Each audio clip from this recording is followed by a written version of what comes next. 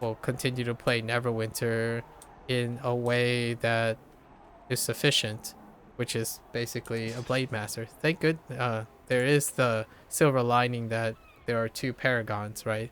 Effectively, though, Blade Master got a nerf as well, which is interestingly enough. And when I mean a nerf, specifically to the playstyle that I do, which is still a minority playstyle, using at wills during battle rage exclusively. It's a really minor, just a fractional change, so it's not that bad. It wasn't even directed at that, because there was no clarification, or indicator that that was what was on their mind. Leave this one to me, but you can come and help. All right, we're back to the Neverember outskirts, which is the location of the siege. All right. Ah, I'm glad you are here. About My this? hunch was correct. Those falling stars are not natural. We must get to the one near the city and see if it poses a threat. Is that the moon dancer up there? Pretty gigantic. Oh, wait. Wait. Hold up. What are those things? No, which one is... Okay. We'll find out. Fight to... Do we have to? Or we just skip? Let's find out. We just have to make it in here, right? Oh, we have to clear the area. Alright.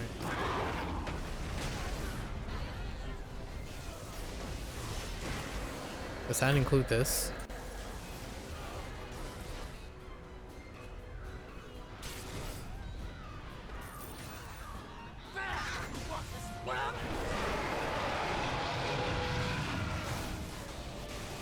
Wait. Was that how Axe Storm sounded? No, I don't think that was the sound Axe Storm makes. I hope not.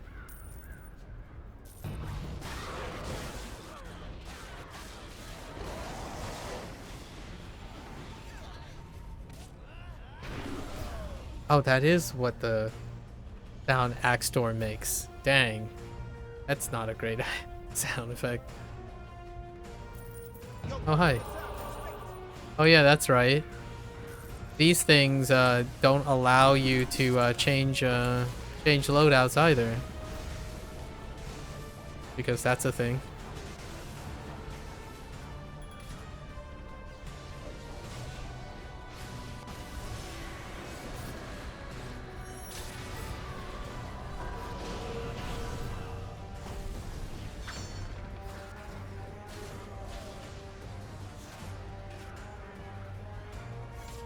Wow, that charge restores really fast. What the heck?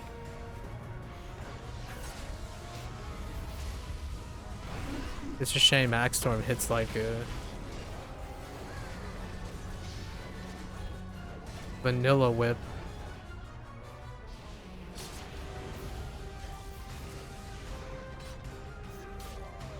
Yeah. Honestly, I'll take the hidden daggers that push you back really far. But you wouldn't use it in a situation like this. For close combat.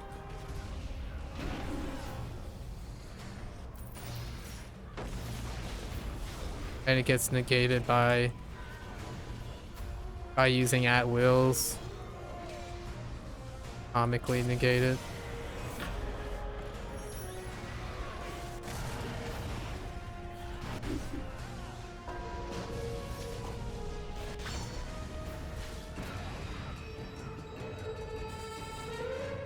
Okay. This crystal is draining the life of everything around it. It's starting to grow as well. We must find a way to stop it before it consumes everything. This may spread into the city, quite possibly all of Faerun. That's an odd question. It's always 20 max. D&D. probably always going to remain 20. Oh hey, there's the Moon Dancer.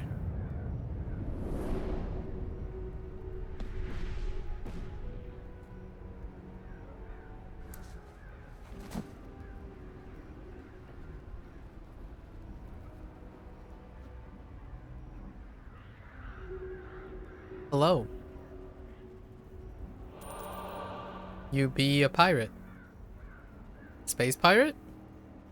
I got word that Neverwinter needed aid. All aboard the Moon Dancer! That line was a little bit rough. I like my belly, and I intend to keep it. Space pirate. As captain of the Moon Dancer, I'll be filling you in as we go, but we've got more important matters currently. To ensure our safety, we are going to have to board a nearby Star Moth ship. Fair enough. Oh, Star Moth. I see. Captain Zolar. Okay. Oh. I actually have to do it manually. Oh. Cute.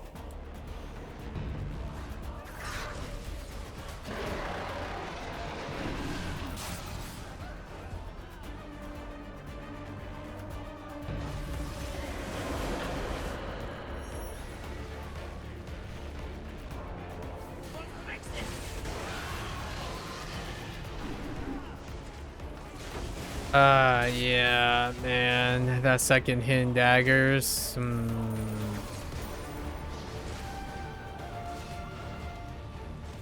This is definitely more of a dungeon thing.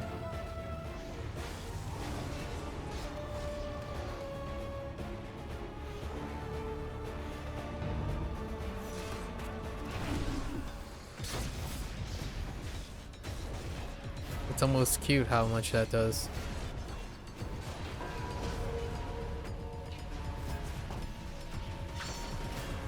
I don't think that works with dailies.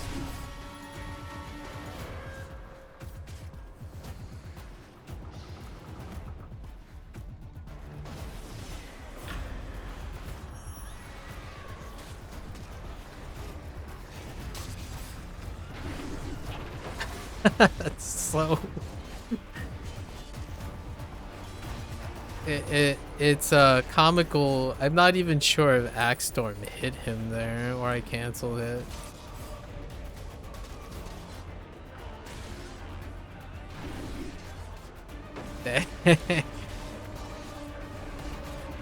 It does give you more actions though. Hidden Dagger's charge recharges quite a lot. So might actually place it into... I will retreat for now.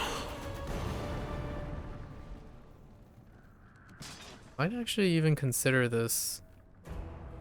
What does it add? Only 150 mag? That doesn't make up sense.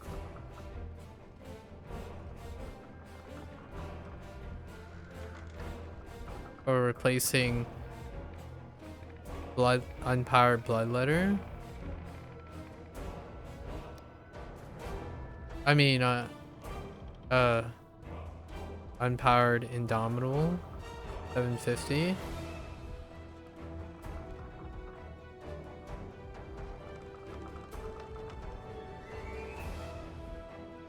So what, you hitting into a bloodletter and hitting again into a frenzy to gain action, because execution of hidden daggers, wait, it has to be in combat to get double the rage. What does that do? It's technically then 2 uses, right? But the action cost is 1.6 seconds. You gain 300 mag. That's scaling up Frenzy and Bloodletter with a 200, like 100 base. That's almost equivalent. What is that? 300, 500.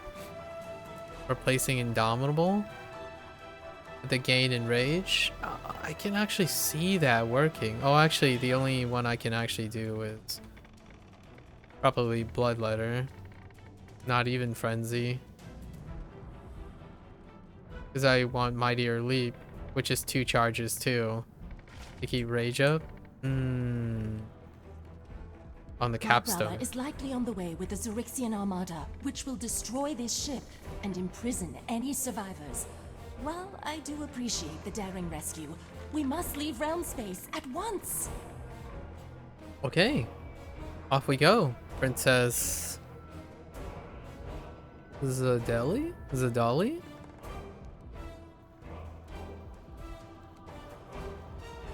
Those mouse ships, though.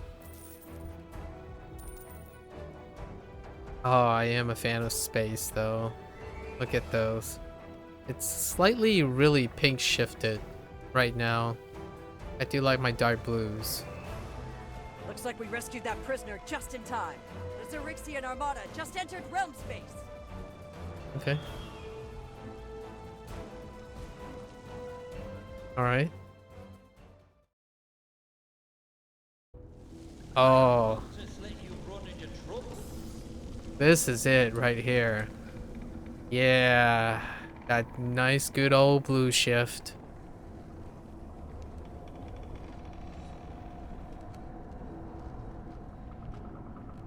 Very nice.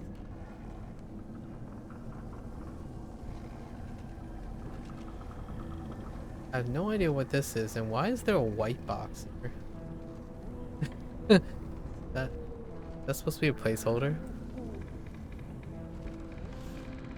I hope the universe will one day forgive the Empire for its transgressions. What did you do? I am in your debt, adventurer. You have saved me from Captain Zolar, a maniacal astral elf bent on serving my brother, Prince Selith. Oh, okay. The giant astral seed that crashed on your world is from my father, Emperor Zavan. It will slowly drain the life of your planet and everything upon it. Once that energy is completely drained, it is channeled back to my home star, Zyrixius, replenishing its light once more. My father is dying, and soon the Zyrixian Empire will be without a ruler. I intend to ascend the throne, yet my foul brother will stop at nothing to stop me. If my brother has his way, things will continue as they are. Astral seeds will destroy world after world, and feed the light back to Zyrixius. If I become the ruler of the Empire, however, I will cast my ring of shooting stars into Zyrixius, destroying it in the process. This ring was taken from me while I was captured by Zolar, so we must work to obtain it once more if we are to cast it into the Zyrixius star. Huh. All I can think about right now is Ergo, is that you? You know, planting the seed and then sapping all the energy and then bringing it back to its home. Like, what is Zyrixius? It's a release. Oh, astral seed, yeah.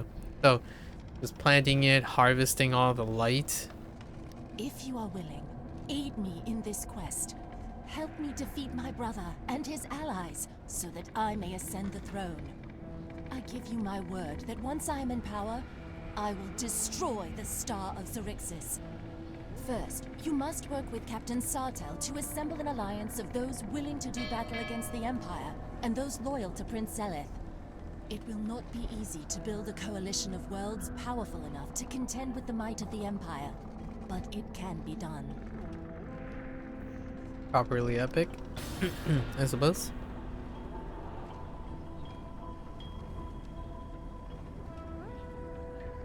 Do Things like are her quiet lines. for now, but wild space never sleeps. That's a flump with a pirate hat. Oh man, that's pretty dang adorable. Well played. Welcome aboard the Moon Dancer. I wish this was under better circumstances, but I was asked to assist the people of Neverwinter and get you into wild space as swiftly as possible. You are more than welcome to use my ship for as long as you need to assemble your alliance. With the Empire subjugating so many planets, forming a coalition to assist Princess Zadali should go smoothly. Shall we get started? Sure, sure. Welcome to the Moon Dancer. It's good to have you aboard. Oh yeah, I forgot to go over, you know, they released a head start package again, you know, 2-week head start. So technically this is like week 3 for some people. There you go. As luck would have it, we have received a distress message from planet Remichi. A group of Mercane report having trouble with their Spelljammer, preventing them from leaving. The Mercane are powerful merchants that can be very useful in the days to come. I'm willing to bet the Xerixian Empire has made commerce very difficult for them. That would make them open to assisting Princess Zadali. Use the star chart, and Flapjack will set a course for the planet in Remichi space. Remichi space. An interesting name. Alright. Oh, this is lovely. Oh man, they even have a space well. Oh, hey, this is that one thing. Like a space nautilus thing. Whoa. I like this map. This map is nice. View system? Cute. Oh, well now.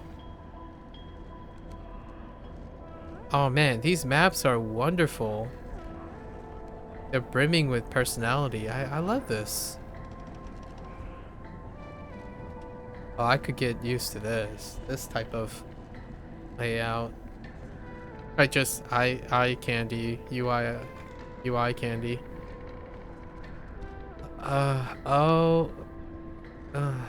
What? Heroic encounter detect. That's interesting.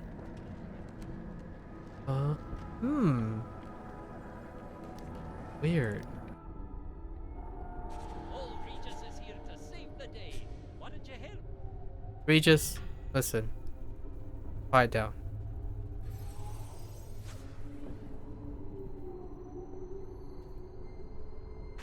What's this map like? Okay.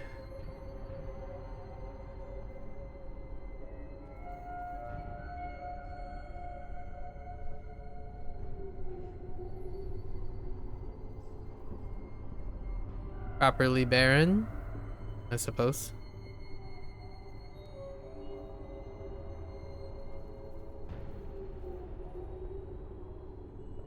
The background music's okay. Friendly guys, friendly. Stay on your side and I'll stay on my side. Whoa. Greetings, being from Toril. We have heard of you. We have much interest in trading with you. Oh man, this is like a fantasy Star Trek. I like it. Sorry. For those who felt that that was an unnecessary comment, but when it comes to planetary exploration, Star Trek.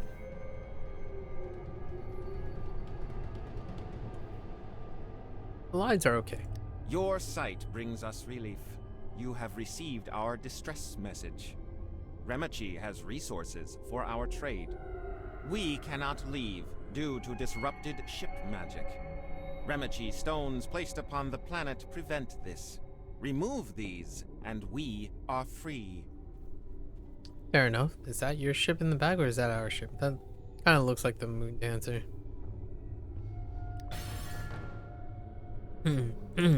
Okay. Harmonic stones. Resonant oh man, I am feeling that vibe. That planetary exploration vibe. These things? No. those balls aren't friendly. That's hilarious.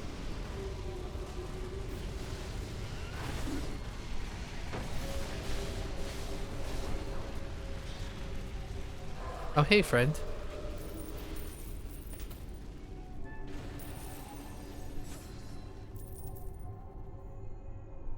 Are these individuals?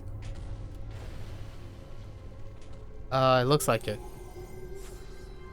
So first off, continuing the streak of individual interactive quest items. Nice. I am definitely all for that. For sure. I'm all for space though. Look at that. Man. Okay.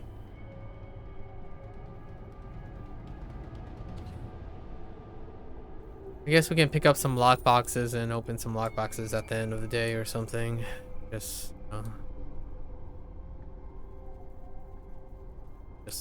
because that lack of visual connection between the exploding and the interacting, that leaves a little bit to be desired right there. It's all right. Temper expectations. Oh, there's actually 2 zones. Okay.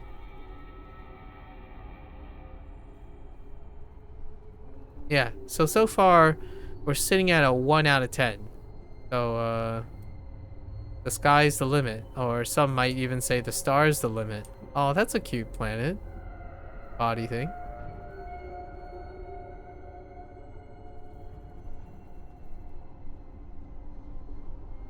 I like to think I can sound most welcomingly offensive all at the same time. So, yes. It is a resounding 1 out of 10 currently. Just taking into account the quality of life changes. Oh, are these unique? These cubes might actually be unique.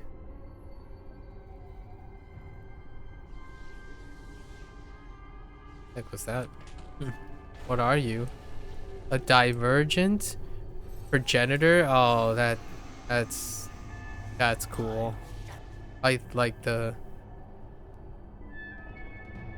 theme is cool. Like these entities are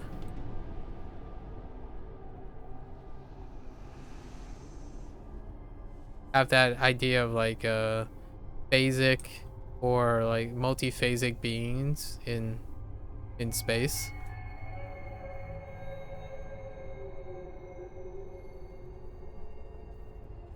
All right. There you go. We are safe right now. Are you interested in conducting commerce? You have done well. We shall remember your Thank you. kindness. When we do trade, we shall look kindly upon this. Sure. We desire goods to sell. Some here are of value. We cannot collect them, as the inhabitants are hostile to us. We have no weapons. Collect these ancient machines for us. We shall pay you. Very classic, like alternative humanoid mannerism. Concise, you know, talking and whatnot. Proper spacing. Very mechanical.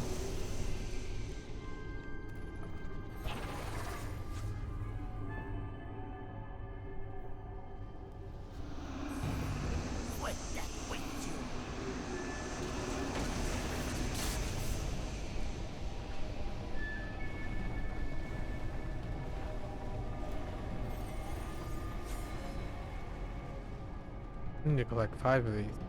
2 zones? No, just 1 zone.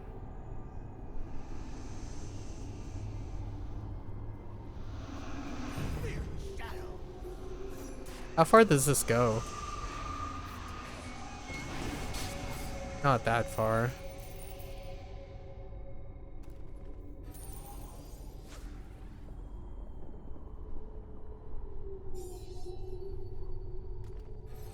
It's pretty far though. The cone is pretty wide on hidden daggers. Here you go, my friends.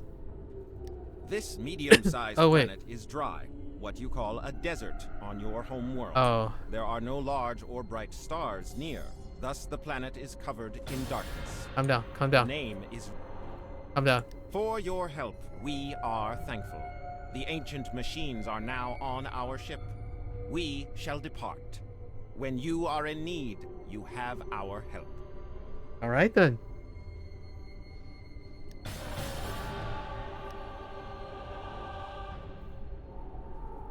Helping the. Actually, I need to rearrange this. It's this thing, right? But I'll deal with it later.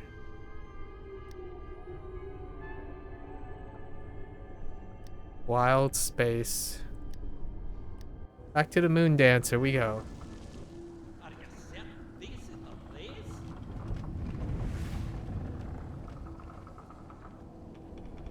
Okay. Things are quiet for now, but Wild Space never sleeps. That flump though. I just received word that the Mercane were able to depart Remichi. They were very grateful for your help. They also promised to assist when the time comes, though they were very clear to let us know they will continue to do business with the Empire for the time being. I'm not surprised since Arms they dealers. are prolific merchants. Quite a coincidence, the Mercane landed on Remichi to exploit the resources there, only to end up trapped and unable to leave. Or, At you least know, they're free businessmen. now, and we have them as allies.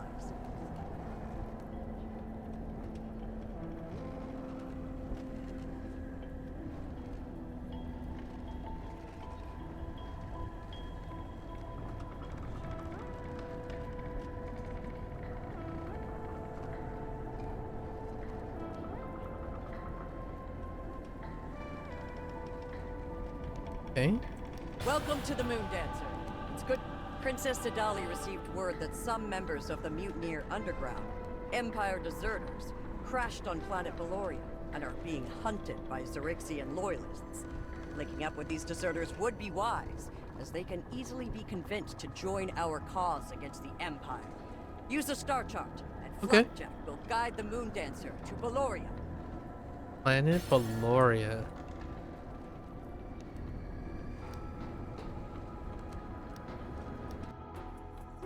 Relax. Oh yeah. Take a break. Tropical.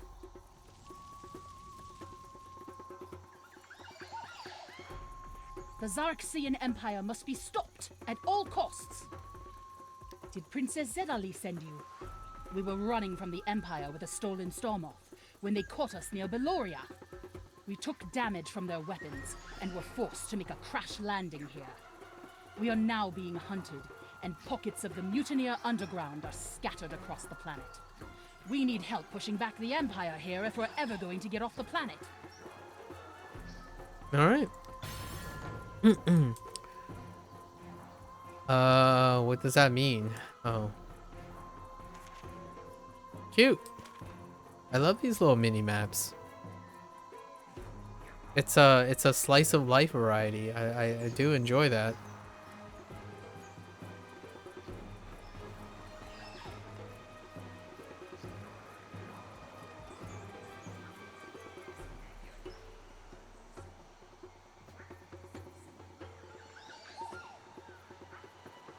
This might elevate the score. It's starting to feel like a 2 so far. Combining 3 and 1, right? I need to... this might actually be above average, like a 6 at the moment. If this is going where I think it's going. We're trapped here. We don't have the power. Clear out some hostiles, and we can connect up with the others near your landing site. If you can clear out some of these hostiles, we'll make a run for it. I really like your head, like the helm or whatever that is.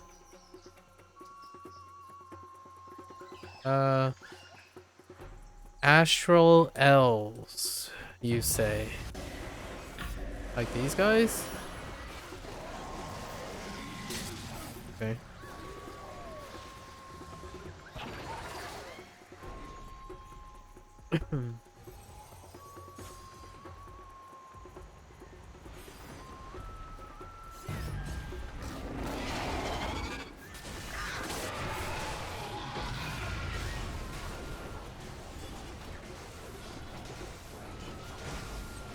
And hidden daggers is kinda really not doing it, man.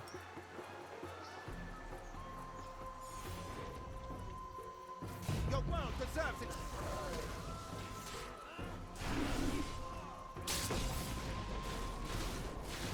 Hackstorm is not doing it. It's enough rage though.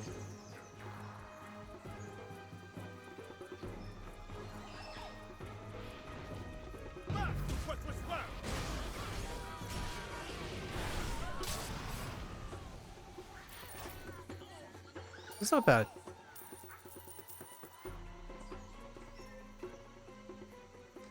It's kind of hard to see enemies. We'll pin you to the ground. It does come with the environment though.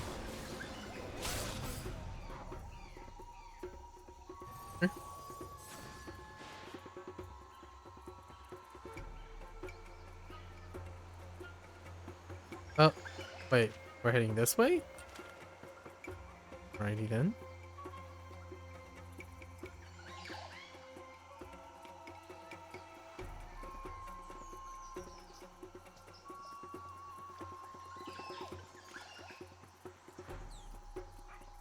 All the jungle noises.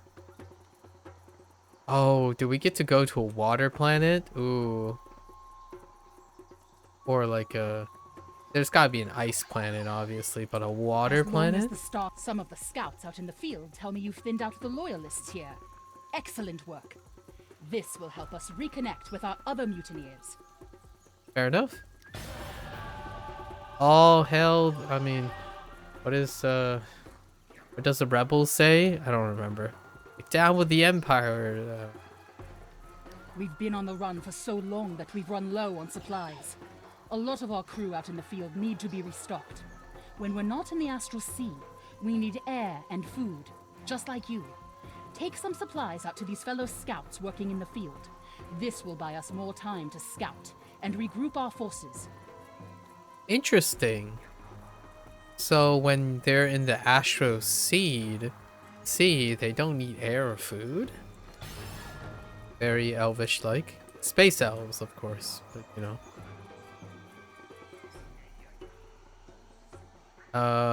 Give supplies to scouts, huh? What do scouts look like?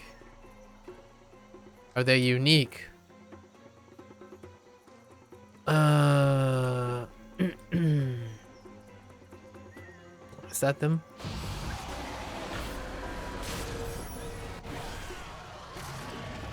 Yes. There you go, buddy. Substance.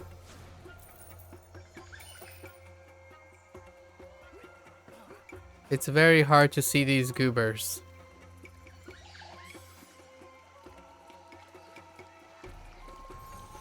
I imagine that's the intent, because they're trying to hide.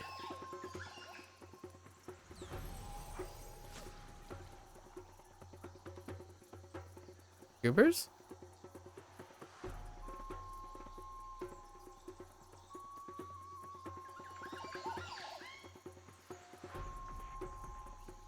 Okay. You guys are very good.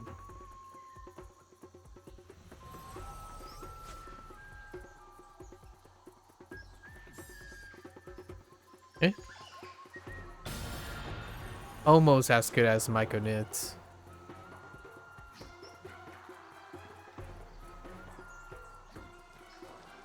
Okay.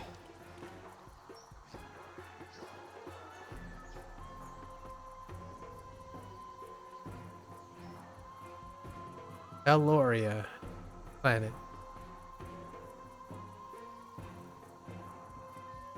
Excellent work. We're just about ready to mount an offensive.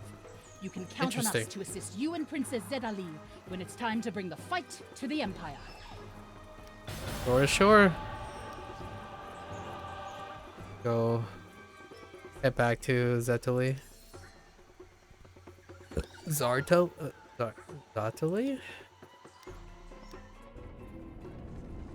Are you certain this is the place? Oh, this plays every time? That's a little weird. Oh. Yeah. Zettali is the princess's name. Dartel is the Things are captain. quiet for now, but while Princess Adali tells me that the deserters have sworn allegiance to her, and will most certainly fight against the Empire when the time comes. Starting to get some Star Wars in here. Welcome to the Moon Dancer. It's good to have you aboard. Flapjack has detected strong psionic activity coming from a particular asteroid here in Remedy space. He believes it's an active battle between Githzerai and an Illithid enclave upon the surface of asteroid Zarbos. Only a battle of such immense psionic activity can come from a war between the two species. We should investigate and assist the Githzerai if possible. Normally, I wouldn't want to set foot in such a conflict, but we need the alliance of the Githzerai if we're going to save your world. Alright, yeah. Recruit the Gith. Alright. Asteroid, huh? Alright, alright.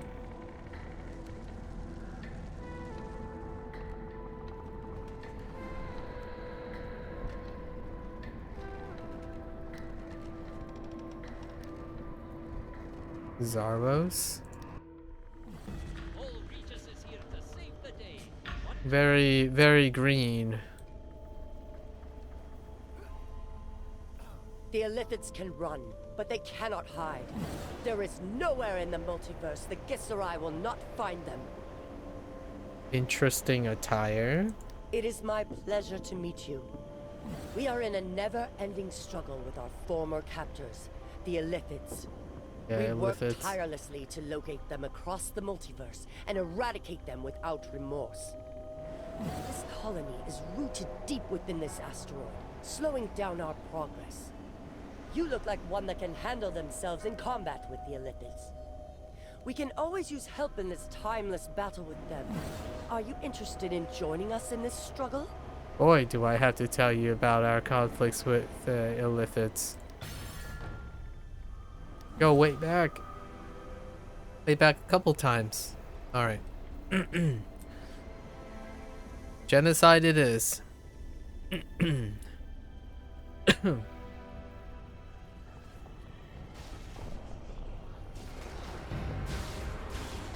Oh, ooh.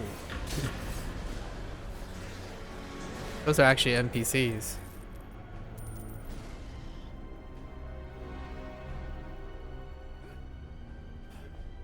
Oh, hey, negative gravity. That's cute. Lower gravity on an asteroid.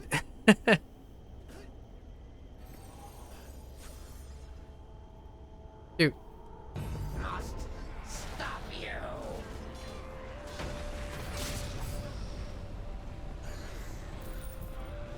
Assist. Oh. Oh, we're out.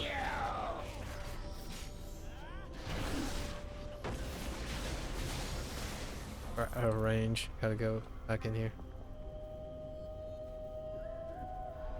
Maybe we'll pick up a miniature giant space hamster. You know? I know how that sounds, but that's the mount or the launch of this. Miniature giant space hamster. Protect the masters.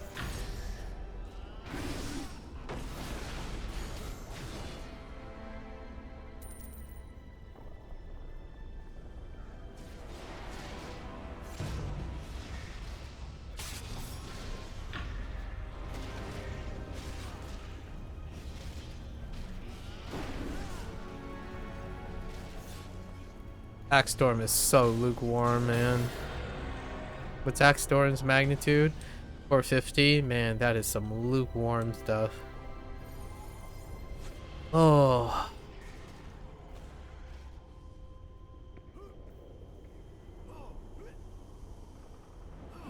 I can get closer to flying. Things are almost back. Shed no tear for them. Illithids are cold murderers that will enslave anyone to meet their goal of total domination. Here is compensation for your assistance, as I'm told you have use for such things. At least they don't assimilate, right? Assimilate. Illithids have no qualms attacking Githzerai while deep in meditation. Part of this meditation includes the use of our sacred prayer beads. A Githzerai starts with a small number of beads as a youngling, and gains one additional as they grow in skill and age. These beads are rare and cannot be replaced. Some of these prayer beads have yet to be recovered from the shrines here on Sarbos due to the conflict. Recover these, and you will gain the favor of the Githzerai, both here and in Limbo. Alright. Beads it is. It's practically Mardi Gras now. Time to go collect some space beads.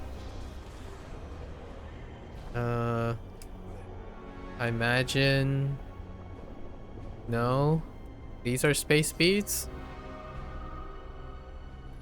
Space beads. Sorry, you're gonna hear me add the modifier space habitually over and over again. It's just cooler that way, you know? What's cooler than a beach ball? Space beach ball. You know? I'm kidding, obviously, but space kidding.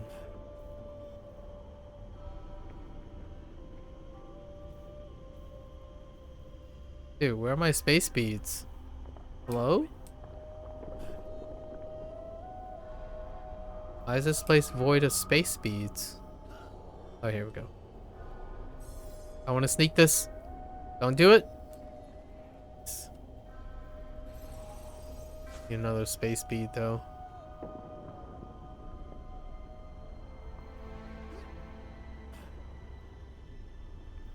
The heck, man. Gotta snipe this.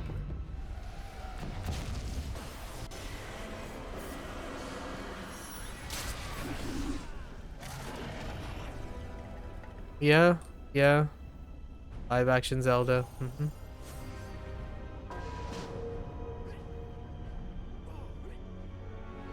Indeedly though. Okay, so these space beads are unique. I need to find... Oh, here's one. Now we're ready for Mardi Gras. Space Mardi Gras.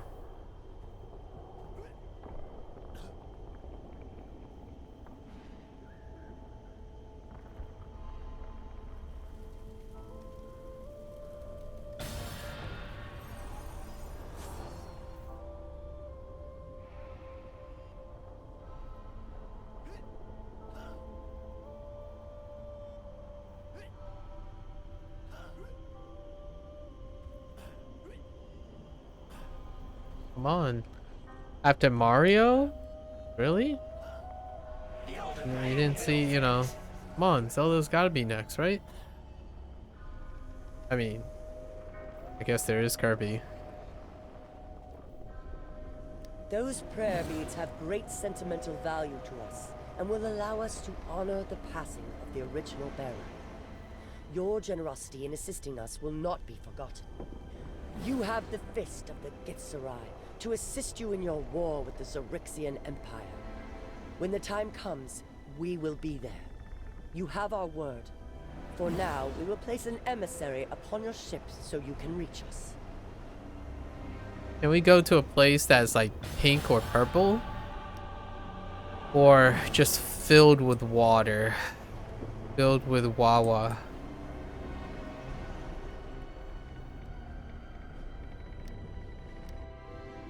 Or a space whale? Can we get a closer look at the space whale? Things are quiet for now. Flapjack tells me that the psionic disturbance from the Illithids is greatly reduced.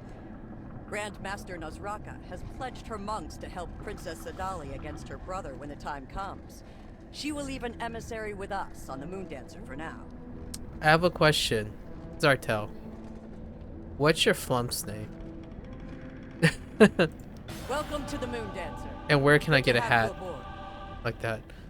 Oh, okay. This opens up to the daily upkeep, which is prisoners. Oh, okay. Prisoners of piety is probably the Gith. Take the power back. That might be the Ramichi space. The Mercanes. Musical rocks. Interesting. Let's continue with this. Our activities in wild space will not go unnoticed. As we speak, Prince Elith's forces gather to launch an assault on the stars. Let's take the fight to them.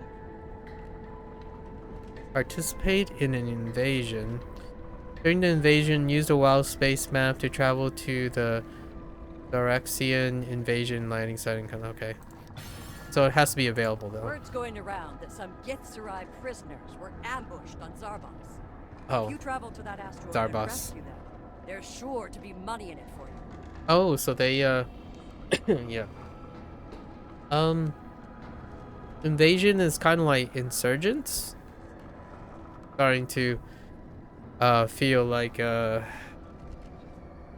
was the Nine Hells stuff?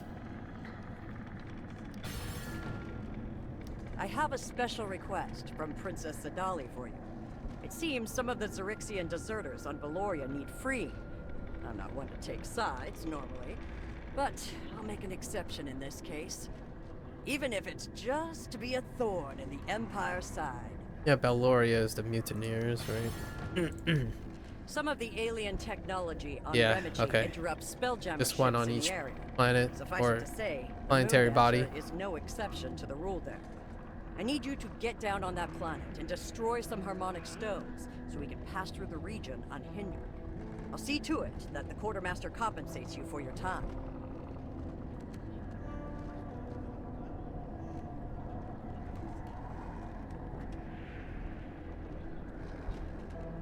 Oh, allergies. Okay.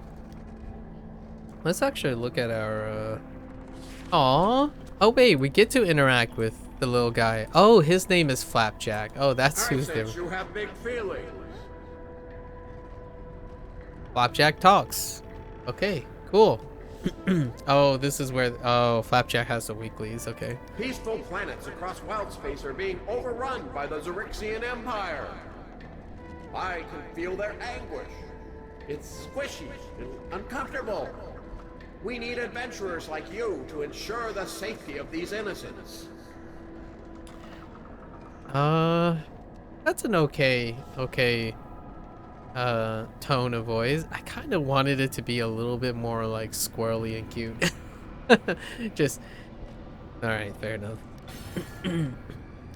Captain Sartel has asked me to share her thoughts.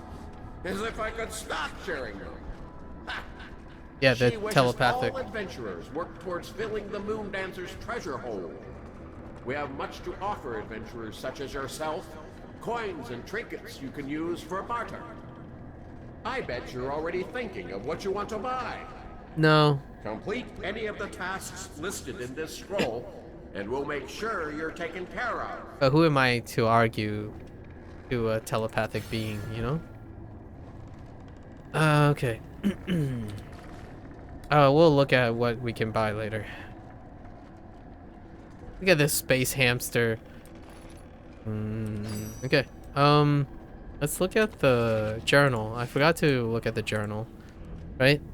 Here it is. Light of Zaresis. Alright, what is this? Reagent. Astral Sea Tendril. Oh no, that looks like a... Oh, these are reagents for... Okay, well... Who knows? Maybe, I think traditionalism is gonna strike again, but that's fine. We'll look at the store later. I just want to see. We're at 70 already. It's only 100, so... Let's see. I'm guessing 25, 25, and these are 5/5s. So it's again activity and heroic encounters. So we just hide activity and heroic encounters. Generally speaking, whoops. Activity will autocomplete, and then we'll rope in the heroic encounters later. And then maybe we can pick up... How much is this? It's 7? 5. So that's 15. We're at 70. Oof. Alright, let's look at like heroic encounters, I suppose. Ooh. I'm guessing social will have it.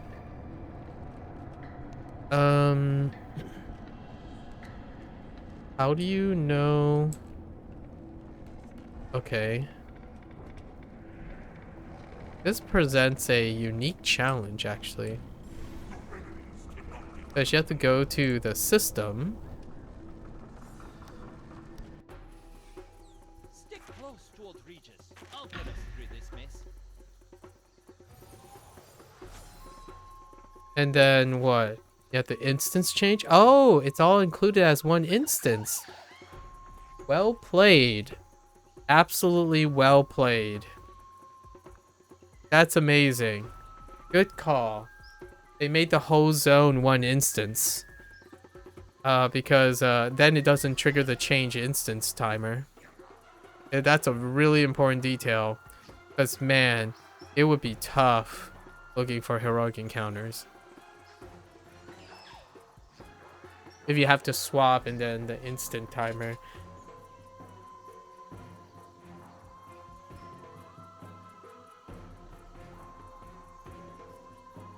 12. Oh, dang it.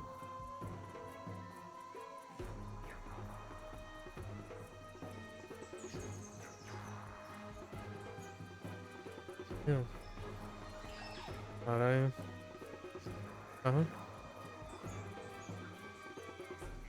I'm just waiting for a BHE call or like some heroic encounter call so I can like look. 33? Dang it, they're all full. What the freak? Stop calling full ones. I wanna... Wow, these numbers are not great though. Yeah, these numbers are not great even though... it's kind of late, I suppose. And we had to factor in daylight savings time for the United States. 43? Invasion on 43? Let's look at what an invasion looks like. No one can stand against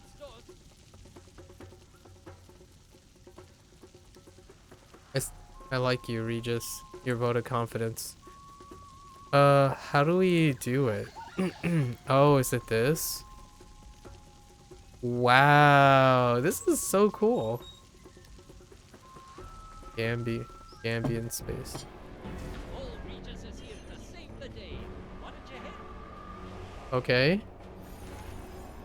Participate in when active. Okay. This is so cool. I like that. Oh man, this is great. Oh, it's so above average right now. It's such a shame it's clouded right now by the QOL. But it's okay. I don't miss anything. It's just blade mastering, I suppose.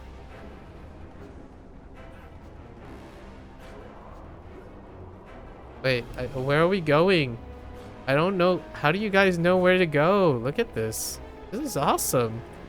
Dude, look at this. Oh, man. This is my jam. Wait, what did that guy say? Oh.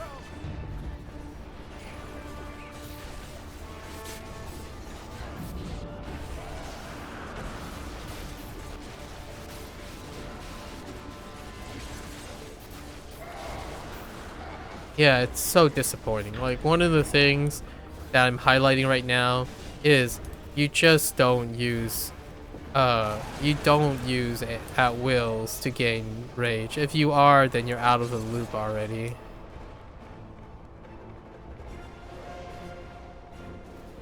I'm not a tank anymore.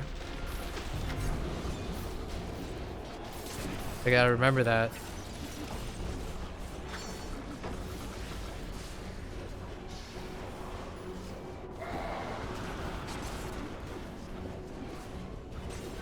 I do like this. You gain well beyond your rage with even this. So I'm probably gonna interweave hidden daggers, or even the solo thing.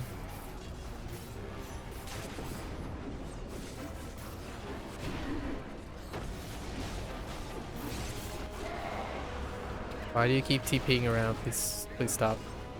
And this is the nightmare scenario for melee peeps.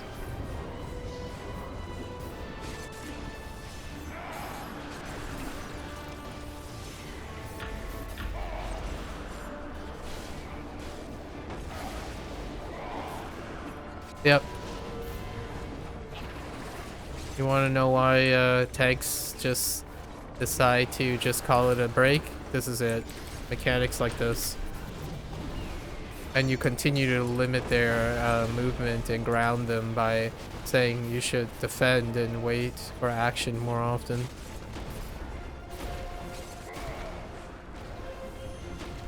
Oh, is this it? Oh. Oh, are we supposed to take out... Oh, are we supposed to sabotage all of them? All the... Oh! Yeah, you can definitely jump off into Oblivion, I think. Oh, no, you can't. It's an invisible wall! Old school design. Invisible wall tech. Wait. I'm just following you. I don't know what I'm doing. My man, where are you going? Wait. I'm so confused. Push back. What are you... Are we not supposed to... What's happening? I don't understand.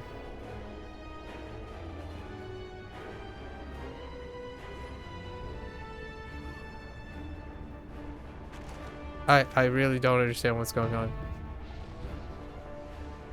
I imagine we're supposed to go to each of the ships, but do they choose to go to the south one? Maybe the south one? Alright. I'm not a tank anymore. Feels bad, man. Oh. I have no idea what's happening.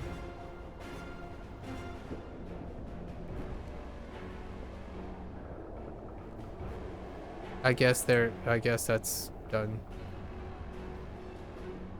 No Sentinel stuff. It's the end of an era. Sentinel has been the core since, for me, since Mod 13.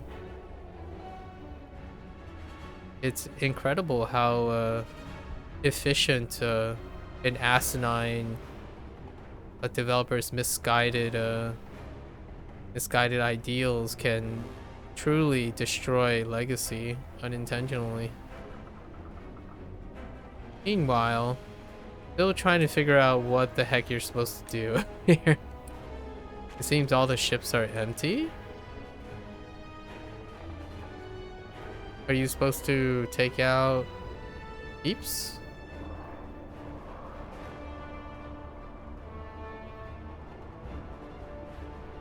We're supposed to be collecting something. It seems like everyone's like interacting with this. Can I interact with it?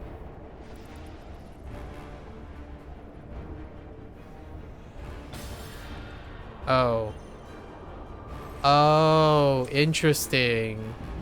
Oh, oh, that's all you needed to do? Oh, that's awkward. What happens when the thing ends?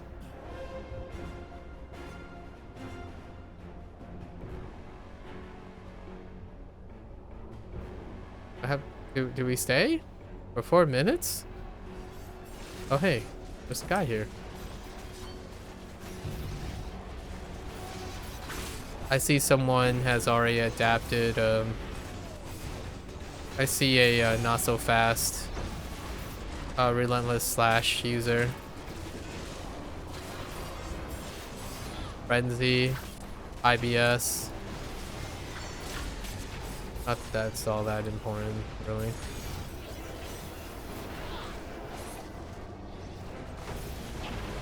Yeah, I'm already over this too. It's so purely flavor. So let's put in bloodletting, right? It's really not that great.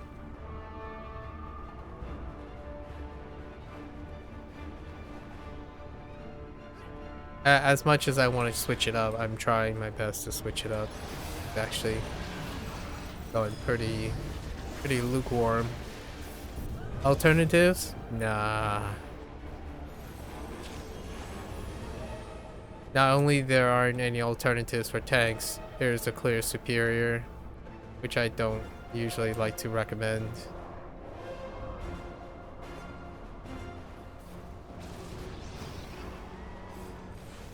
Like, I don't understand this. You just kill everything on sight?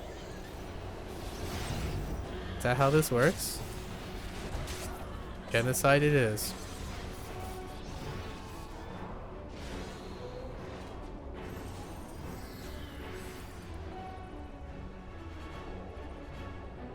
I'm curious what happens when the timer ends. So I guess we're just gonna wait 2.5 minutes. If it's lukewarm, then I won't have to be curious for the next 2 tunes. I mean, I wish there was something like interesting I can show dealing with the quality of life, but sentinels are dead. Or PvEing, so I will not be demonstrating any of that. I was really hoping to use bounding slam.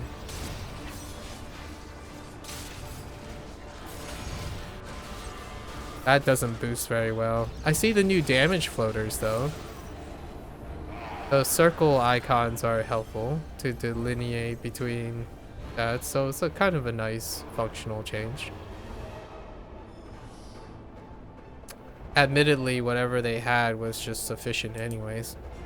It was just a legacy community that's afraid of change, as per usual. Purely cosmetic.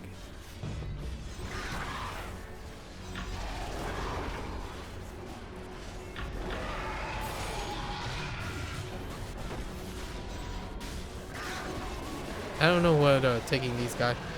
Oh, you get buzz jewels. So currency. It's fine, I guess.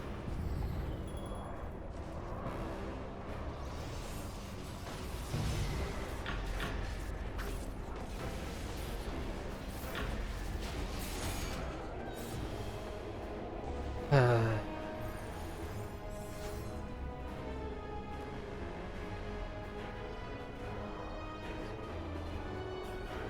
30 seconds. Countdown. I do like the anti-gravity thing though. Or the lighter gravity thing.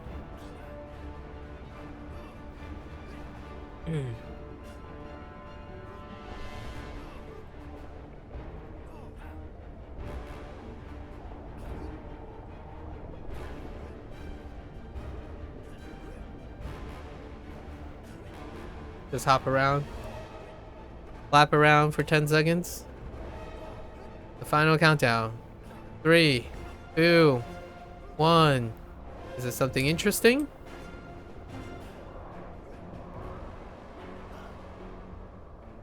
Another minute? Does it just boot you out? Is that all that is? And you're just here to collect buzz jewels? I guess we'll see what the buzz jewels are about. It's a really both spacious, all puns intended, location. Like, I really like the theme. The theme is fantastic. The interaction, a lot less so. And I'm all about the creative arts, you know. So this is sufficient for me. The mechanical side and pragmatic side, no, not so much.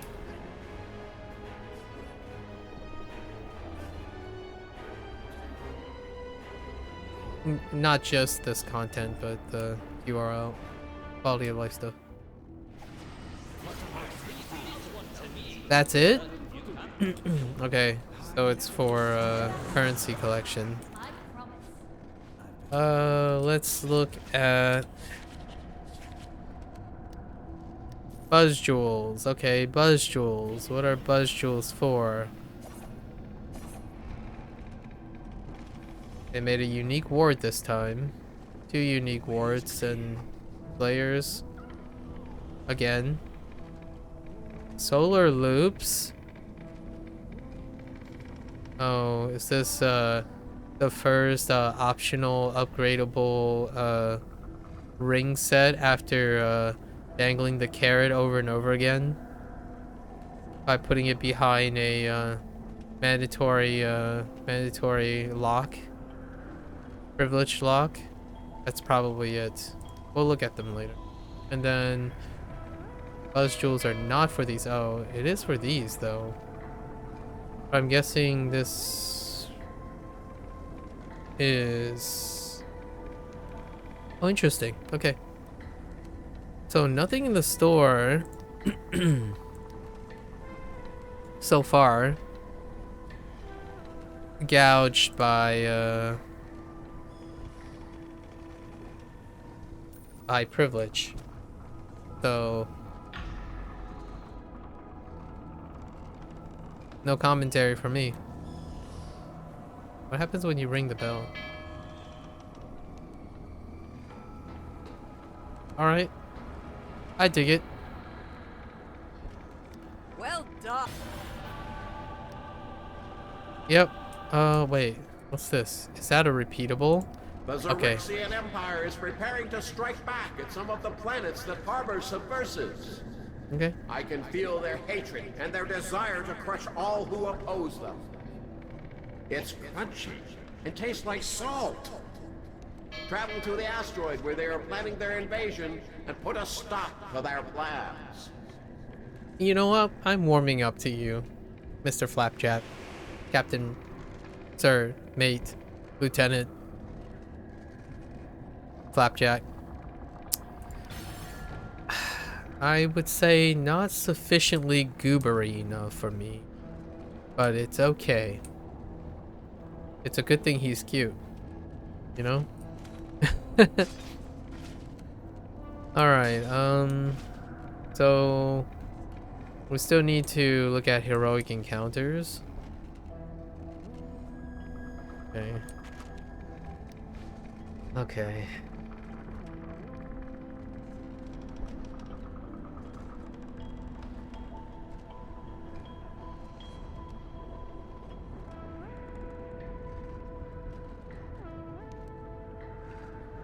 Everyone's getting a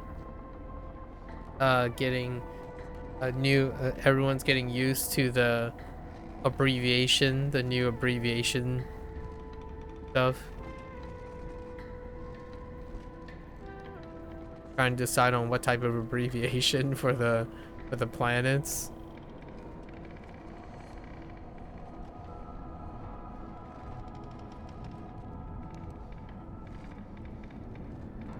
Dang it.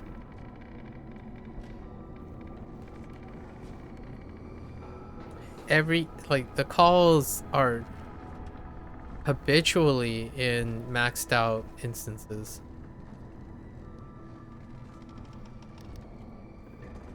Oh, no. We're not going to invasions. Yeah, it's still full. Unbelievable how... Maybe it's attached to instance population. I don't know what seed is, so let's just go. Stick close, dwarf creatures. I'll get us through this mess.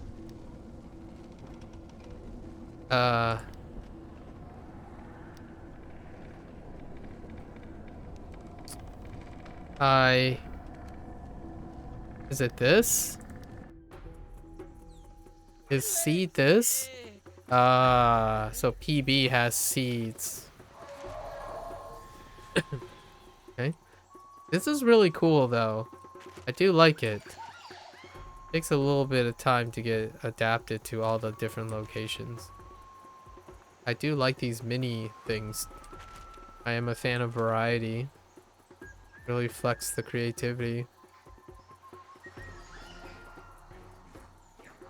Okay. I'm here. What do I do?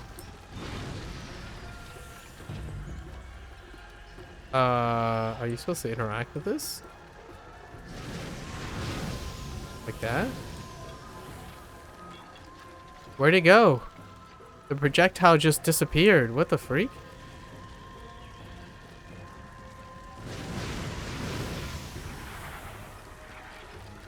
Are you telling me we just set and load? While they keep the guys at bay? Okay. I dig it.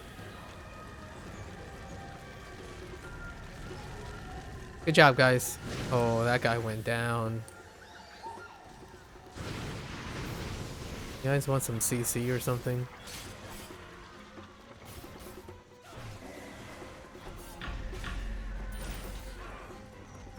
There you go. Have fun. Regis, come back!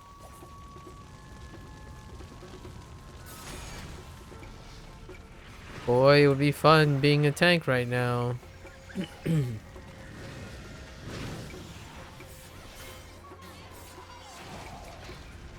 Imagine wanting to be a tank right now.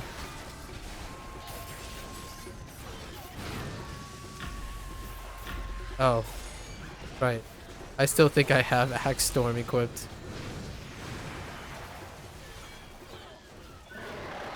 You've only managed to delay the inevitable. Okay.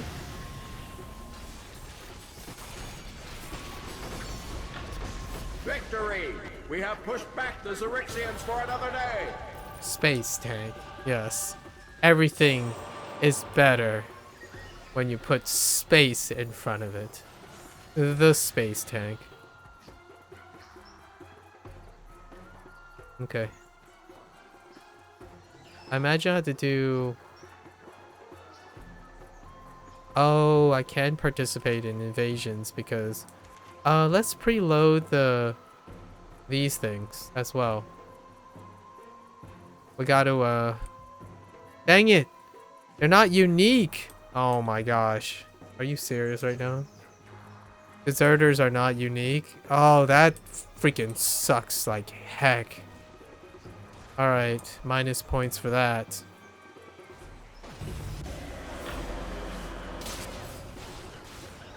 Started off strong. And now not so much. Prisoners are not player unique. Scratch one. I mean, there are a lot of them. So there is a silver lining. Like that guy just came by and it's like, yep, those two are open because, you know, the Pega. Nothing like shared quest interactions. Can you not? Thank you. No! Freak? That's right. That's mine. Okay.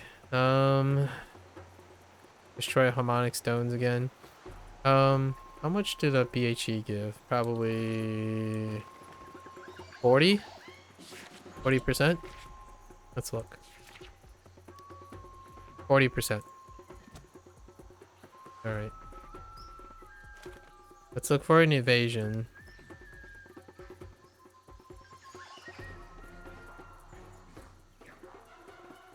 It seems like seed is the way to go so far. Lots of seed calls.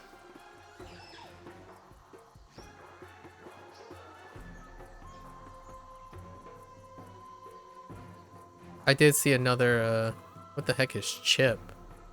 Well, won't be able to find out.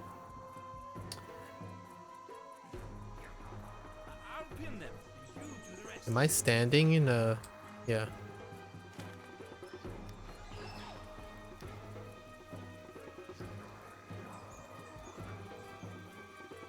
Come on. Man, there are a lot of lonely instances. That's probably from earlier today. I got to 43. That's not too bad.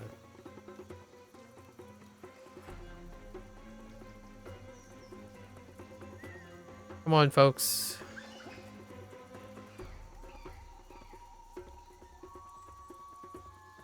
So far, the only BHE I see so far is Seed, apparently. Maybe it's the only one. Because, keep saying plus Seed slash BHE. Are there another one somewhere?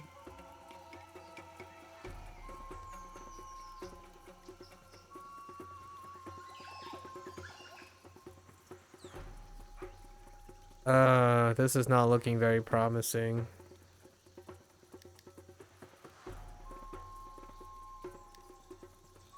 All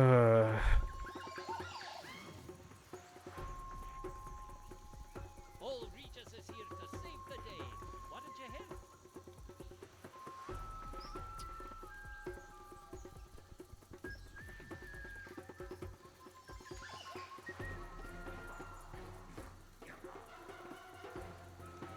Looking pretty bad so far. What does evasion 2-5 mean? What the? Dude. Oh, is it 25? Did the person accidentally hit forward space slash or something? No. I got you baited. I mean, there are heroic encounters here on these asteroids. Honestly, let's just go to these asteroids and see what they look like. Ambient. Ooh.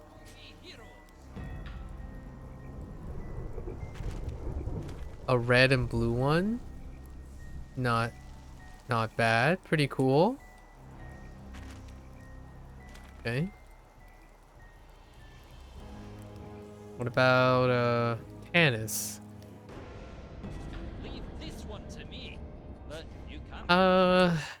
It'd been nice to have not the same like floor plan-ish as the other green one, but that's fine. I turn. Oh, this one's a kind of nice. It's still the same floor material, but okay. I guess we can go and complete these Remichi and But you can come and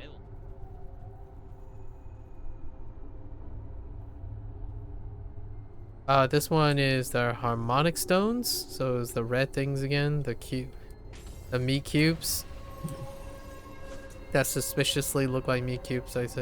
I mean, okay. Just constant people calling on overcrowded instances.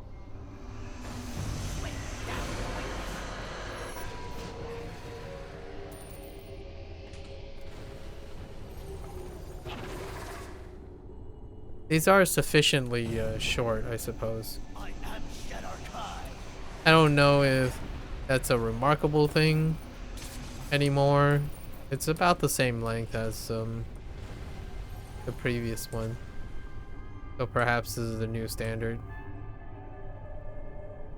It's gonna be a tall uphill battle to offset the lingering taste.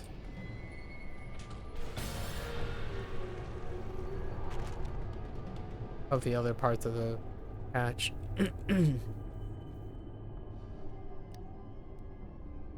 Okay. Let's go to Zorbos, which is the gift place. I'll get us through this mess. Whoa. That was weird. Why is it so small? What are we doing? Imagine if the quest tracker actually displayed the nearest proximity, but sure. Where is it? Not musical rocks. Free stuff. Okay. Oh, these guys.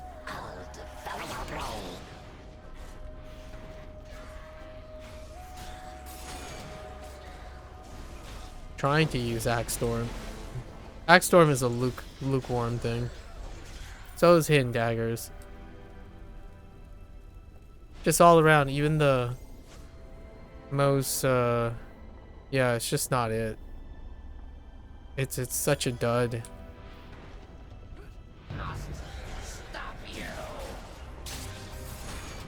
Even Axe. Oh wait, I should equip Axe Storm. Put in Axe Storm.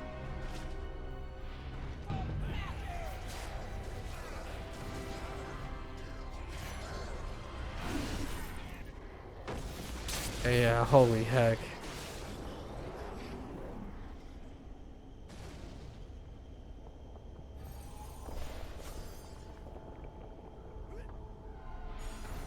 The Mind Blade cuts deep.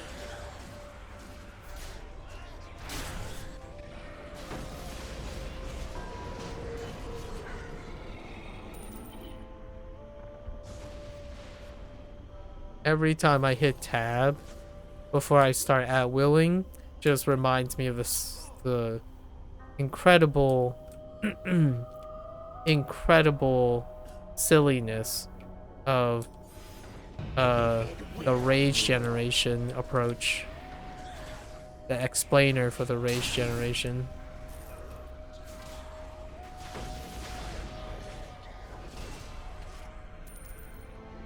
Generating rage from at wills.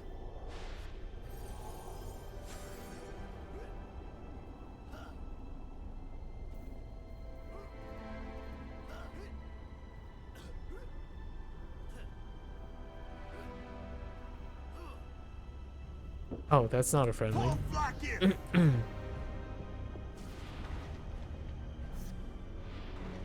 Oh my gosh, that guy is clipped. Immune. Of course. Of course. That's still a thing. Spawn clipped into the environment.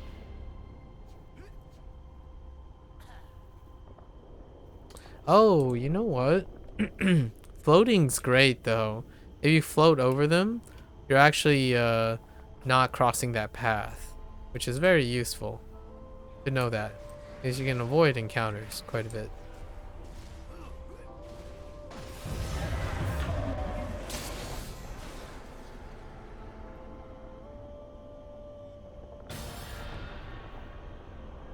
Alright, well, now we're going back to looking for BHE. And we're gonna do it another 2 times. Just that kind of guy. Space redo.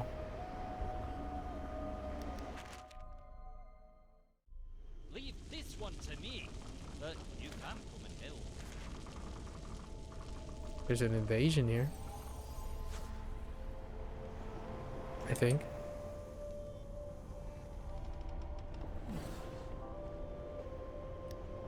Nice.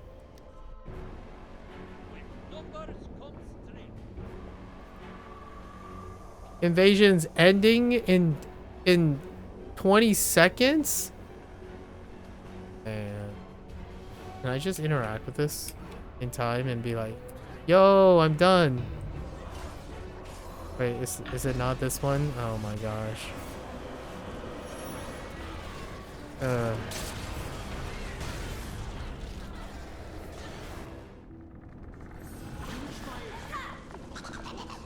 summoning spell is quite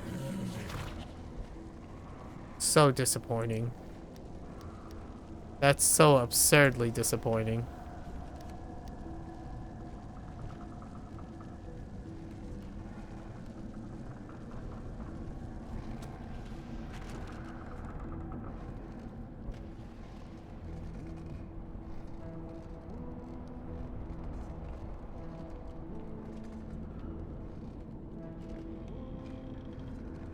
Starting to feel that doing 3 repeatables is the way to go. Let's just do the 3 repeatables. Let's just turn these guys in. I got your payment from the princess, right? Good. Grandmaster Nazraka sends her thanks and your payment. Destroying those harmonic stones makes travel easier for everyone. Here, the quartermaster left your payment with me. Here we go again. Xerxian loyalists are causing problems with the inhabitants of Valoria. Someone's got to get down there and cull some of them. There's pay in it for you. What do you say? Genocide it is. Harmonic stones again. Maintaining the Moon Dancer and running its crew is far from cheap. I collect plunder here and there to cover the costs. Oh, it's those like phasic guys. The peculiar beings on Remichi contain a powerful magical essence. It's highly sought after and commands quite the price on the open market. Gather some for us, and we'll see to it you get a cut. Sure. This should put us at 15 more. Oh no, it's actually higher. So we only need 2. I suppose that's reasonable. It's okay. It's about the same. I'll say this is probably the new space average. A new space average. I like the map and the stuff. So 6. We're looking at a 6 here.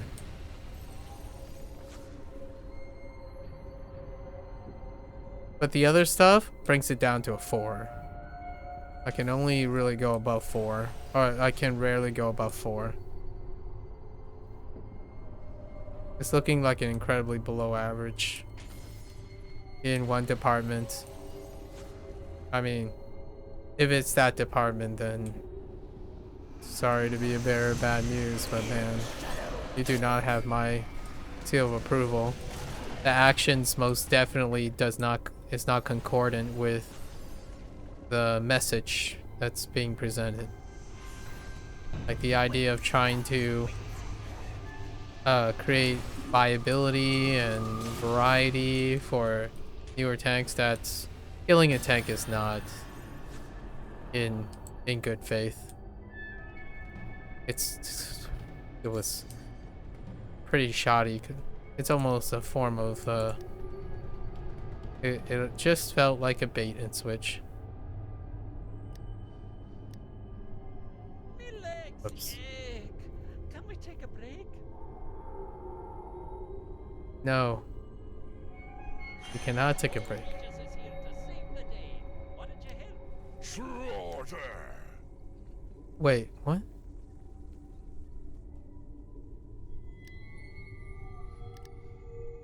Where are these even located?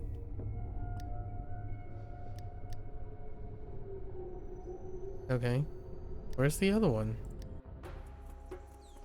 No one can stand against us. What? Defeat Astro. Oh, it just isn't marked. Are you serious? Because these are the Astro Elves, right?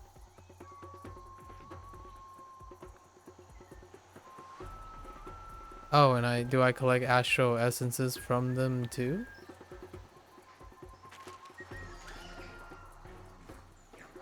Why don't I see any enemies here? Here we go.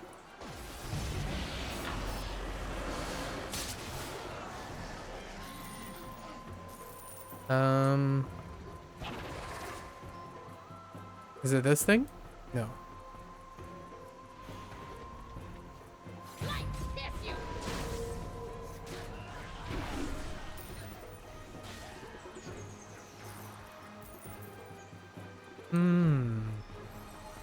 Collect aberration.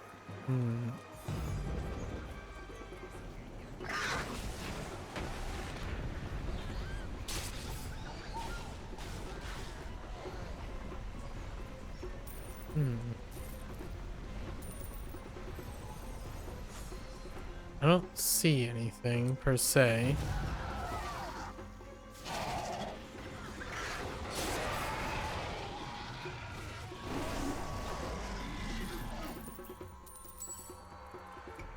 Okay.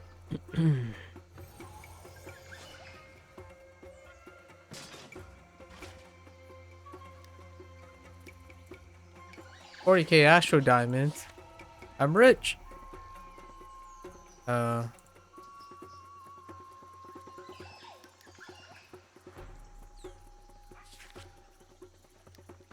Where am I going for this? Maintaining the moon geyser. Okay, there's cover. It was in Remiji. I must have missed it. Benefit of the doubt. Right.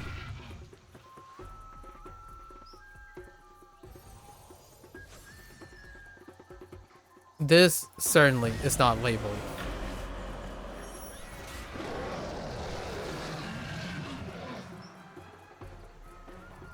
Bonafide not labeled. But perhaps Astro Elves are in multiple places.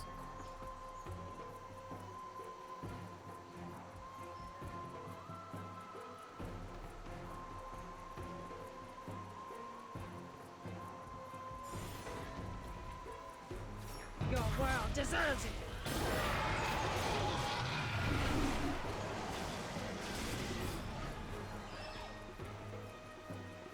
Okay.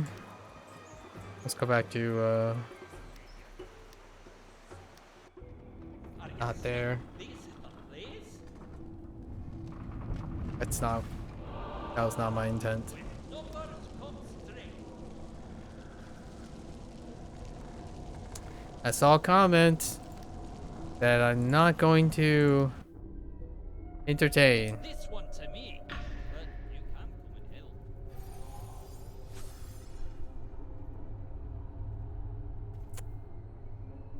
Why do I even have Alliance chat active? Oh yeah, it's because it's where my zone chat is too.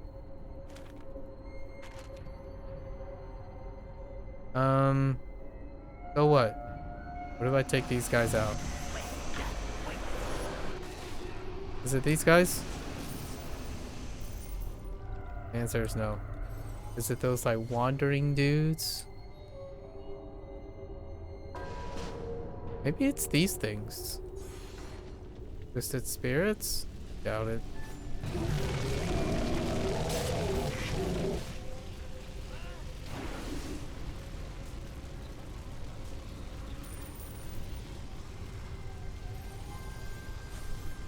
One thing's so sure, I'm pretty sure they upped the lockbox rate. It's irrelevant, but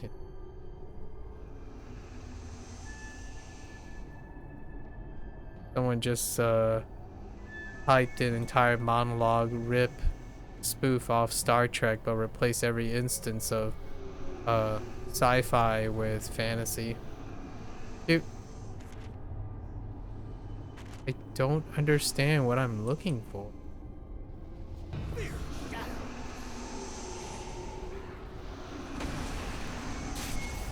And then spammed it in the zone chat too. Cool.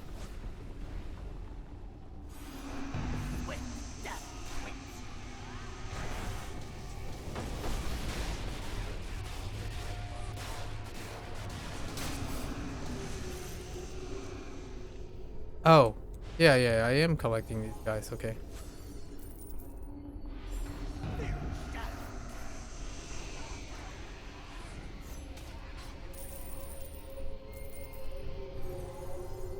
What's the drop rate on this? I'm starting to feel uneasy.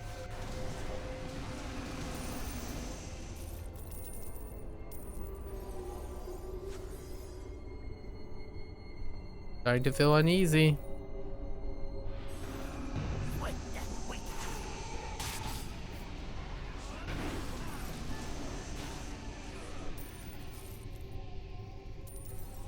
One per group?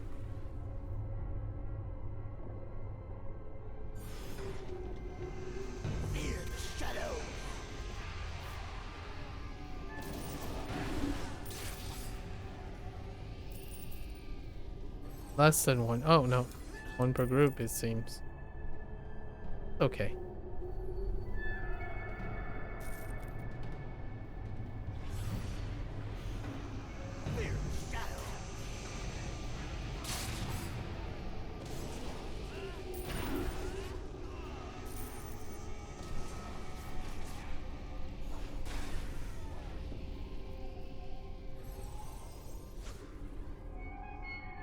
There wasn't one there? I mean, one per group is already a little bit sussy. Yeah, man. Black Storm.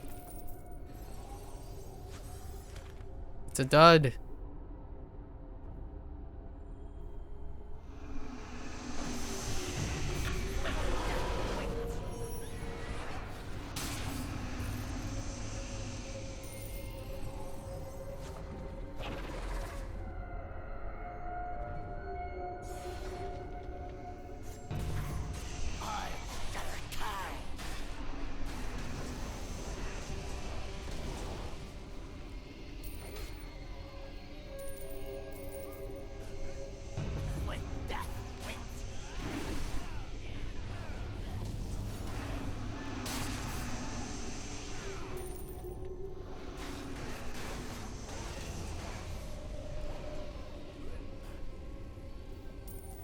Yeah, even for mob clears.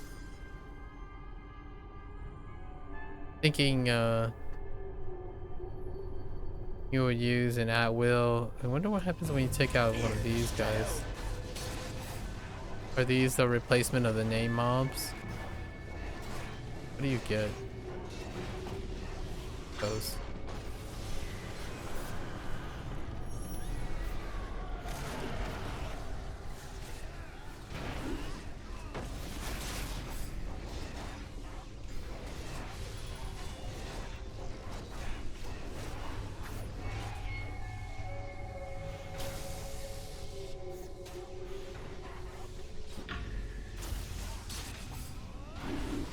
Or just get wrecked.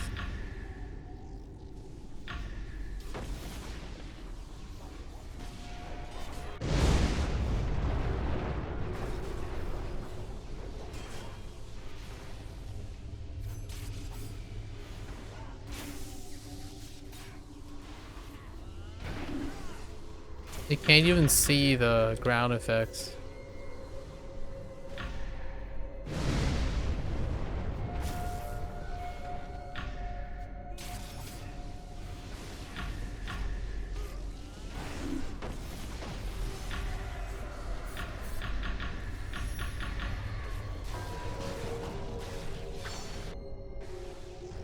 One of you wild space doubloons. Amazing. Okay.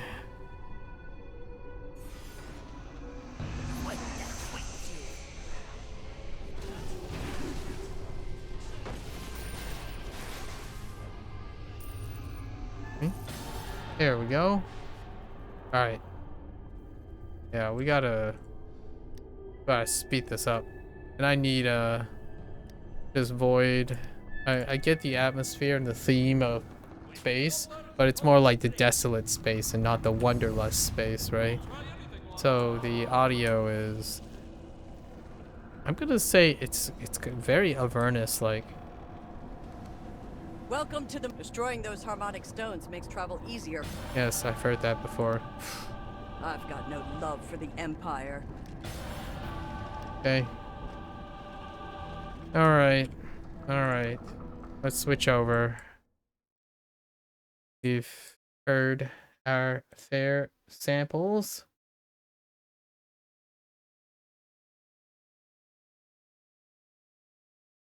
We gotta switch over to wrapping it up. And maybe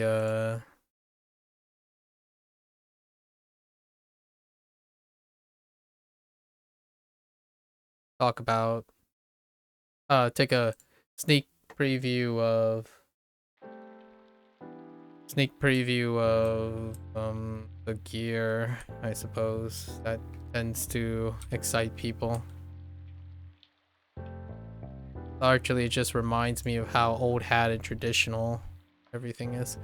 All right, there's your 100, and you get a miniature lizard folk pirate guy. Neat. Sort of. Okay. All right. In with the new. Let's try this new stuff right here. This is the jam right here. I think we're still gonna use this. Yeah, not even defensive.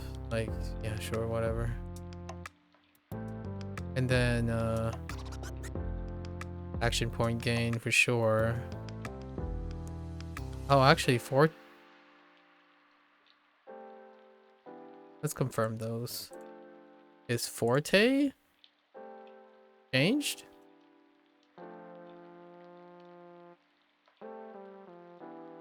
Not recharge. Let's just get AP.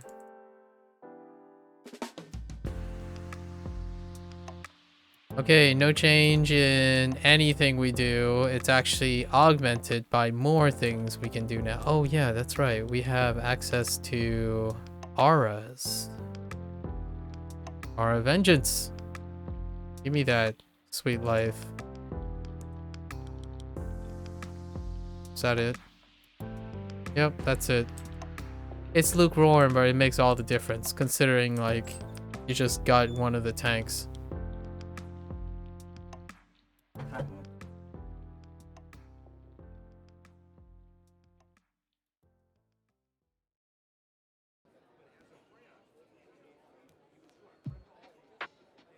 Strike 1? I guess that's shame on me. Strike 2? Still on me, right? Okay.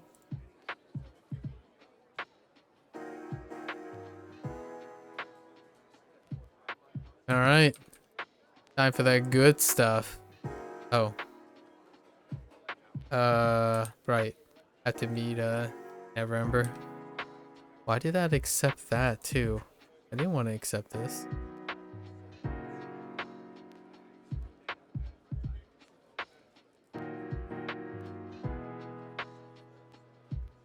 Alright. Okay.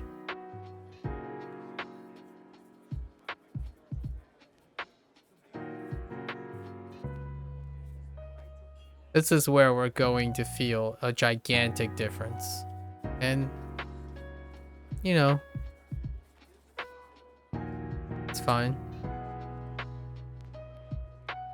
This is our jam now. It's good that we play all the alternatives, you know? Because, if we didn't,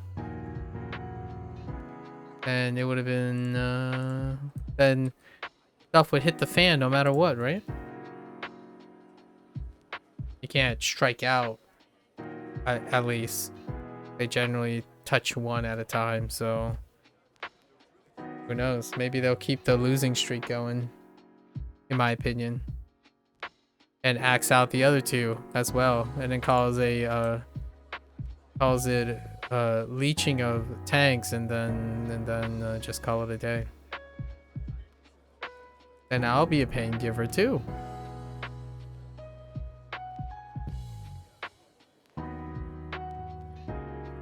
Oh my gosh.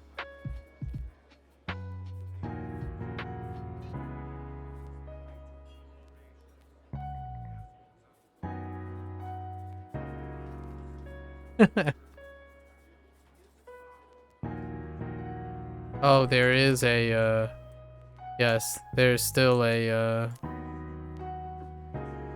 most definitely still a reactivation cooldown involved.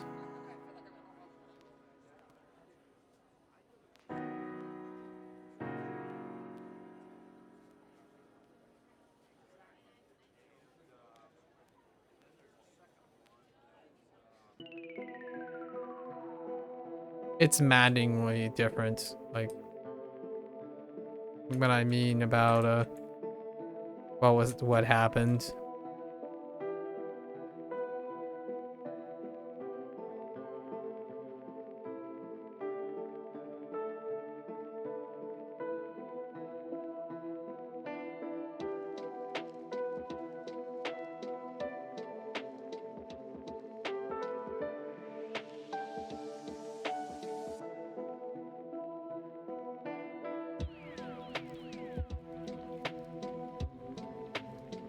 I mean, universally, all the tanks are slower, so,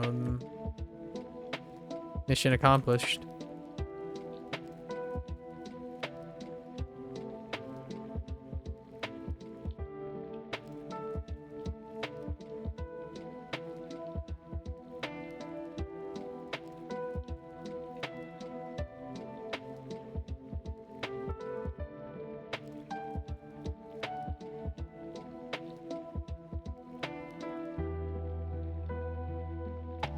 Oh, that's right. I have to switch out of Smite then.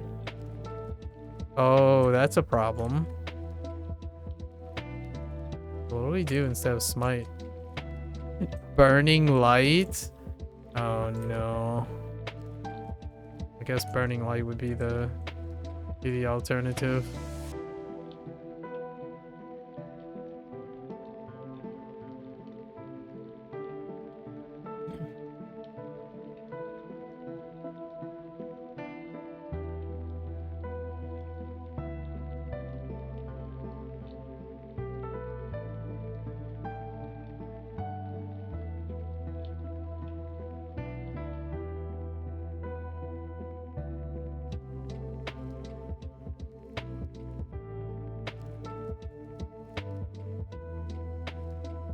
Yep.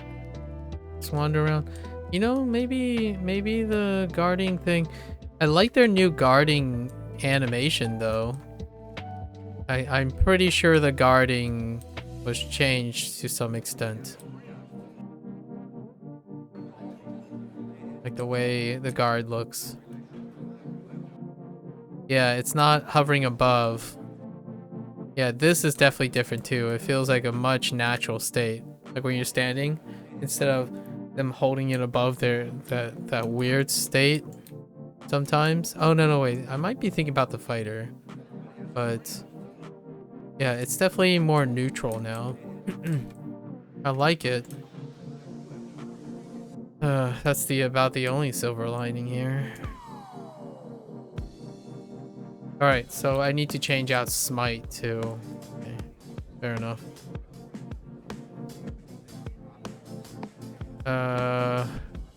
Still not an alternative. So, Sacred Weapon? Man, that feels so terrible.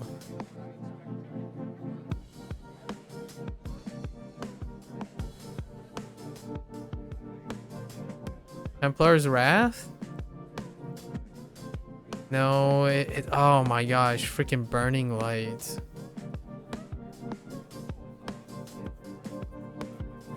Well, I guess I have to eat my words. Burning Light it is. I mean, it's okay because it's PvE, right?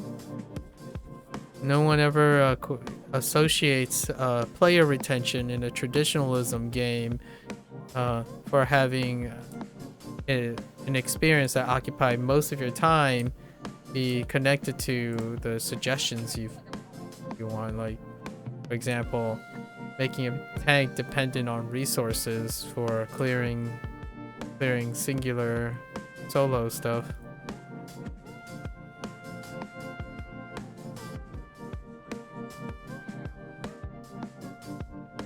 At least I can still do this.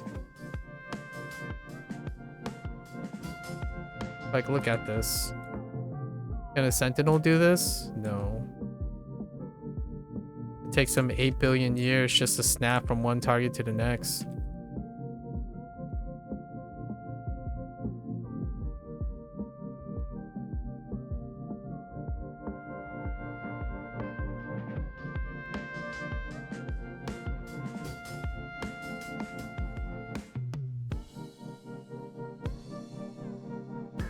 Can't even do this because bounding slam is is comically impractical. Don't even have mobility. I gave up AP for this, obviously. Because, you know, the goal of a tank is to just hold block.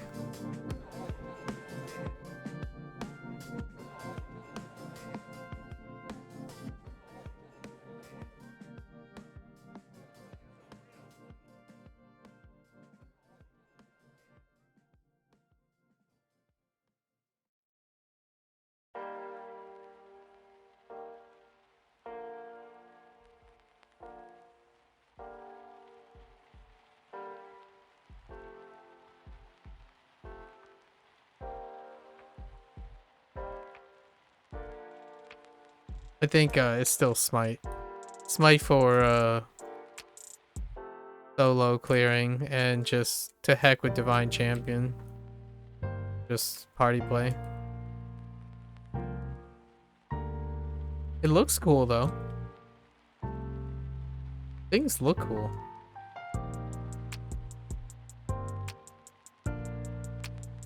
Like this. And no casting time. Cool. Palisade still gimp like all blocks. Blocks are not instant.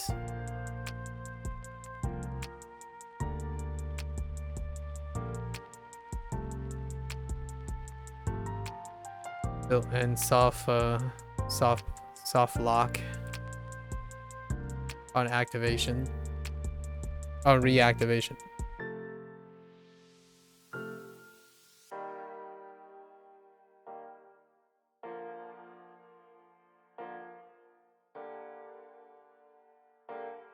We'll use this for a little bit.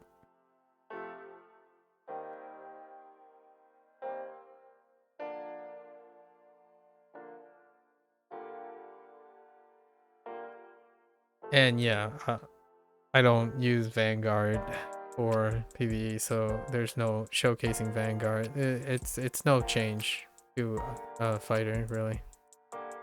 Purely flavor.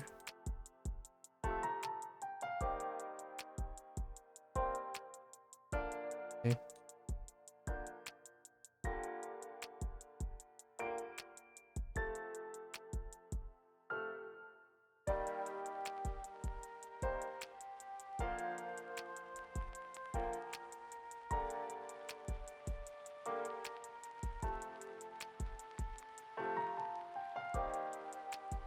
Gotta get to the Mercanes.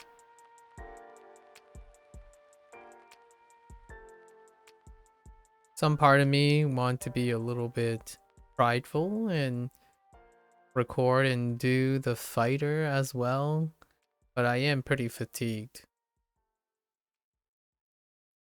I can feel the fatigue.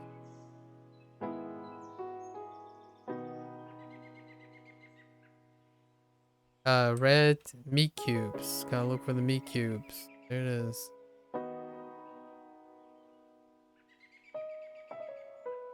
Give me all the meat cubes.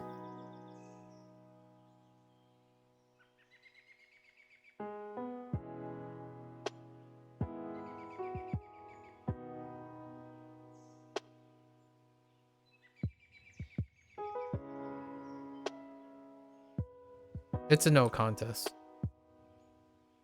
Just a car.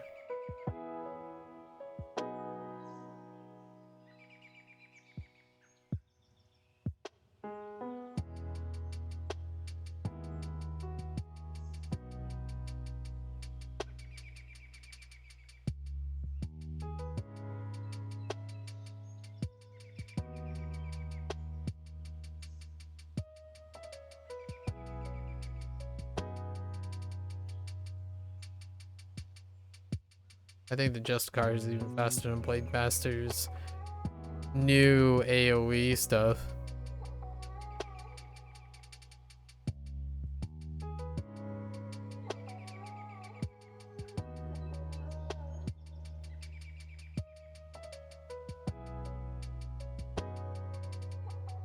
Yeah, it's not even a contest. I mean, obviously the boss takedown is still dramatic because nothing was addressed. That part was not addressed. Was not a intent to address the deficiency in tank single target. Not part of the agenda. Removing the single tank. Oh, this was random. Oh no, it's not random. It's the same. Removing the only solo targeting tank superior thing was the agenda. If there's anything that was achieved, it is that. Justicar is it's kind of like middle of the road for single target, and then defensive single target. Vanguard has had that crown for quite a while.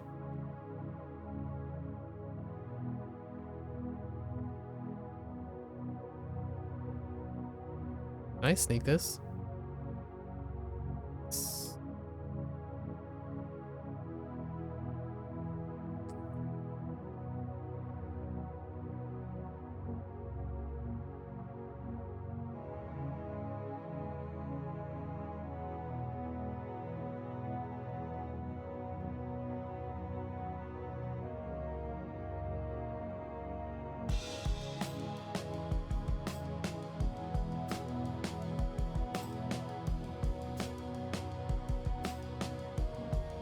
Oops. Right, I have to place it on this thing. You're free, my friends. Huzzah.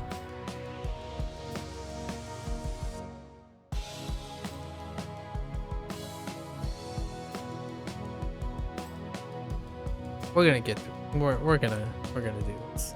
We got this.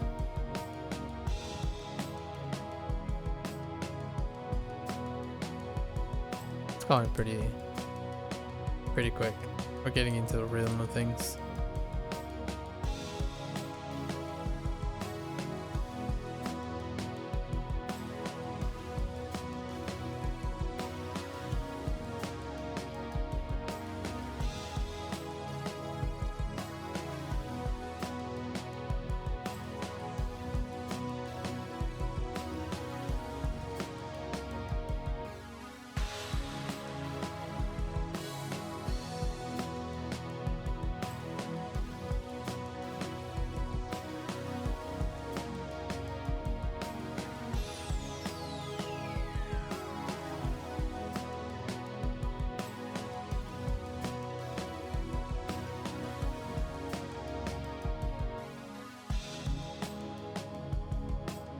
Tomorrow is going to be exciting.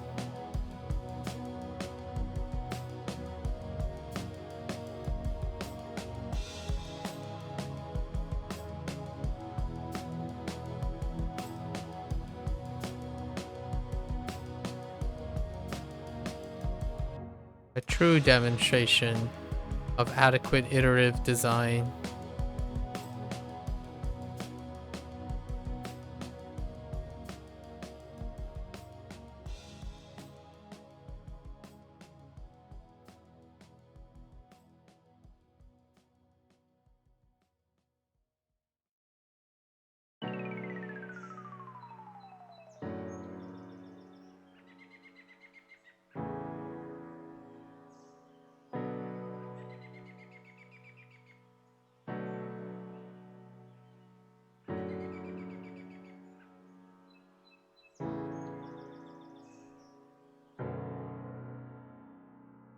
Oh my, that tree.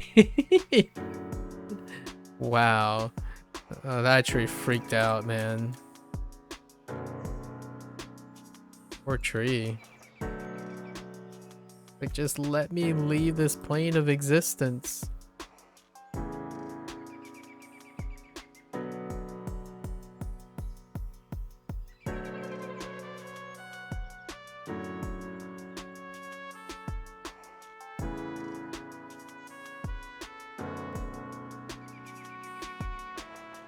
Well, perhaps we'll get ourselves into a trial or two. We'll just gear up the paladin, I suppose. Would also mean finding a new home for the paladin.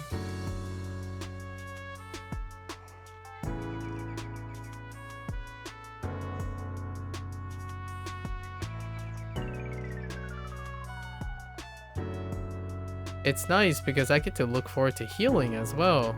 Yes, man. Bond of Virtue? Nice.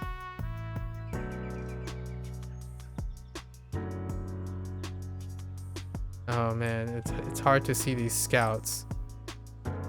These scouts are very blended. As they should, but holy.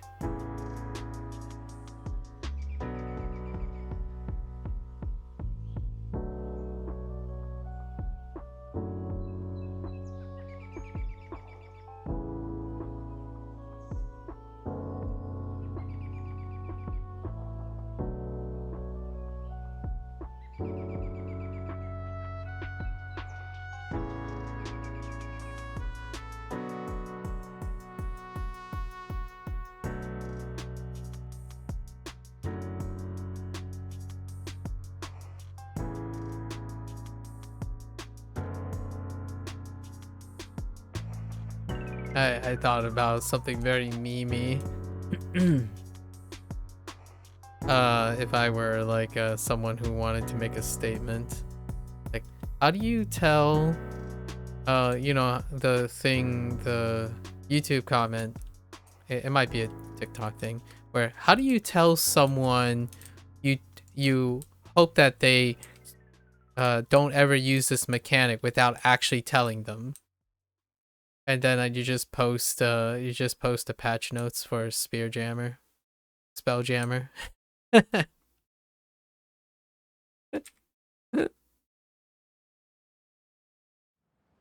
then you counter with, how do you tell someone that who are you kidding without telling you without telling them who are you kidding?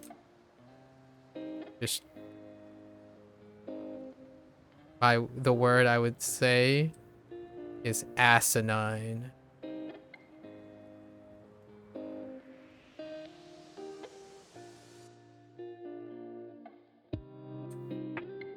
It wouldn't be as salient if it wasn't so oversold with conceit.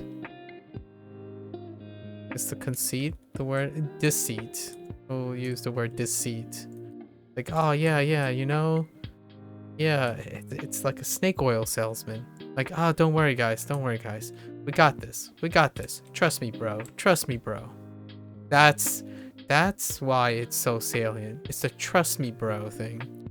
Like, hey, I'm your friendly community manager. Oh, I'm here to represent your interest in mine because we understand legacy and we understand you're concerned. Let's assure you, all that stuff is in the patch notes. It's all worded really politely, and then suddenly when you see it and then you do it, it's like a middle finger. Like, isn't this what you wished for? By you mean being assured that there is significant change and you got the same thing? No. Largely that's probably the feeling that I'm extracting from right now. But trust me, bro. Like, oh, don't worry, we know how to operate this. And it just came out as you didn't do anything.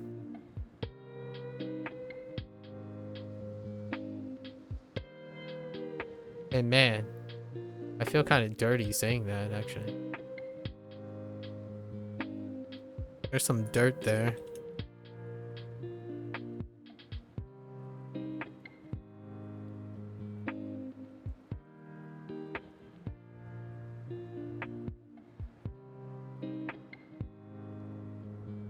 Certainly, this would fade by the time I end this stream, so not a person who really have consistent feelings about most things. But for now, I would say the vast majority, if they were invested emotionally, would probably be like,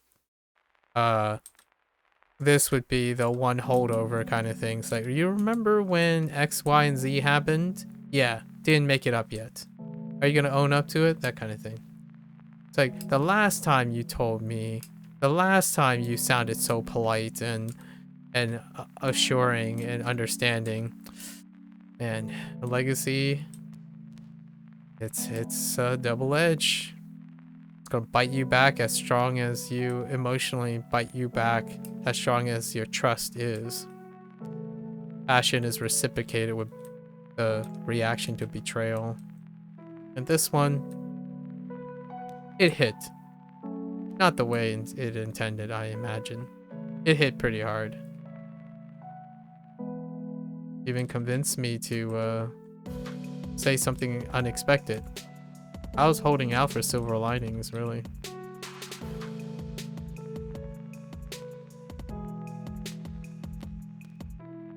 This campaign structure it's gonna be below average because it still celebrates the, hey, let's put in a hard trial because we have try to encourage growth in our players and community, etc. And this is what it's all meant to be when you have no new players you're entertaining to get to that point anyways. The harsh reality.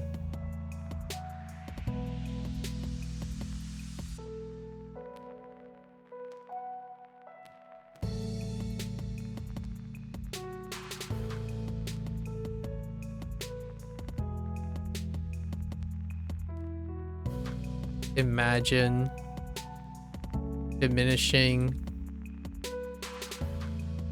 a mandatory role. It would be different if the supply was ample, but it's not. Doesn't go both ways, unfortunately.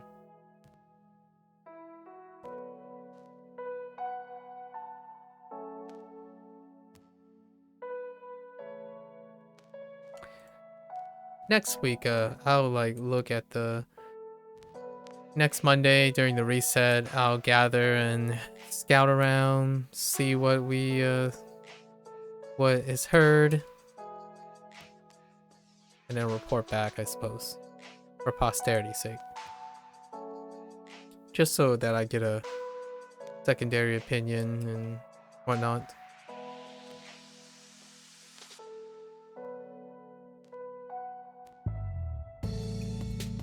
Definitely not from a legacy choice, though. But it's gonna be kind of hard.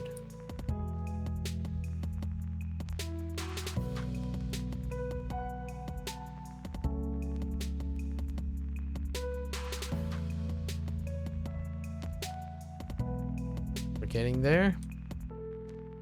We're getting there. That bugged mob. That's one bugged mob. Spawned in the wall. Forever to not be interacted with. Poor guy.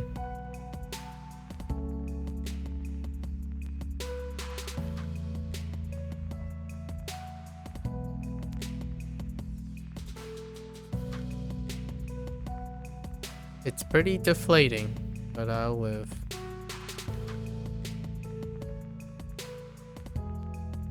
Next week it will just be business as usual.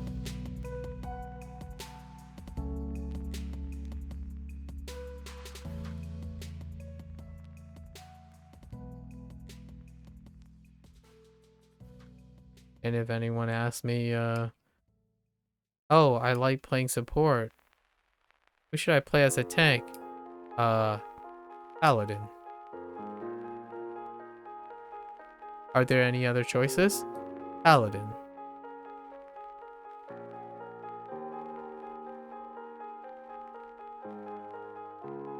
Is there a chance I could play a different type of flavor? A different game. Unless there's a space tank. No, space tank will make it alright.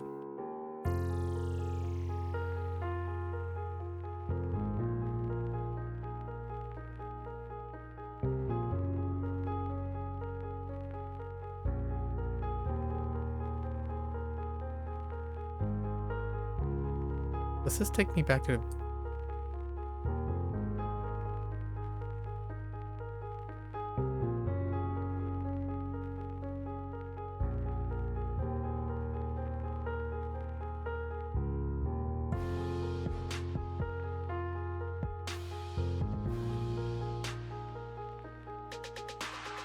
Okay.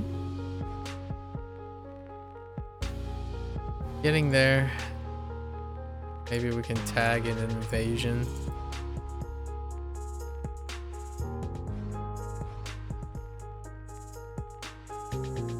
Oh gosh, freaking alliance chat. Okay. This is where having an earlier time kind of hurts me, because earlier time means crowded instances. And calls are typically just calls out of convenience. So most of it is just plus invasion, plus like in a swarm.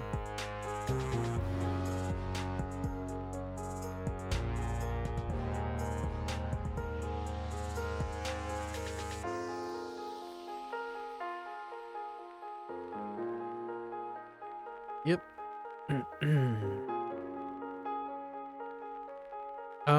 What am I doing? Oh, we don't need to do that.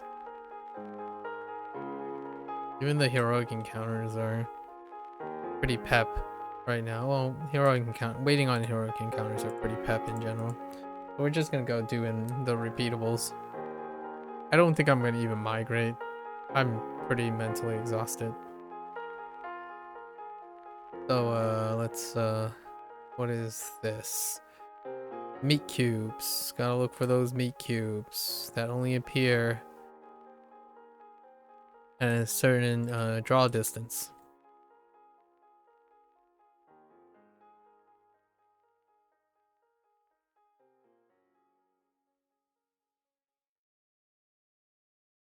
The meat cubes. Can I snipe this for you? Thank you. It's individual. No worries.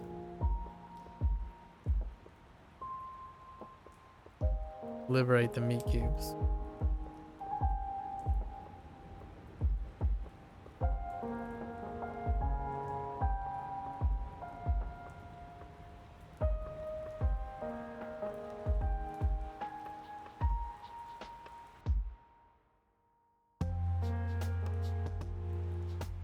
I was thinking, how do we capstone this, right? My closing remark is probably easily, there's disappointment.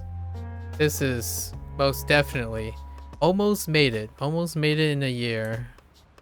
This is definitely the disappointment of 2023. I've had some disappointments this year. I mean, didn't this year have 2 other mods? Or modules? Yeah, this is definitely the disappointment in 2023.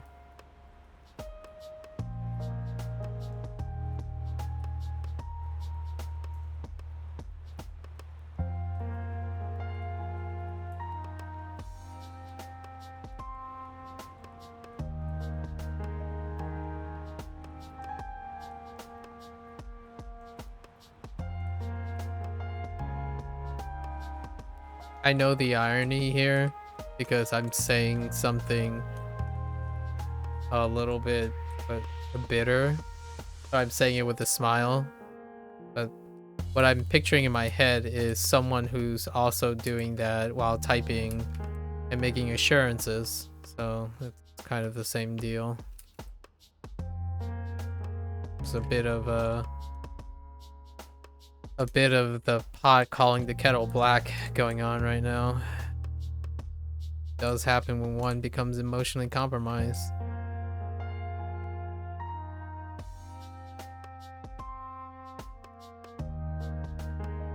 For the moment. Until I end stream. Then we do something else.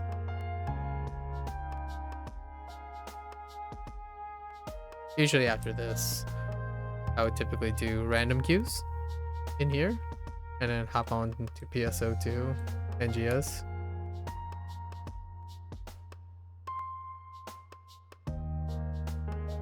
Gotta clean the palette. Rinse the palette. And then prepare for tomorrow.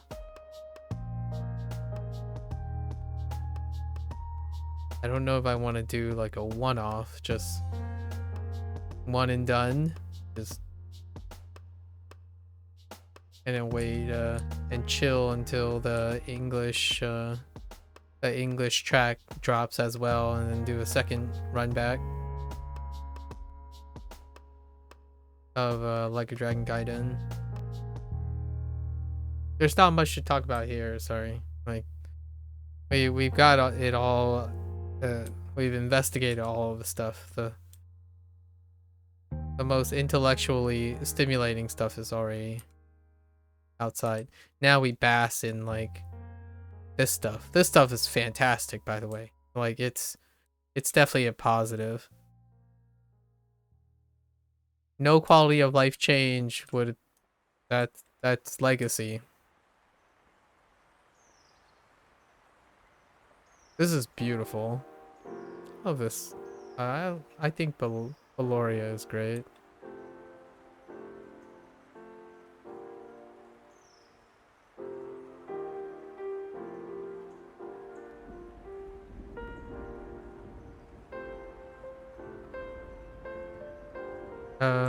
Now we go back.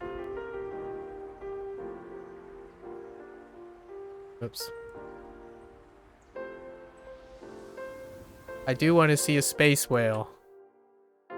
It's on that map. Wait. Maybe we can pick out the space whale? Hold up.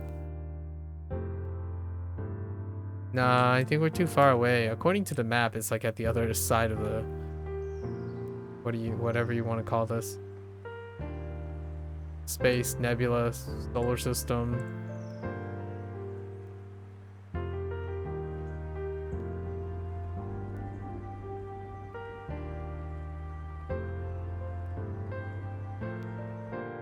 Yep. 3 on the spot.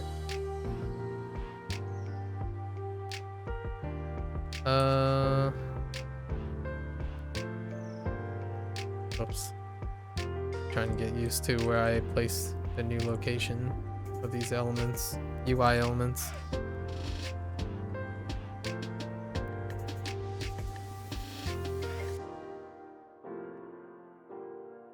We did the yellow quest line once, and then we repeat 2 more times.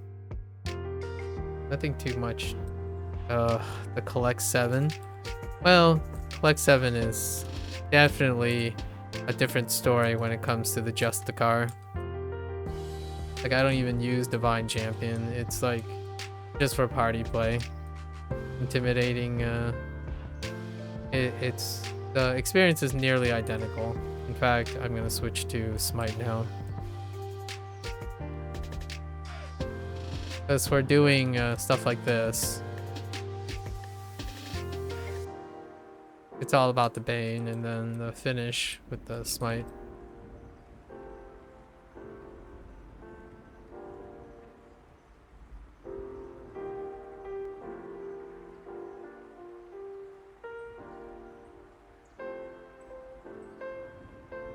Wow. 0 out of 3.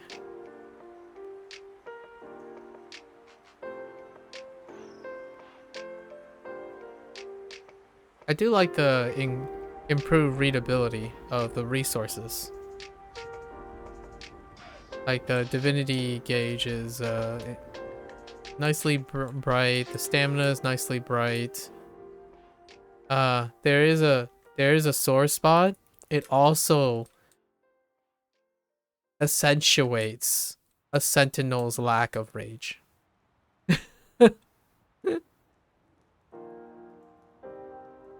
So it also accentuates all the things you lack, which unfortunately, by coincidence, Sentinel has to be one of them. You get reminded of how diminished return you have, especially with rage.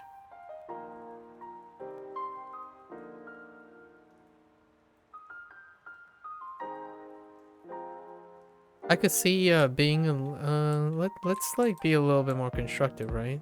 How do you offset using like an agreeable method? Well, add 30% or 15% critical avoidance with no activation to unstoppable.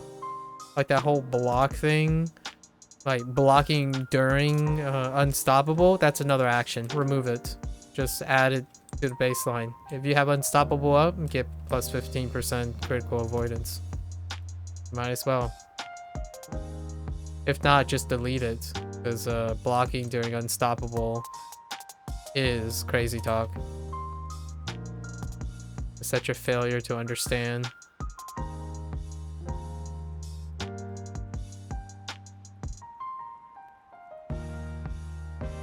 Revise the feats, of course.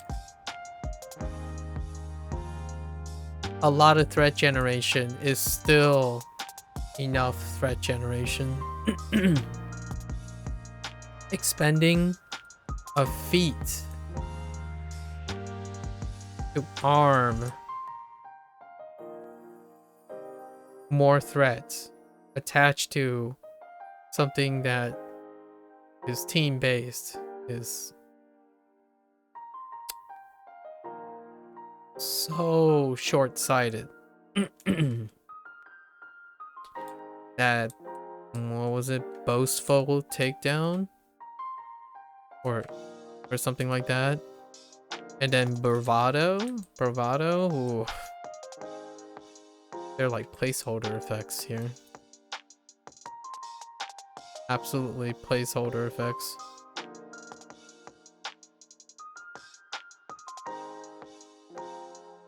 Oh, you know, I know what this feeling is similar to when it comes to placeholder or rinse and repeat stuff. Magic the Gathering. The early days where like to increase like the quote-unquote variety, what they do is they print one effect and then they just change the color. So things like Circle of Protection red, and guess what?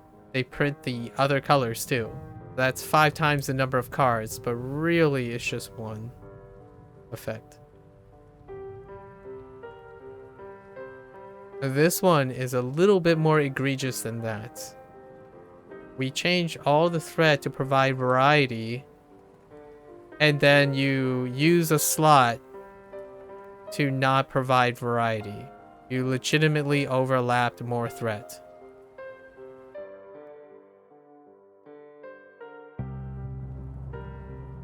Twice.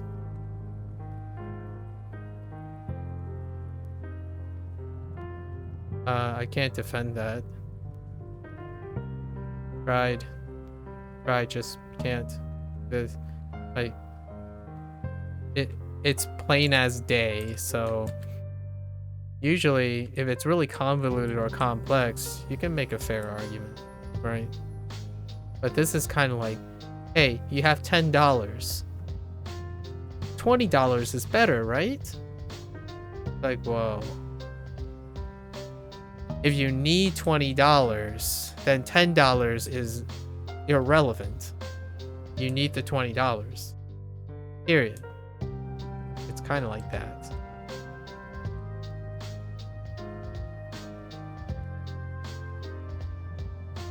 Or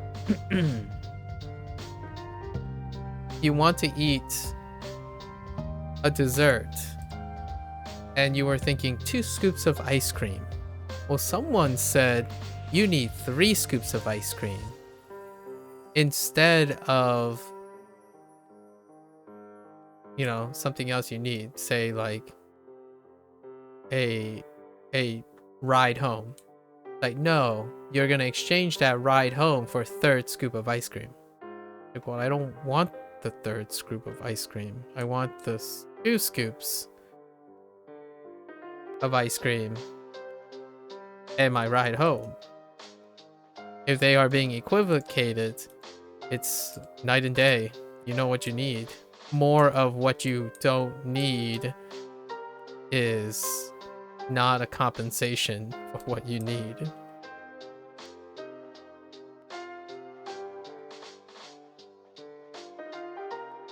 It's so hard to phrase it any other way.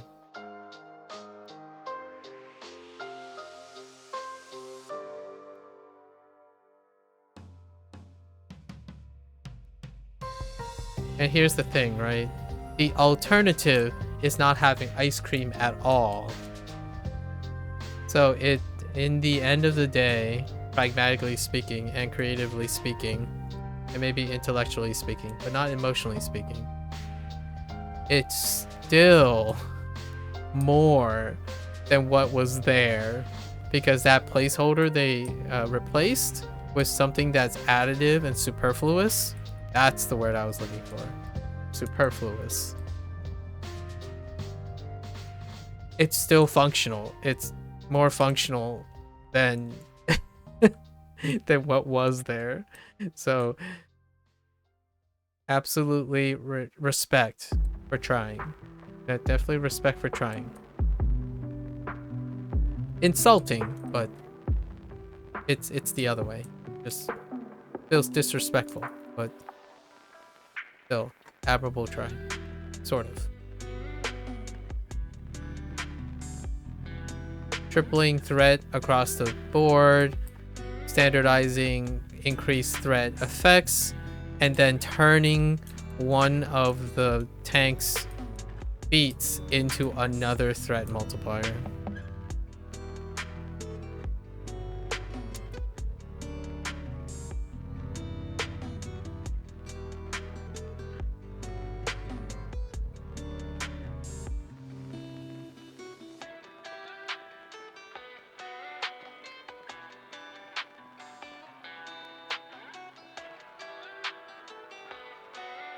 Oh, wait, is there an invasion going on? Oh, wait. Hold, guys, hold. I don't understand this invasion thing. But I feel like... What is the minimum effort I can do here? I feel like you go up to this tent right here, right?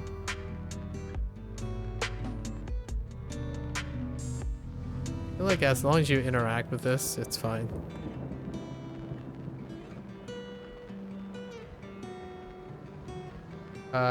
Nope.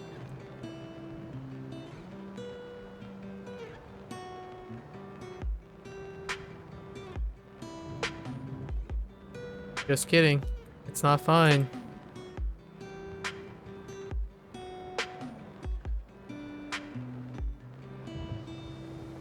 No. Did it do it? I don't think it did it.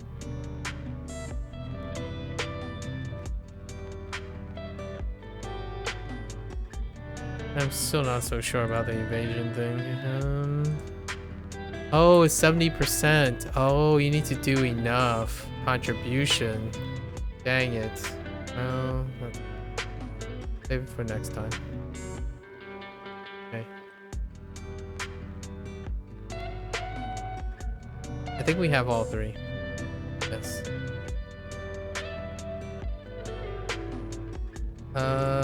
Do I want to level this?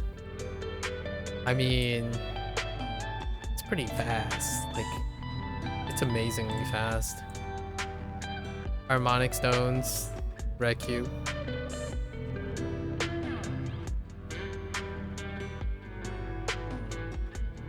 And then Astro Elves again, and then free the gift. Yeah, repeatables. OP.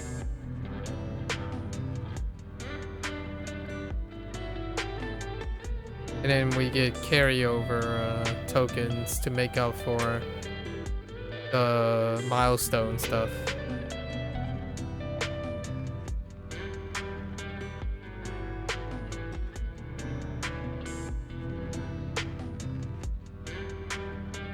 It's quick because we're on the, you know, we're on the paladin. Paladins have so much action when you're clearing things like this.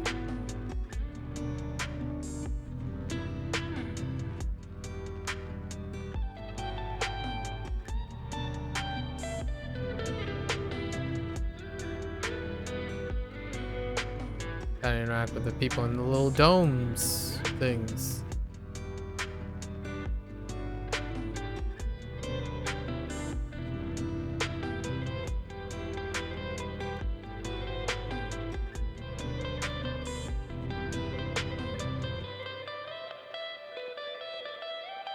I better not say too much more about like the paladins, because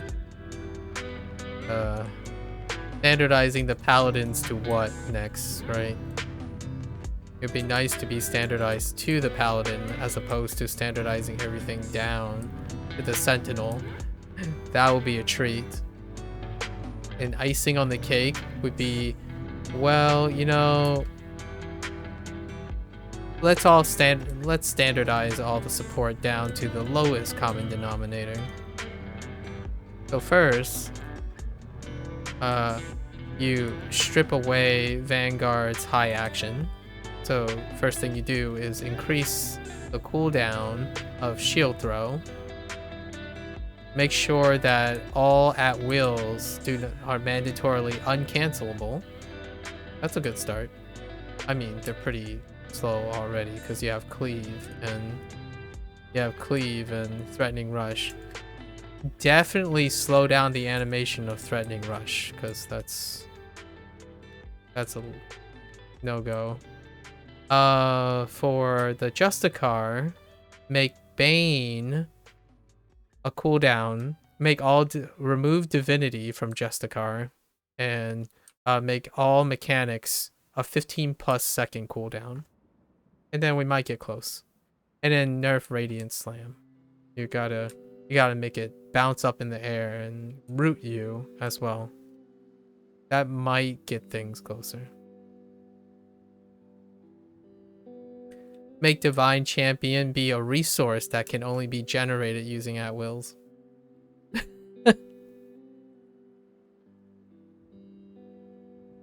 It's too simple. Like, it's too straightforward to illustrate what has happened.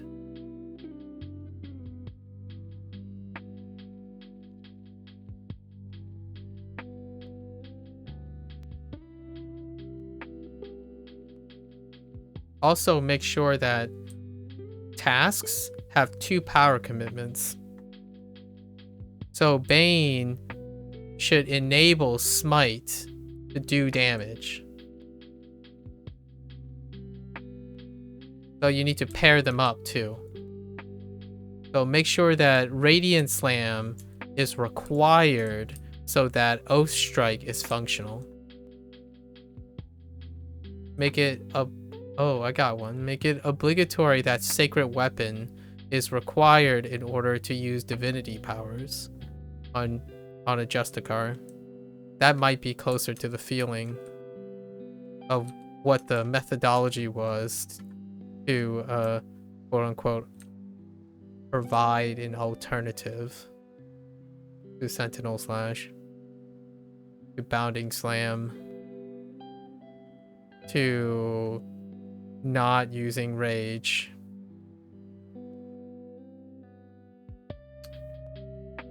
More constructively though, let's say we normalize to Justicar. Rage, I would say a way to do a thematic thing is Rage slowly accumulates, appreciably accumulates when a Sentinel is in battle. So when a Sentinel is in combat, Rage slowly accumulates. There's a passive rate in Rage constantly accumulating when not in Unstoppable. So instead of being filled from the start, Rage accumulates while they're in combat because they're Sentinels, right? They're barbarians. They get angry. Grr. So Rage is a mechanic that is constantly being replenished while you remain in combat. So it encourages the barbarian Sentinel to remain in combat. Or increased bonkers unblocked damage trading into Rage. Which there is some already. I'm pretty sure you get some Rage from getting hit. But you see, both Vanguard and Justicar can initiate. A Sentinel cannot. You removed all initiation tools. Why, you punishing charge for like 15 Rage? That's actually your hard taunt. So.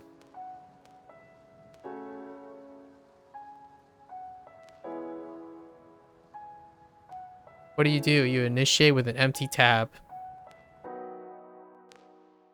What does a Vanguard do? Initiate with a functional tab. What does a Justicar do? Initiate with a functional tab.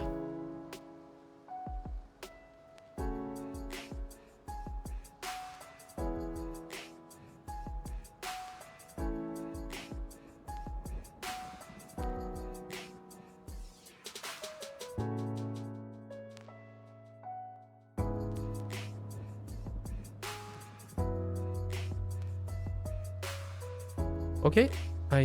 Wow, that was fast. Very fast. Alright. We'll leave the guys at the Moon Dancer.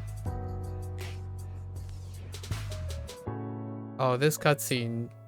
I don't know how I feel about that cutscene constantly reappearing. Alright. Fighter, let's go. Last one.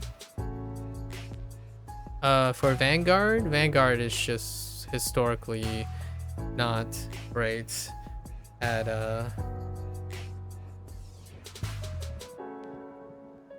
clearing, because single target defensive crown winner.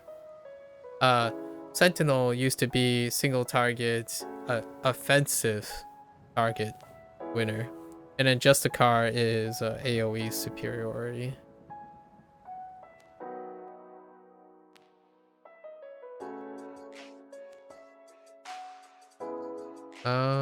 Recharge.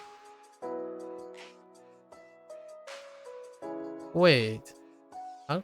My fighter has more points? Oh, because of the dragon hunts. Okay, I don't think we need to assign anything, right? No.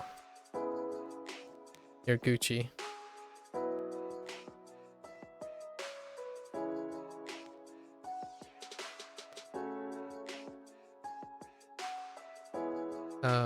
Where am I going? Right. Nox, then Neverember.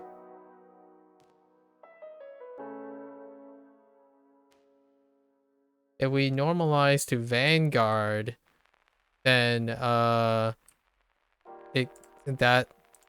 is a problem, because then Paladins cannot solo run things. So if you normalize a Justicar to a Vanguard, does not have a pain-giving Paragon.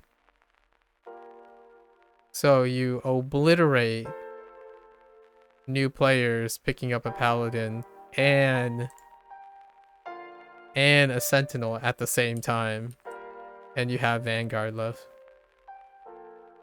which admittedly is the least touched tank, which happens to be pretty elegant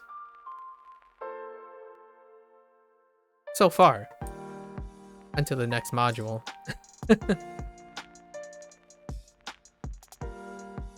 We'll see what happens in the next module. I would probably, some part of me would prefer to Vanguard into this next trial, but at the same time, Oathkeeper, I want to heal as well. So the Justicar is the best of both. Like, it offers both options. And historically, melee pain givers are usually at a disadvantage, because there's a design philosophy flaw in design for challenges. It often deals with metaing against melee pain givers. So if I had to choose, I prefer not to Dreadnought or Blade Master.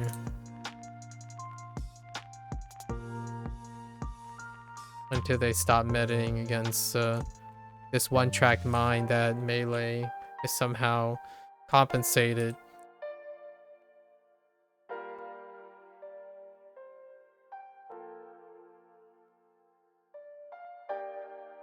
Also, the Dreadnought can actually guard functionally,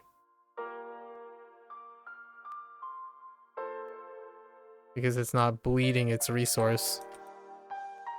It actually gets resource for blocking.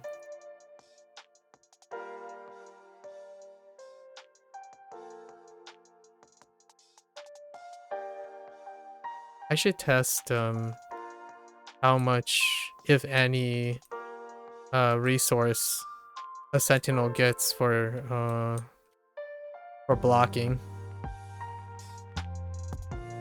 In fact, that new block thing benefits the Dreadnought, because Dreadnought could just guard while they're staying on the, like, Reeve is like less. Getting that AP is great. And now the boss is in a weird spot because it keeps backing up.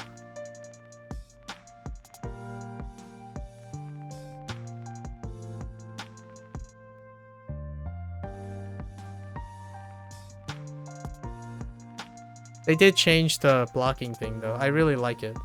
I like the blocking animation. So this is wonderful. Like, yeah, they don't do that really weird hand like attack thing. So it's so uncharacteristic. That's kind of nice. Maybe guarding looks slower when they were doing that or something. It doesn't look too bad. Like the speed is, I'm pretty sure it's still slower, but maybe not. It might have been my imagination. I'm pretty sure guarding slows you down, but it's hardly noticeable thanks to movement speed. Yeah, no, I don't think it actually slows down. It doesn't look like it does. Oh wait, I guess there's also, I'm a dreadnought right now and it has that like extra speed from the bolt charge. Maybe it doesn't slow down. I guess my argument is if you're blocking, it should speed up. Let's see.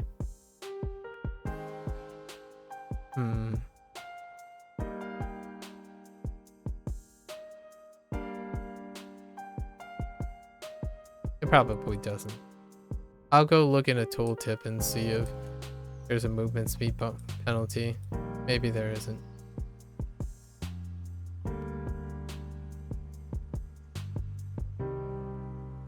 So perhaps that's fine. That a non-action has no movement speed penalty. Shift, block. It doesn't. I mean, it doesn't say anything.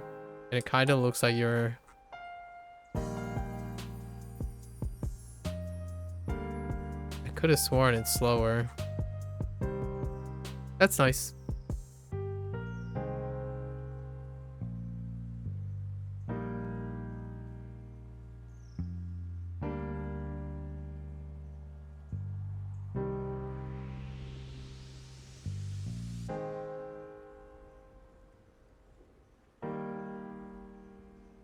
It might have just been the animation. I would say it's the animation that probably made it kind of look like it's slowed. I don't keep track of what it was used to be like.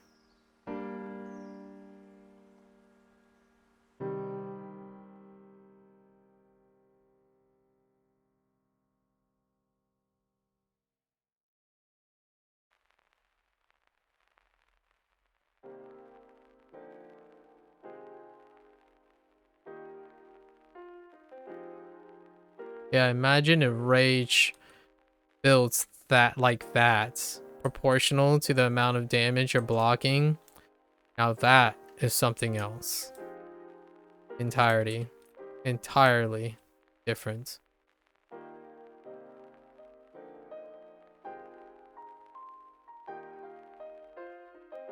Okay.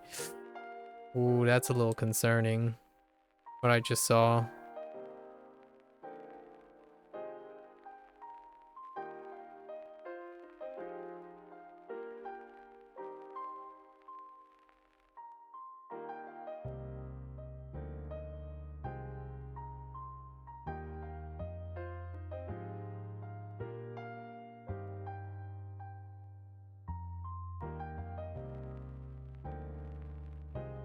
We already utilized block in that period. Block spamming is not... It's so misguided.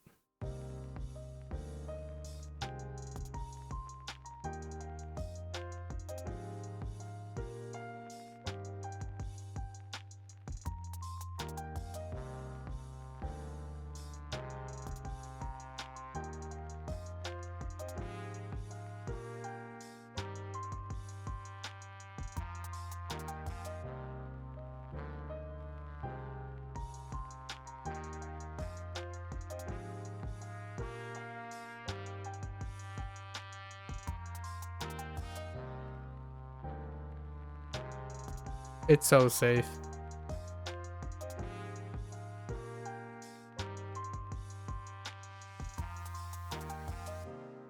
Oh no. Was I supposed to interact with the princess first?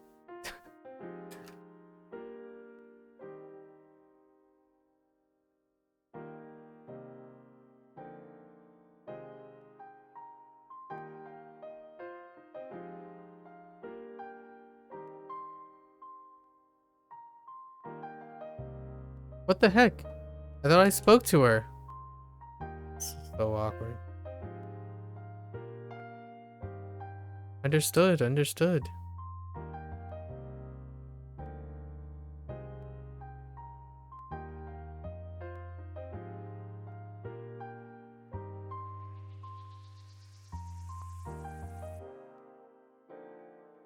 I think this is where the trial happens, right? And there's these things. And you have a flat ship over there, and you decided perhaps put in some obstacles to bump into it. That's a little bit toxic. Just a bit toxic.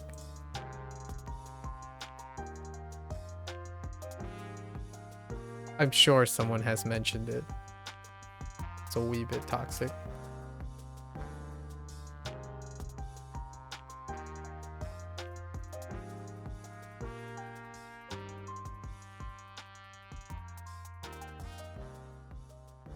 Freaking square-shouldered dragonborn standing right in front of the interaction point of an NPC. Classic.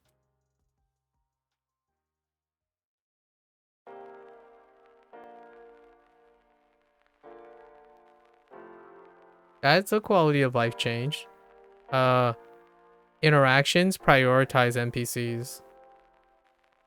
So that you don't have that weird thing where like, oh, I'm looking at my quests and my character model is 8 billion times the size of the NPC. By 8 billion, I mean just enough to block the NPC from interacting. By interacting with the NPC. But usually it's a large unit. Neverwinter is, you know, in older... There's pre-selection in anything related to Dungeons and Dragons, and usually it has a pre-selection bias towards exuding masculinity. That comes with very, very broad shoulders and incredible stature in character models.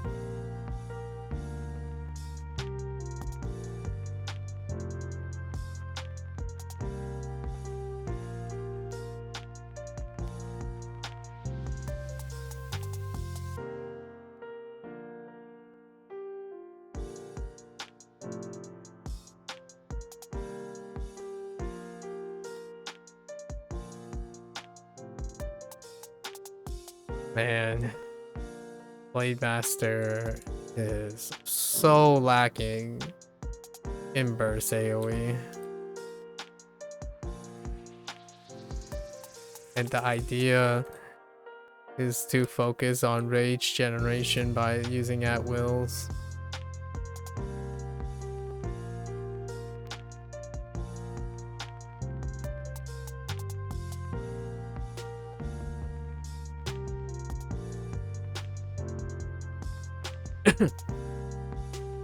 Dreadnought's still second to Justicar, but a pretty close second.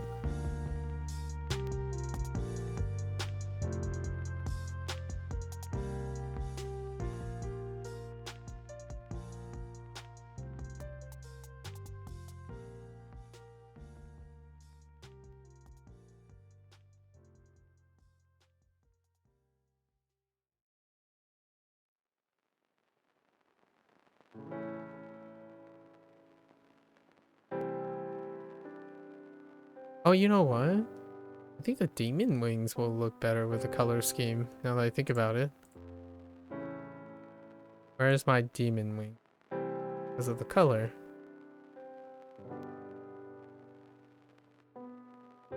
Purple and blue with gray. Nice. Yeah, we're all about that life right there. That's nice. Extra RP points.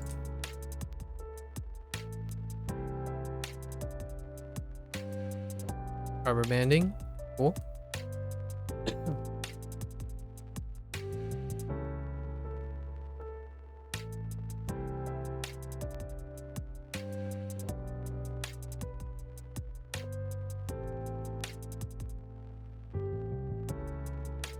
Oh yeah, that's it.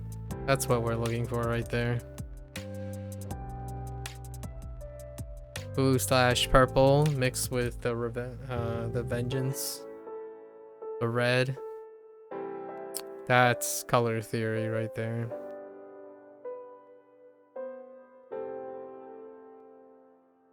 Want any help with that?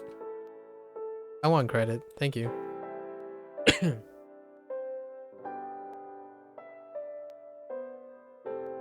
Want me to finish this for you? Oh. Or, I hit the wrong button. Just kidding.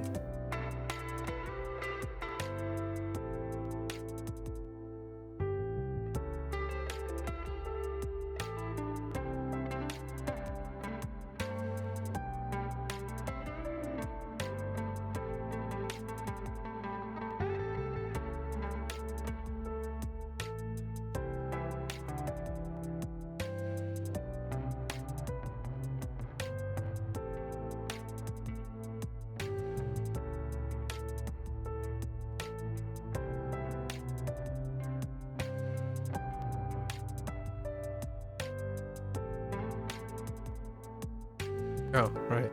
Keep forgetting.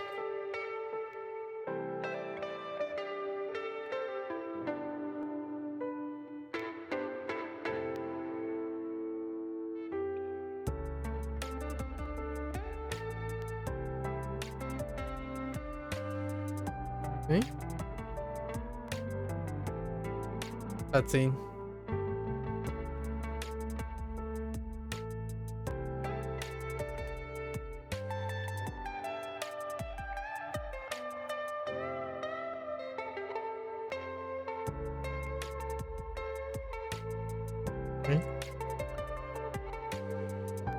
Astro elves and then prisoners.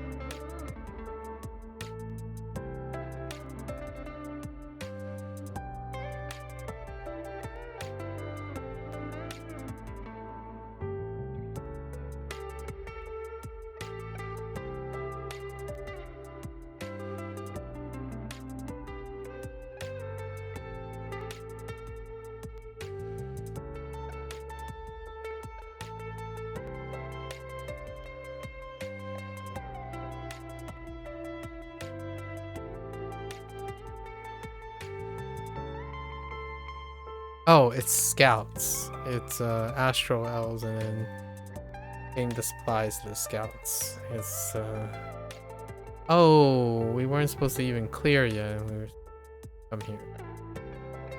Awkward. Got ahead of myself.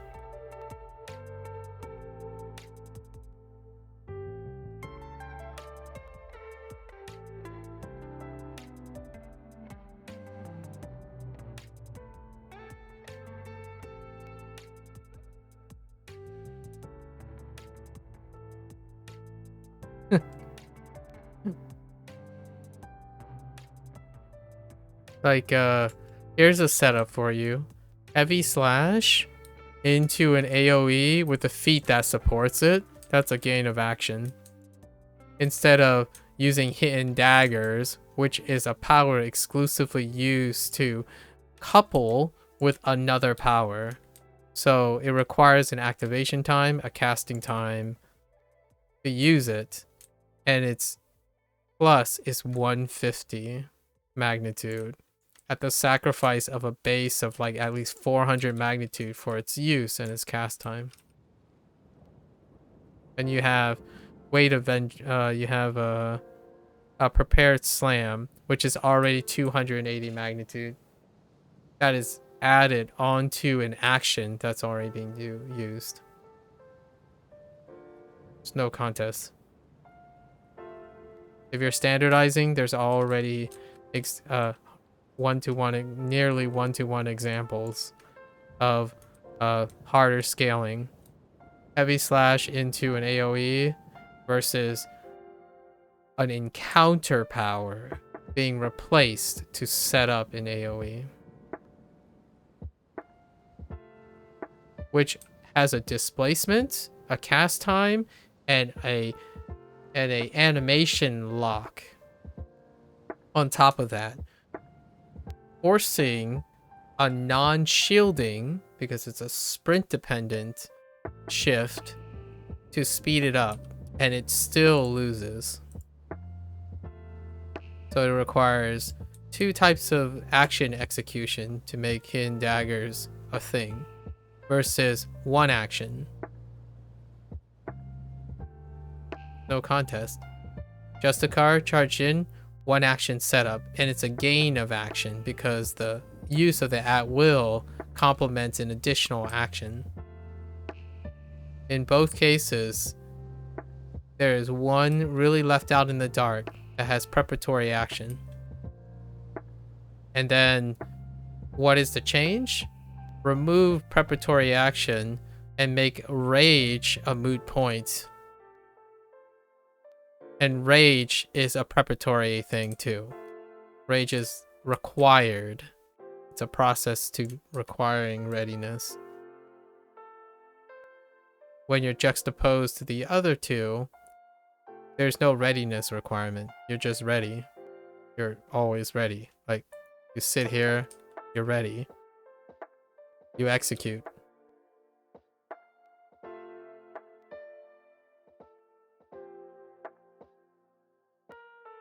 If you're wondering why there's a toxicity based on competitiveness, is that the ones that aren't ready and have setup are left in the dark.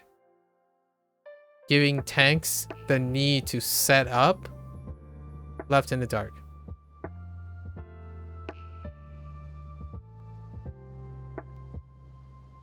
What's even more setup? Add more increasing threat effects.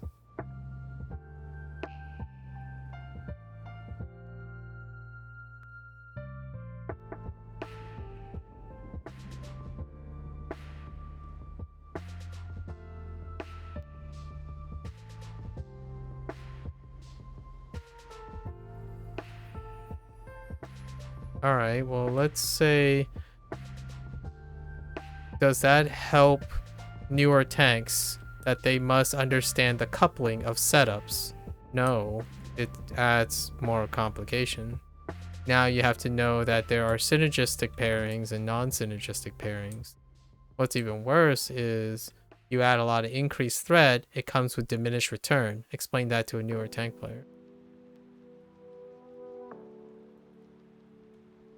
And then explain to him how when you have how you know you have enough threats, and then realize that your kit of your class you chose was stripped for excess threat that conditioned you to use it as a crutch. And then you have the psychological setup for disappointment and a glass ceiling. That's assuming a lot. It's assuming that the person will continue playing past a certain point.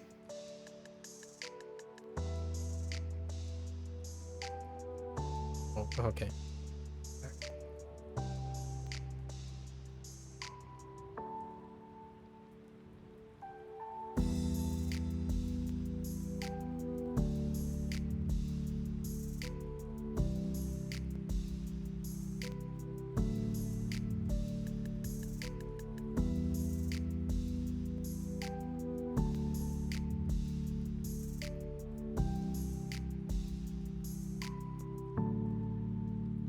Yeah, dumping hidden daggers and axe storm is still the way. Mightier leap. Standalone. And you just cycle through. Use a high single target to generate rage. And then utilize your at will in battle rage to clear. It'll still be lower and unreadied and requires setup every other wave, so that's fine. That's what hit acceptable as it has always been.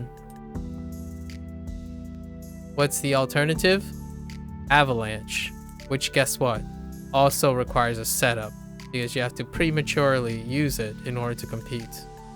It has to be readied in its casting time.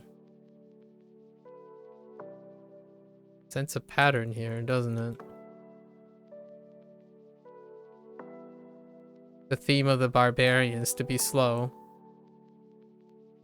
Ironic.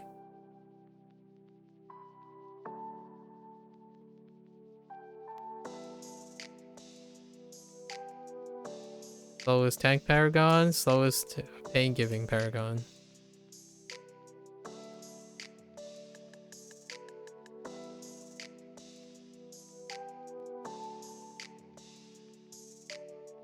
And we're talking about functionally slow. You can sprint all you want. It's not functional until you do something with that sprint.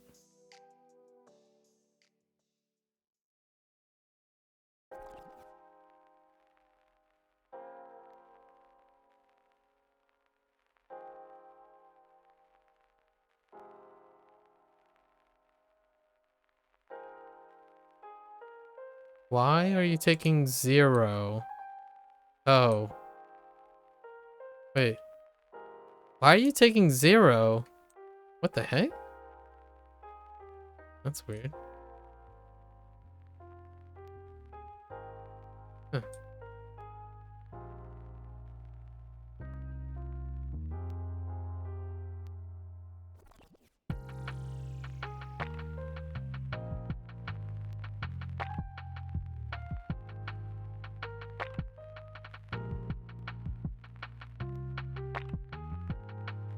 There's also one little thing. I don't know if that's intentional or not, but there's always a wind up to reaching the attack speed. Like you have to initiate to get the attack speed bonus a lot of times for battle rage. Unless it's just deceptively look like it's slow, but it's still faster. Like there's a wind up to it. I don't know if anyone knows what I mean, but it's most noticeable when you're a sentinel. Like for example, you hit unstoppable and you start your challenger slash, right? The challenger slash, the first like initiation is slow. It's slower than the rest of the initiation. It doesn't automatically just apply the attack thing. There's a wind up to it. And it kind of happens with Relentless Slash if you use Relentless Slash. And Brash Strike. Like it's the first one is a wind up. It doesn't apply the attack right away with the attack bonus. So every time you stop, you don't want to stop. If you stop, you're gonna wind up again. That's another setup, by the way. It's a setup period. You sprint to a safe place, set up, and hope that you don't have to move again. Because the more you sprint and wind up on your at-wills during battle rage, the more efficiency goes down. Because it's actually slower when an at-will winds up. You can't actually do anything else multiple times rapidly. It's your at-wills.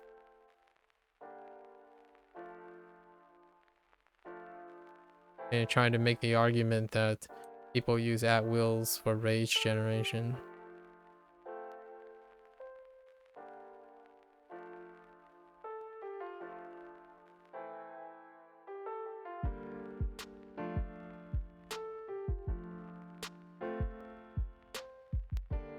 Wait, I missed one.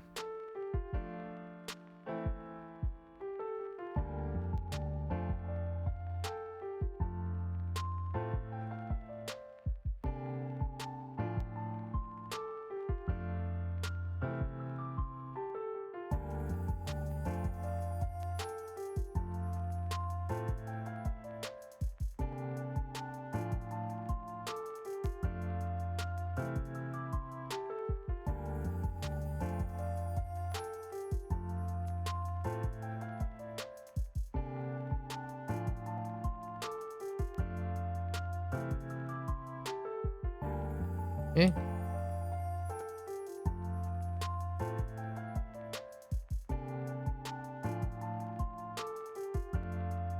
Alright. Is this the third planet? Yes, third. Now we go do 2 rounds of repeatables.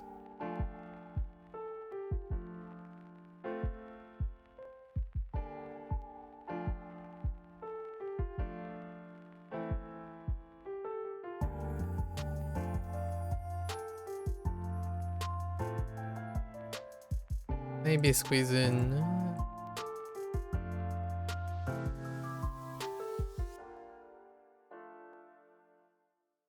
So close. Okay.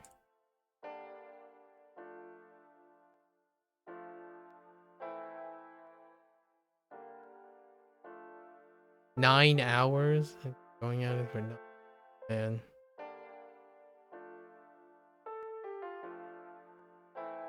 What? I took 5 hours to cover the stuff, right? So 4 hours. Kind of long. We'll go faster next time.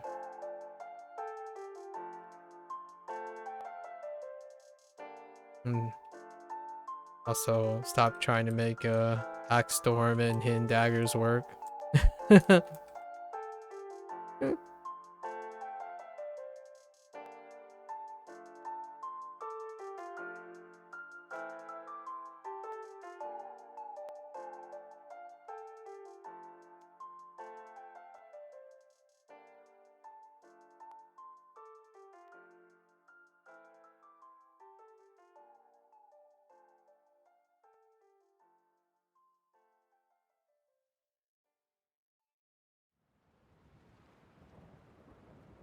Come on.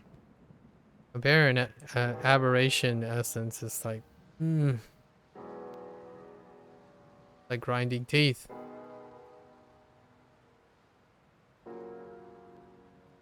I have to say something like positive or something. It's in my nature, I suppose. I love the guard animation. Like, I really dig that they hold their shield in front of them, and it looks like they're moving at the same speed.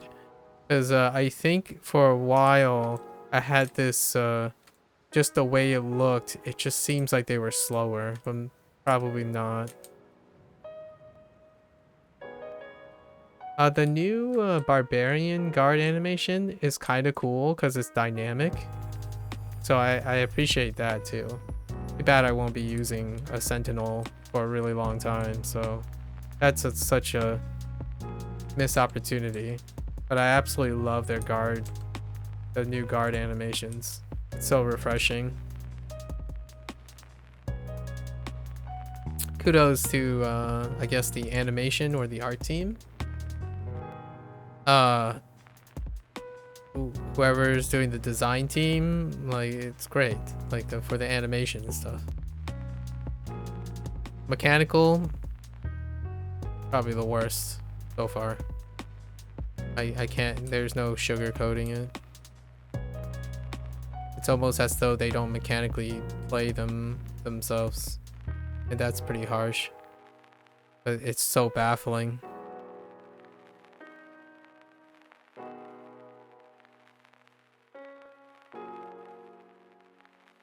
Respectfully.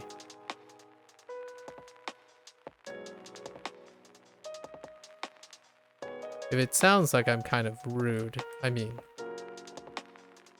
it does take a lot to feel like you got gypped and disrespected by constantly getting reassurance that something is going to happen and it doesn't. That's also rude and disrespectful. So respect comes at a mutual cost. Regardless of intent, you can still be rude when you intend to be kind and understanding. So I accept that I might sound rude as well, but it's pretty baffling.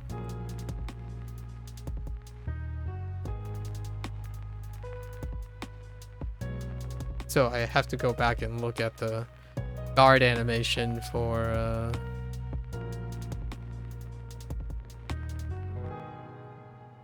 the Sentinel. It looks quite neat. I love it when it's like holding the blade. It kind of reminds me of the stance that Battle High is in, where you hold the weapon directly vertical in front of you and then you raise it up in the air.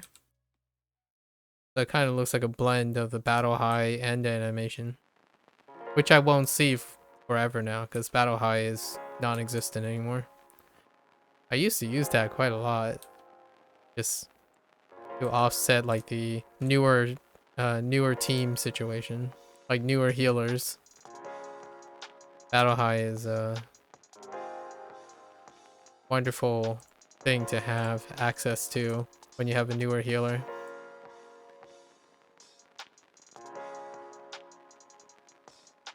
Now Sentinels just do nothing for their team, so back to status quo. Maintaining the status quo. Sentinels do nothing for their team.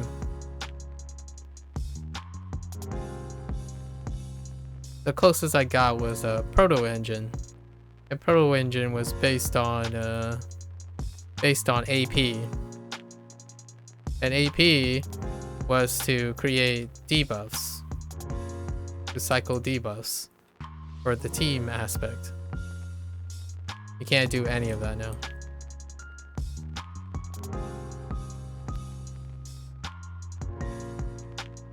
You can be a selfish tank that do not block at all except for unstoppable, and maybe get a pocket healer that's willing to heal you and see a full stamina bar the entire time.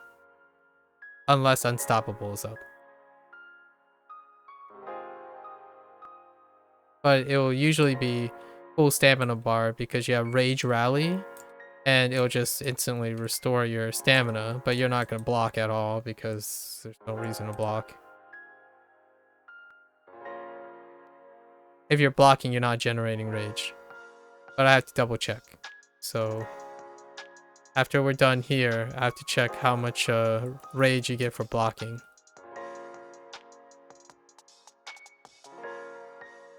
It still does not circumvent that you don't have attacks. So you have to attack to have something to block. So there's still that part.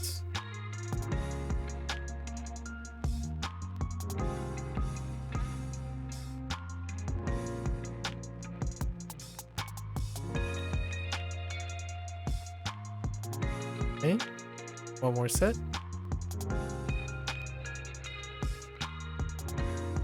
I'm not trying to give you the false impression. I'm still gonna try to make it work, like the Sentinel stuff. Try to make it work.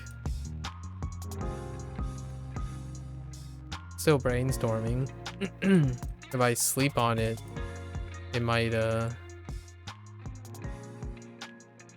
inspire me on something.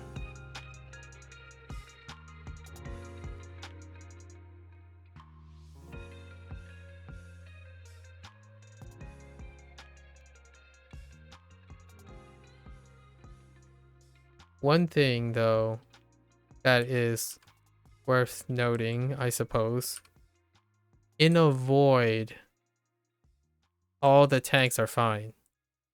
Because in a void, if you're playing this game and you believe your reductive nature is that the tank is only supposed to just hold aggro and generate threat on the targets that matter, then when you learn that, you will do it without fail as a Sentinel. But no, absolutely.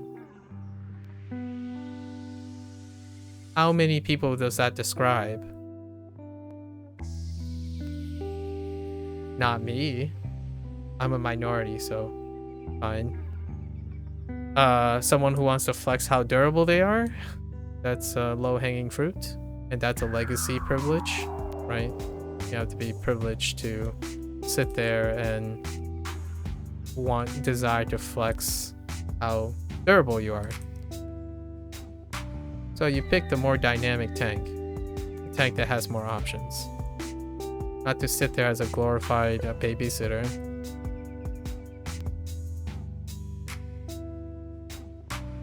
So my objective, I guess, my goal is to find a way to see if there's some dynamic gameplay in there that would encourage me to play more often. The answer is no, probably. And it's pretty disheartening since I invested quite a lot that is bound to my Sentinel. It's also nice that I didn't fully commit and have my Justicar available. I can't imagine a newer tank starting a Sentinel and just happenstance coincidentally hit this patch, because I have no pragmatic advice for it other than you're slower in every possible way.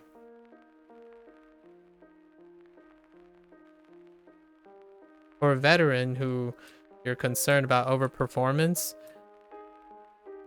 most legacy players are already overperforming on anything, so superfluous addressing that. Absolutely superfluous.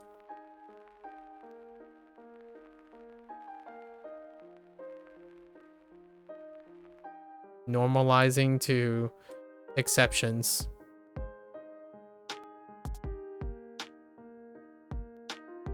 How the heck?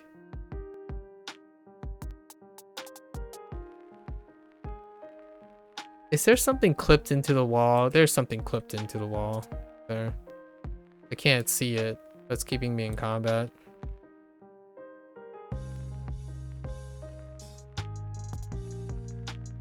How about here? Yep, something's keeping me in combat.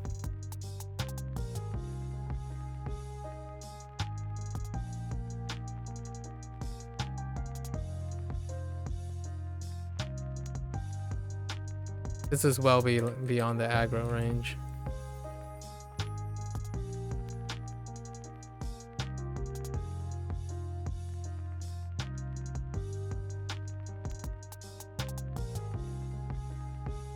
I'm still in combat. Still in combat. I'm permanently in combat.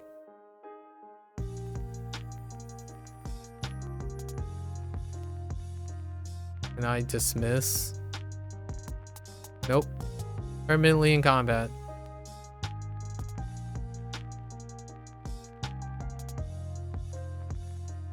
I'm gonna wait 30 seconds to be able to change characters and change back.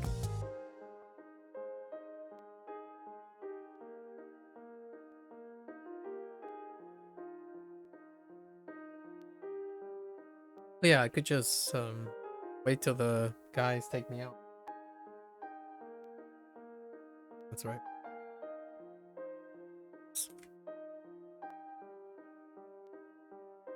Permanently in combat. That's a new one.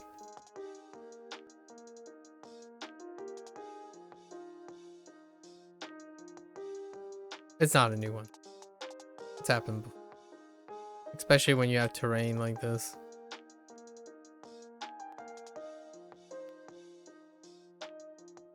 Yeah, there's no one here. It's just maybe Regis. There's a mob that can't be reached and Regis just continuously magnet to it.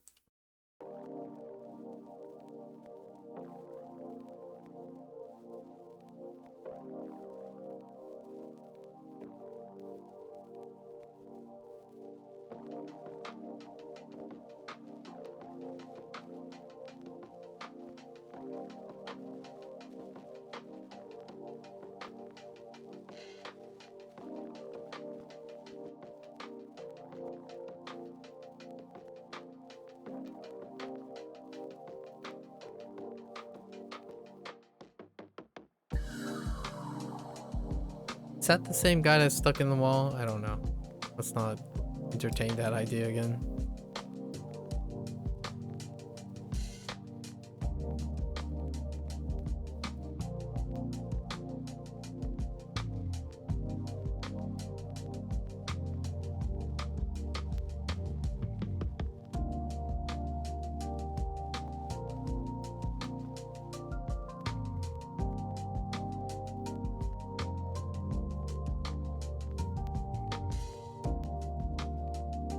Okay. I think on the other ones I carried forward again. I guess we do it one more time. This should be 15 away from the end. Oh, I missed one.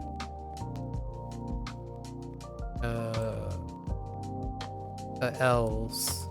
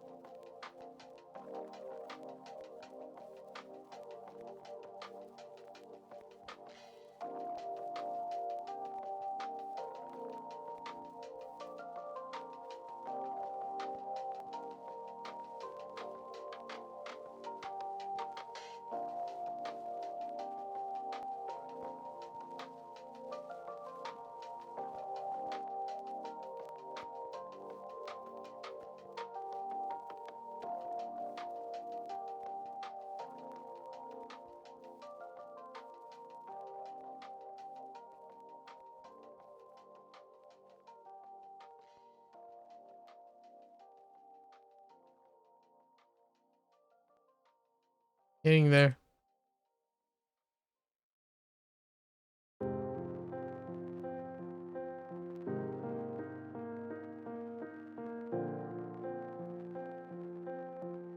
Don't worry, I'm trying to keep quiet here. I'm brainstorming.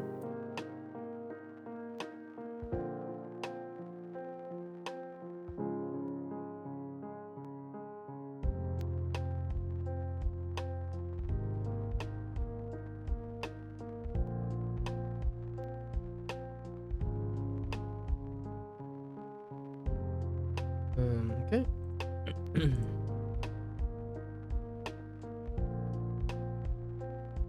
I wonder if the Divine Champion intimidating presence have a target limit. I'm guessing the target limit is 15, like others. If it doesn't, I'm curious if it does or not. So I'm contemplating about like running down a really crowded thing and seeing how many it can hit. It's probably 50. That was the standard 15 target limit. But it would be hilarious to just straight up run down something and it hit tab and just watch them all melt without lifting a finger.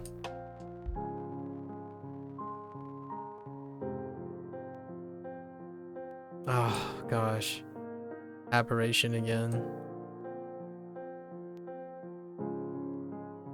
Aberration is the new insignia.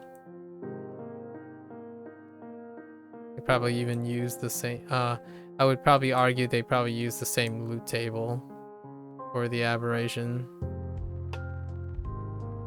I just replaced it for insignias.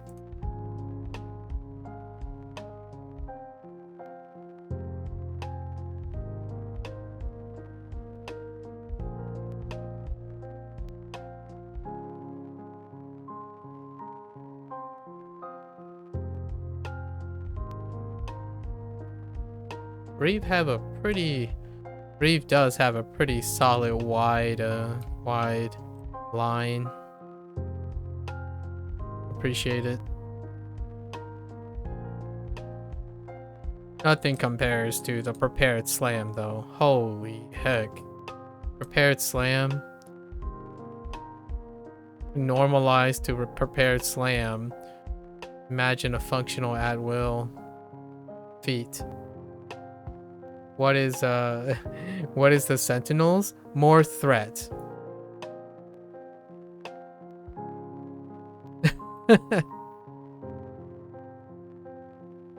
More threat on a slower at will. Oh, at will that was deliberately slowed down.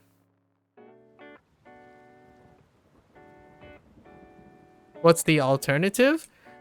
More threat. Again. What's a great way to even salt it?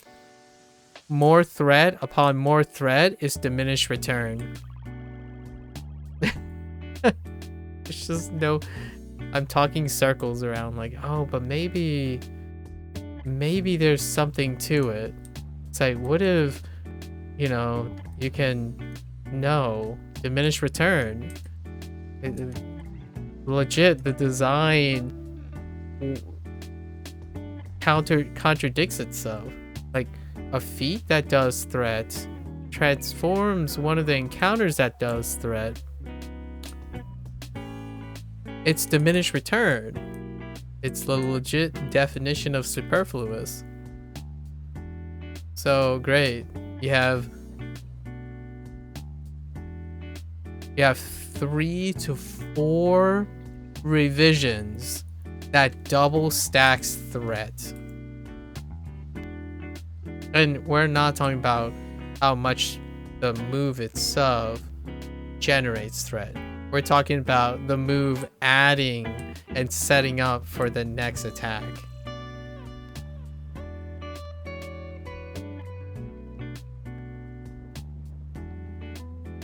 And you know what the icing on this is? When you're in endgame, when you learn to do the little endgame and stuff, you don't use attacks. I kid you not. You usually don't use attacks unless you want to goad it and just do nothing. But you're generally using like ignore weakness, come and get it. Those don't attack. So regardless of how much threat you pile on, you have no action to use that threat, even within that time window. And one of the changes is to reduce the duration of the threat multiplier. It takes a really, really bright, in my opinion, and obsessively tunnel vision person to think that having too much threat is something a tank shouldn't have. But since it's not, right, because there's no action to do it, you don't even do that. You can't even give... The Sentinel can't even generate too much threat. Even though it's absolutely unnecessary.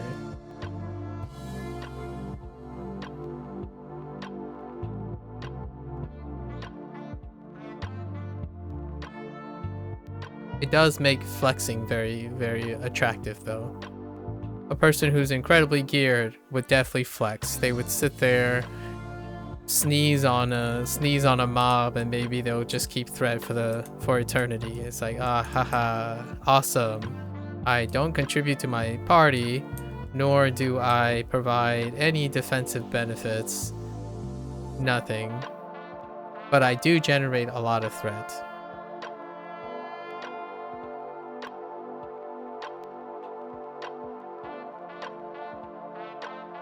At an incredibly diminished return, though. Feats alone, with the standard thing, there is 5 increased threat effects that would be used. Do you know how many encounter powers and at-wills you have? Together? 5. All of them.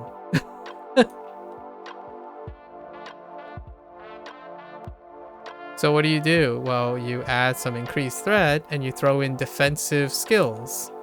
What do those defensive skills do? They certainly do not generate threat. Because they don't even have magnitudes associated with them. Unless I don't understand this game, which is possible.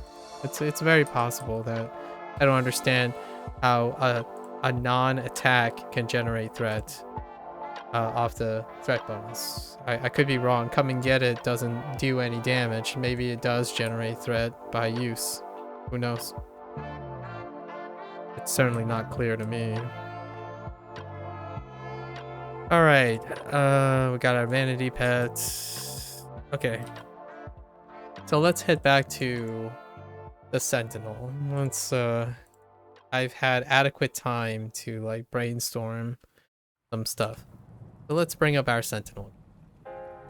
Our mob Sentinel, because now we need two loadouts that you can't freely change between. So it's shocking, but I almost feel like none of the master boons work either.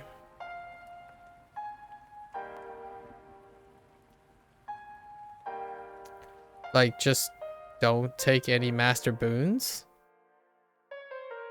I mean, you're gonna be aggressive, right? Aggressive is the way, so same thing. Bloodlust, life lessons. Life lessons, actually no, because at will sucks the big cheese here. It sucks a lot of yogurt. It sucks a lot of Go-Gurt. Because at will, what happens when you at will? You're gonna spam Sentinel Slash. It's one of the lowest actions per time at will, even with the speed up of Unstoppable. Dear Lord, if you bounding slam for that extra magnitude, you get a 40 magnitude increase if you use bounding slam during Unstoppable. Dear Lord, if you're using that, see that casting, 1 second cast time, it's not 1 second. It's really not 1 second.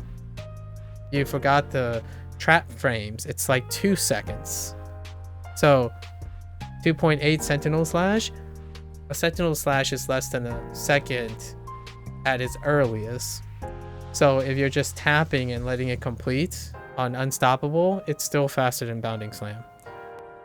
And that's 120 rage magnitude, but you're doing 2 Sentinel Slashes for every Bounding Slam.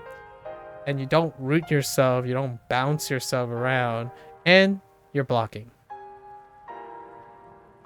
So, and you get the plus 15% critical avoidance. It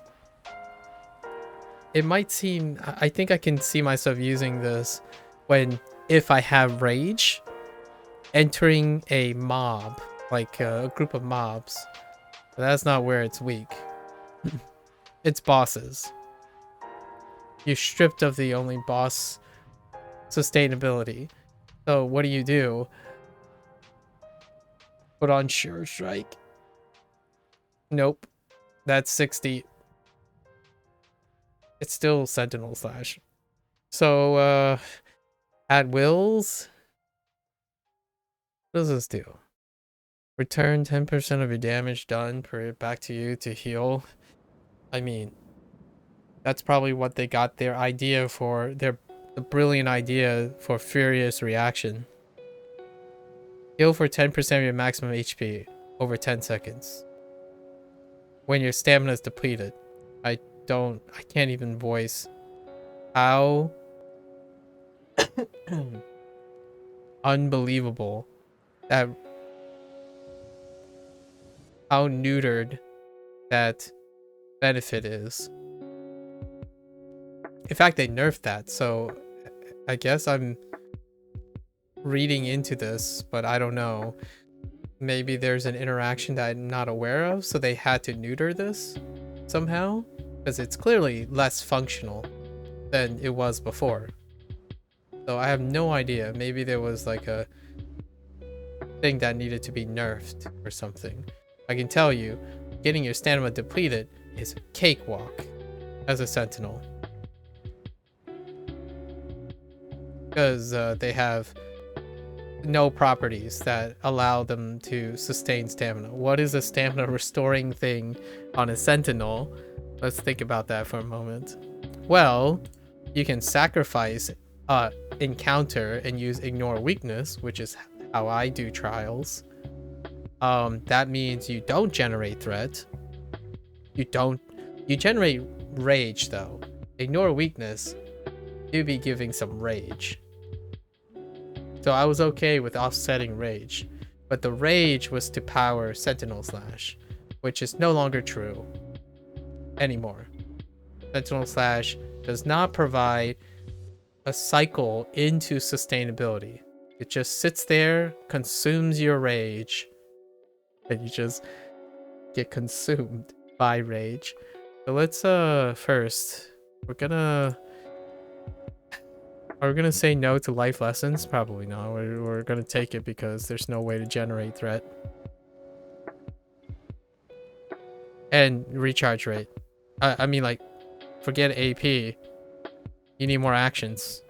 That's just it. So one thing I want to figure out is we're just gonna go with a defensive. And what did I pick up? Yeah, frustrating slash, like, who cares? 5 seconds, diminished return. Good for you. Kill the slash. You got it. On the move, so we have that. And then we can't even use Blood Fury, or Primal Fury. It's Precious Rage. You use it for Unstoppable. You don't use it for Primal Fury. Primal Fury was easily one of my favorite mechanics.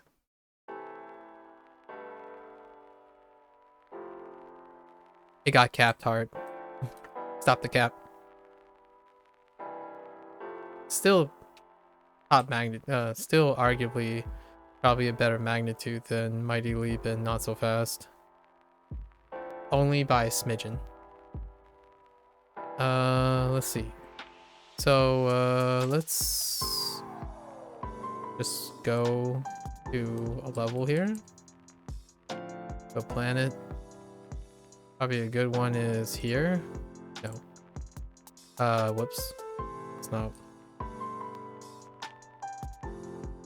So let's give it another honest attempt. Perhaps my initial impressions were a bit too strong. So let's see how much the Sentinel gets for guarding or blocking, because blocking is essential. Okay, so there's bounding, and I canceled bounding. The first thing I did was hit this and get ready to guard, and I canceled bounding slam.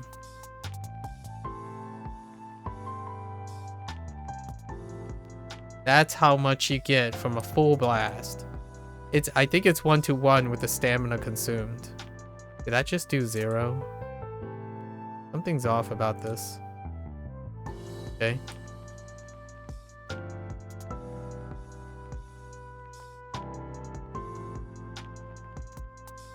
It's 1-to-1. Yeah. The stam to rage is 1-to-1.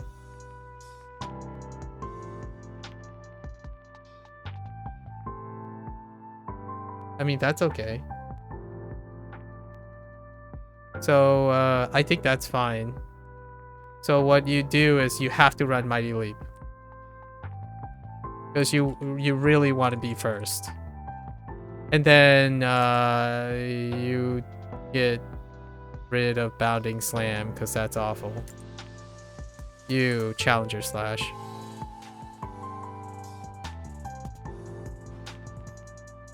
Challenger Slash is much faster. Bounding Slam is just hard to say the T word or G word, but it's hot garbage. So we're gonna say it. So like you initiate, hope you get hit, then you challenger slash. And then you would end with Blood Fury usually. So it is usable. But is it better than Challenger Slash with Rage and Rally? It might not be, actually. Let's retrain again. Let's do the retraining again. Plenty of tokens. I'm too edgy for preview shard. So this is just the way we go. So we will take away punishing charge, which is just for single target. It's gonna be at bosses. So for every boss that you can't change, too bad. And this lines up with the Mightier Leap setup. So we'll do this. And then we'll take Leap, because Sentinel Slash is trash. Not so on the move, because you need on the move. This is always going to be takedown, because boasting takedown is hot garbage. Inspiring bravado is hot garbage. All right, we're gonna be a little strong about this. And then Blood Fury, because if you have a lot of HP and stuff, I guess you would never trigger this anyways. And then we take Bravery, because when you're in combat, you get more speed. You kind of want that. All this stuff, this, hot garbage, except for trials. You can use Challenger's Charge for trials. This, diminished return. You have so much threat generation. This diminished return. If you don't have an action, it really doesn't matter. If you really want this, you have a problem, because there's also this, and this, and this.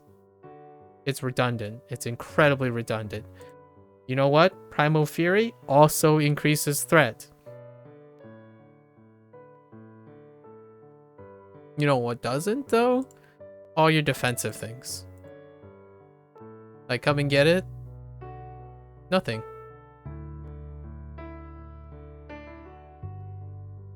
Okay.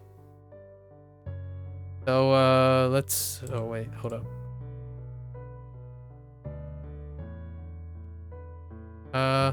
You know, Spinning Strike? I mean, it has control immunity, right? And they normalize all that? Maybe? I mean, Spinning Strike is pretty bad. It's 1000 mag. It does increase your movement speed, though. It's probably Crescendo. Just stick to your boss while you have Unstoppable or something. Alright. So what? What do? You jump in. Come and get it. Or not so fast. And then you sit there and you wait for... Oh, wait. I still have Short Strike. You probably want to use Challenger's Slash to get the rest of your rage. Oh yeah, that's right. Switching encounter powers while in combat puts it on cooldown.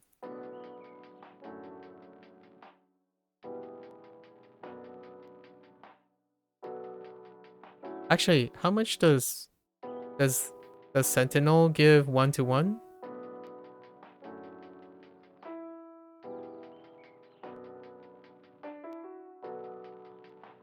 You have to actually take damage. So here's a bigger, here's an even sadder thing, I suppose. In order to generate rage, you have to be able to take damage. But if you're a tank, you're gonna aim to mitigate damage. So when you're really heavily geared, you actually generate less rage, in my opinion. I think that's how that works. So like that guy didn't give me any rage because he didn't do any damage. So let's try. And the downside is the moment you hit tab, you stop generating rage. So now what do? You sit here and wait for rage to come up. This is what you're gonna do. Sentinel slash.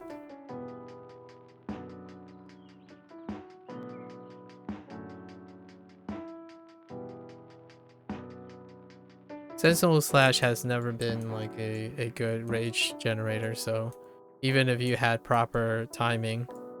And right now I'm inherently canceling Sentinel slash over and over again.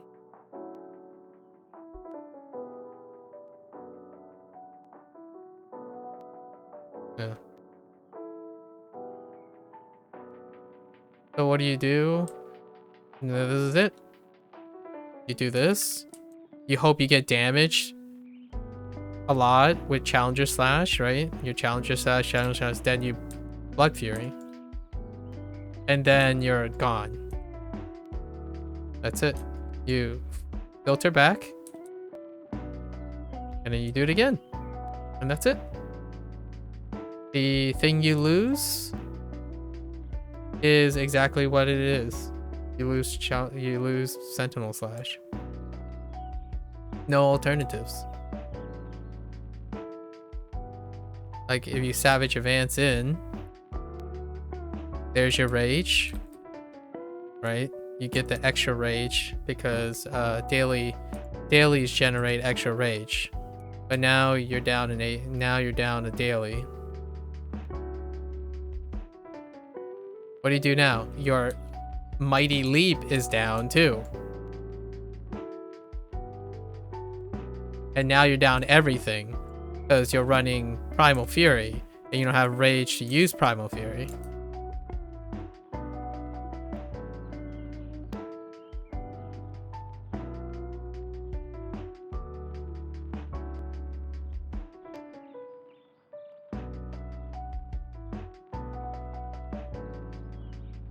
Yeah.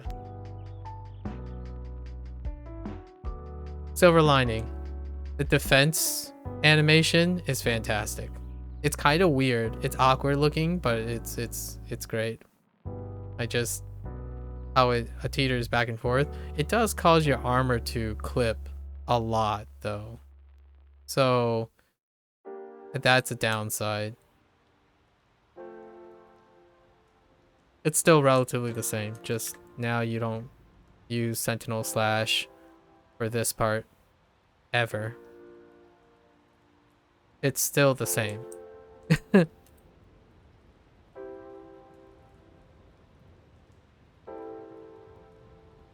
I keep you have no idea how long Sentinel Slash is.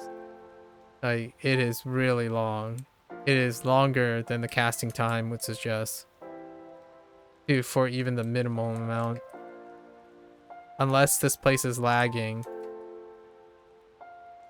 It is so long. But there's no alternative. Short Strike is the alternative. In fact, I'd probably just say always Challenger Slash. The nice thing about Sentinel Slash is it's a block. Which is how I used it functionally already. But you can still do a lot of damage. What I mean is with Challenger Slash into a Blood Fury. But if you don't take damage, your Blood Fury does negative. Like it's worse than having anything else.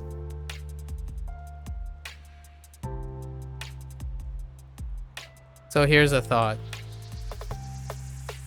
Sentinels don't need more threat generation. They need temporary health. Temp health. The 10th health is to offset the idea that you'll always have to take damage. And temp health or temp stamina. That 60% absorption rate, sure, whatever, that's great. But pool of stamina has to go up. Or, I mean, actually, I take it back. It has to go down. That's a weird thought. But what I'm saying is, it has to be easier to lose stamina but not be in danger. Like, see, I couldn't even get to 60% stam. And it's important that it's in this environment because you wouldn't be doing this intentionally on bosses. I really hope that people are not encouraged to do this intentionally to be efficient and be toxic to your healers. Like running 0 stam the entire time.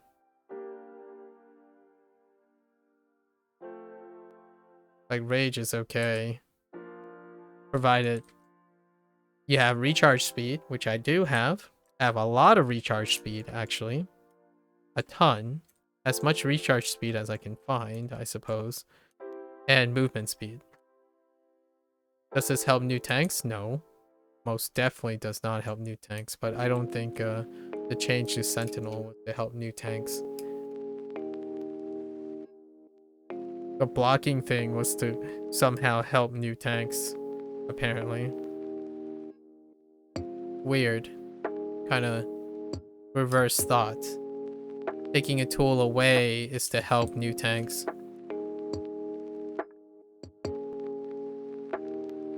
Don't sugarcoat it, you know?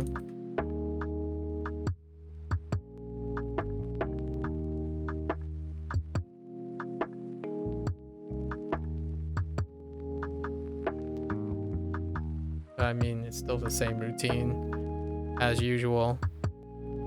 You're just slower in every way. And all this new stuff, they're not alternatives.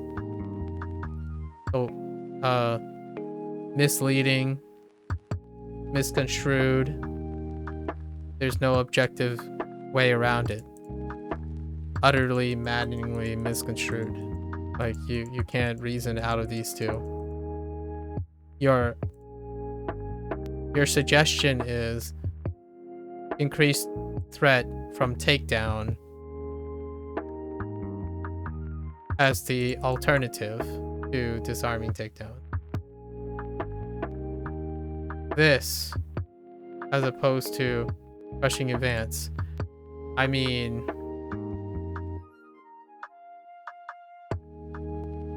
I would take, I personally would say, if it said Battle High now increases the maximum HP of all your party members, period, by 15% for 10 seconds, regardless of range. That's possible. It's getting closer to Shield of Faith. Possibly. I can see that in a trial setting. But it's not just party. I mean, your entire trial. Like, everyone gets 15% maximum. That's aligned with the Sentinel. Not just party. That would probably serve a little bit more in line with reducing the target damage dealt by 12%. Because it's in line, and then there's a situational difference. On the one hand, it's a buff. On the other hand, it's a debuff.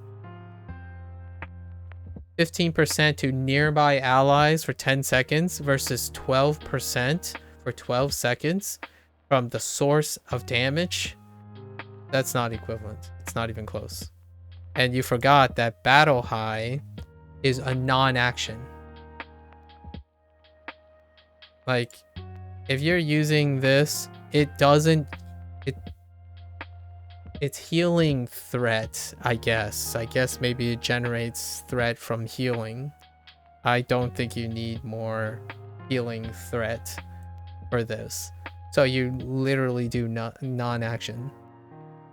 As opposed to, oh yeah, that's right. This also still does 1800 magnitude.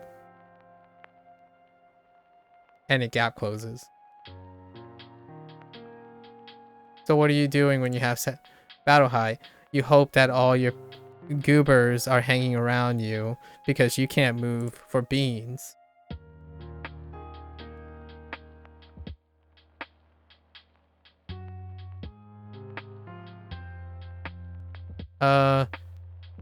Alternative? All nearby allies gain, I don't know, 15% movement speed for 10 seconds. I mean, 10 seconds is too short, like 15 seconds. Maybe. I could see a situation where you would choose this in a boss fight versus this.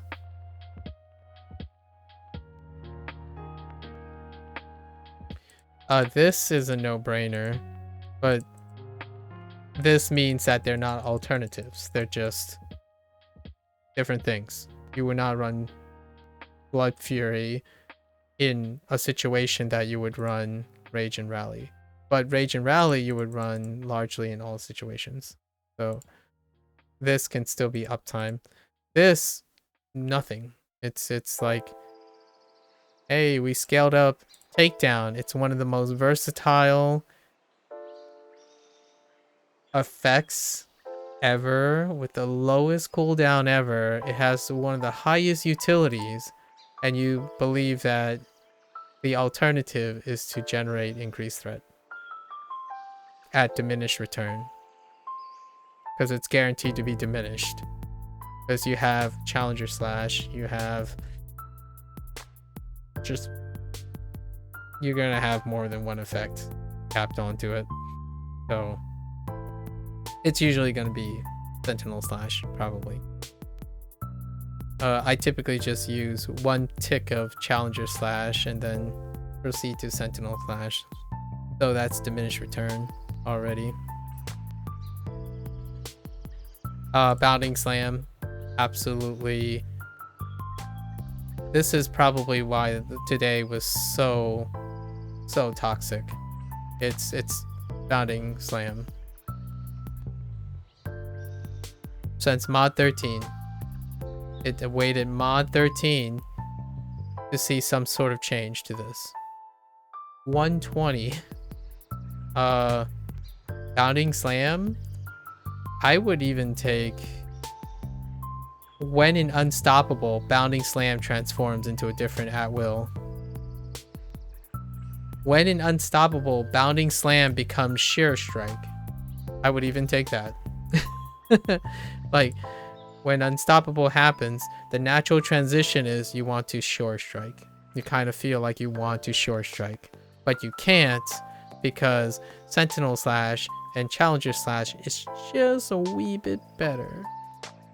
Just a wee bit better. But now I'm almost wondering, it's not Sentinel Slash, it's more like Shore Striking. That's how low it has gone. You sit there, you Shore Strike. That's it. Yep. The vast majority of survivability is a setup. They're non-actions. Maybe a passive deflection. So like get rid of this hot garbage. Like Threatening Presence and Raging Blade Turn. Actually Raging Blade Turn. Instead of changing this up, when Rage adds up to Junk, I suppose. Make it something, for every source of damage, you deal 50 magnitude or 25 magnitude. Every time you get hit, 25 magnitude, 50 magnitude. So it'd be like the difference between doing the Aura of Vengeance, but only this time it's on hit. So none of these are Sentinel related. Like, none of these. In fact, they highlight Sentinel's crippling lack of utility. When you equip Challenger's Charge, you still need to Punishing Charge. Punishing Charge has 16.2 second with recharge bonus. You miss that, you could try to bring up Come and Get It, goes on cooldown and for 10 seconds because you're in combat. Good luck recovering from that. And this, it's, you rebalance threat, so this is insignificant. I'm surprised this didn't get a change because of the rebalance in threat. This is an afterthought, but Threatening Presence is irrelevant now since you changed the threat formula, like the factors. This is a feat. It's a Paragon feat that has overlapping with everything, with 2 more actual feats. Class features overlap with feats. How redundant can you get, in my opinion? I better be careful because it could be more redundant. It is possible to be more redundant. Rage and Rally, guess what? It also increases threat generation on Unstoppable. You know, at this rate, I think it would be so cool if there was a threat gap mechanic for barbarians, sentinels. The higher the difference between the threat on a sentinel and the next biggest target grants an equivalent proportional advantage to the barbarian. My take would be that threat, the higher the gap is between the threat of a sentinel and the next highest, introduce up to 20% mitigation for the barbarian. Because when you taunt someone, like when you get someone riled up, they become easier to manipulate. So when they're angered, they're not really focused. Or alternatively, threat is proportional to deflect and critical avoidance.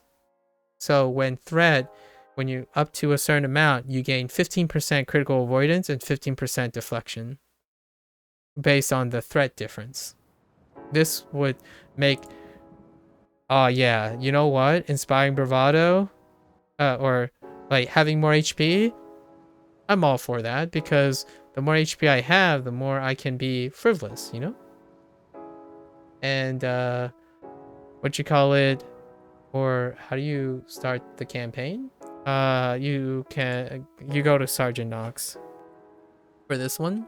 So it's Sergeant Knox, and then you go to Neverwinter. So that would be cool. I think that would be neat. So I would totally generate all the threat in the world if there was a bonus attached to threat. Right here. The spot. That would be cool. So I would stack all the threat modifiers. I would even take a boasting takedown. Oh yeah, you name it.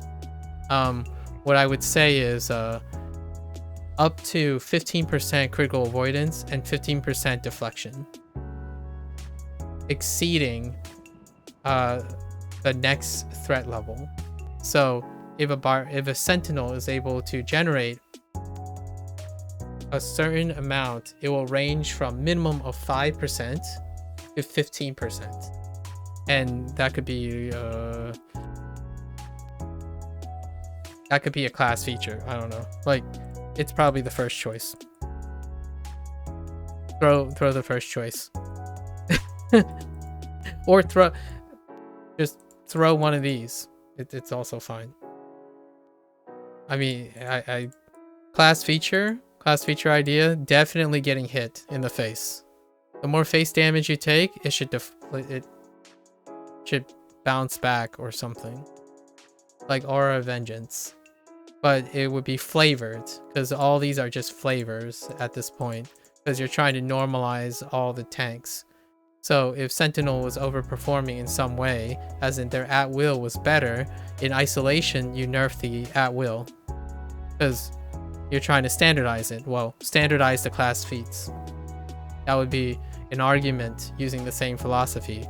You have 4 duds. The other ones don't have 4 duds. Actually, it's more like 6 duds, but we haven't even gotten there yet. So there you go. All for it. You can keep boasting takedown. You can keep even frustrating slash and leap into action if generating excess threat actually mechanically serves a purpose that is functional. It's not. It doesn't. It functionally serve a purpose for like Justicars and Vanguards because they don't require additional function anymore.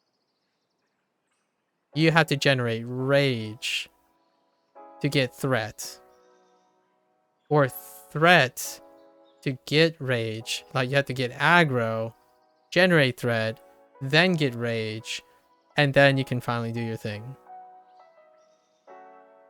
When you enter combat, the other two tanks do it immediately with no setup. Admittedly, Paladins are weaker in single, and Vanguards are stronger in single. Sentinels are weaker, period, because they need to set up. I don't think that has ever changed since its introduction. Undermounted is the same. It's always been that. Say, hey guys, can you wait till I get aggro? Wait, guys, I don't have a daily. I need to start with a daily. So what was the solution to that? Well, at least Sentinel Slash can guarantee a daily to start most of the time. It usually, a lot of times it doesn't because a boss is behind a gate and it's all at the planning of yourself. So for me, right before we get to a boss, I make sure I have a daily up because what else are you going to initiate with on a Sentinel?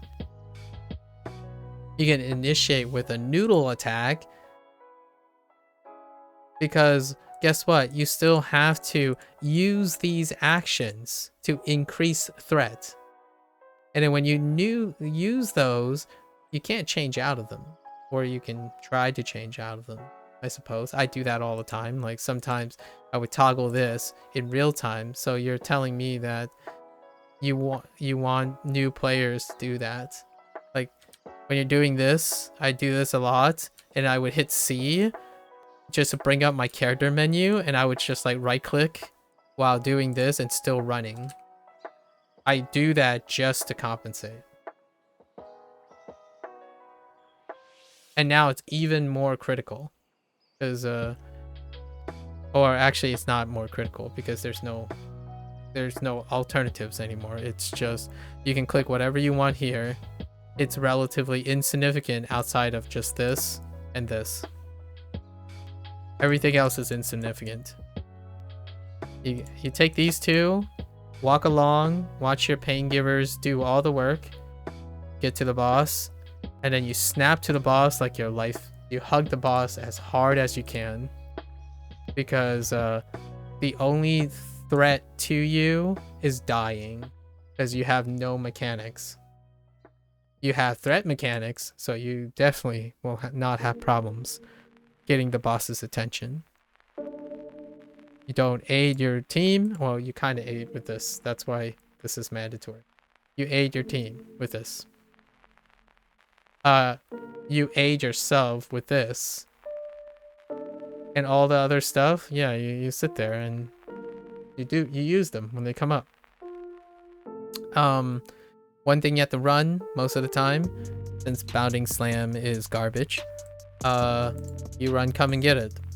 Because if a new wave shows up and your rogue friend decided that he has that person has Path of Blades down already, well, you gotta stop them somehow. Otherwise, they're gonna run around and then all the mobs follow them. And what does the Sentinel do? Well, chase them down with Sentinel Slash, apparently. I'm not even describing the worst case scenario. It happens all the time. What can Justicar do now?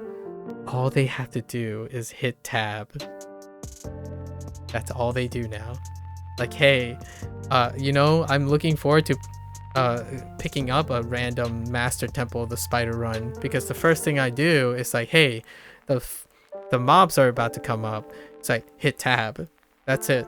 You can outperform a Path of Blades or someone who has AoE down already by just hitting tab. You can actually miss come and get it. It's nearby enemies. You can actually miss. Come and get it.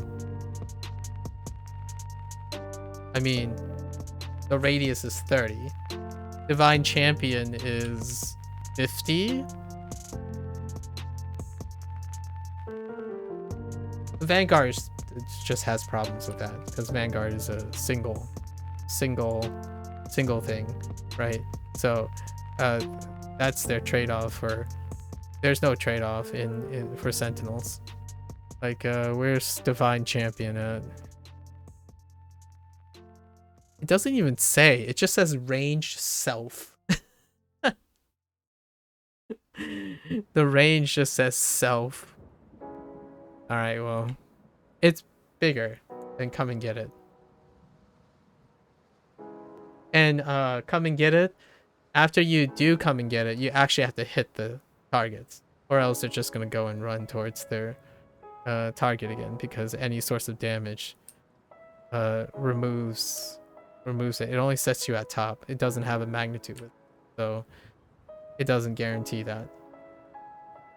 It's a setup move again. It doesn't have a positive action. It's a setup move. So a Come and Get It is followed by a Not So Fast. They're paired up. So you have to tell a person, like, if you're gonna do Come and Get It, you might want to keep your hands on Not So Fast. And generally speaking, in a boss, it's usually Not So Fast, a flex with Come and Get It,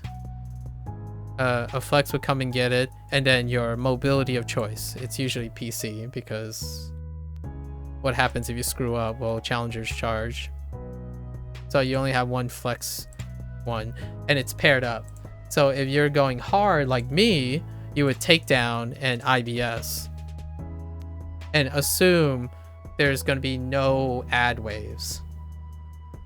So nowadays, most dungeons and trials and stuff come with ad phases and singular boss phases. In fact, that's actually one of the philosophies that was disclosed. They want to do more ad phases. So what do? You have another setup. It's Come and Get It and Not So Fast. You've locked in all the time. And what's your choice? Well, you can flex in a mighty leap, sure. That's it. Is this choice? It's not choice. It's just, it's very prescribed. I mean, I'm okay with using this. It's fine. At least I think it's fine. The moment you use Fury in a boss fight, ooh, you better hope you're good at timing your unstoppable, because you're not gonna get it in the right place. Sense Tom, it is absolutely incredibly difficult to try to use Primal Fury. Like, and now Primal Fury has the unstoppable end, right? So if you want to use it, that's it. It's not part of Blood Fury anymore.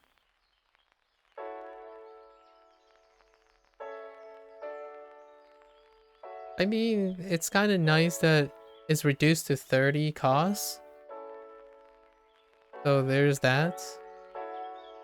But you're running Rage and Rally when you're in a boss, so it's gonna cost way more if you ever want to run it.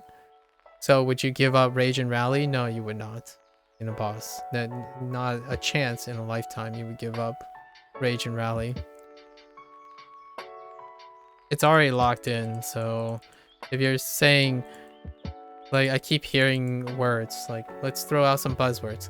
Viability, competitiveness, alternative, and helping new tanks or smooth out tanks and having options.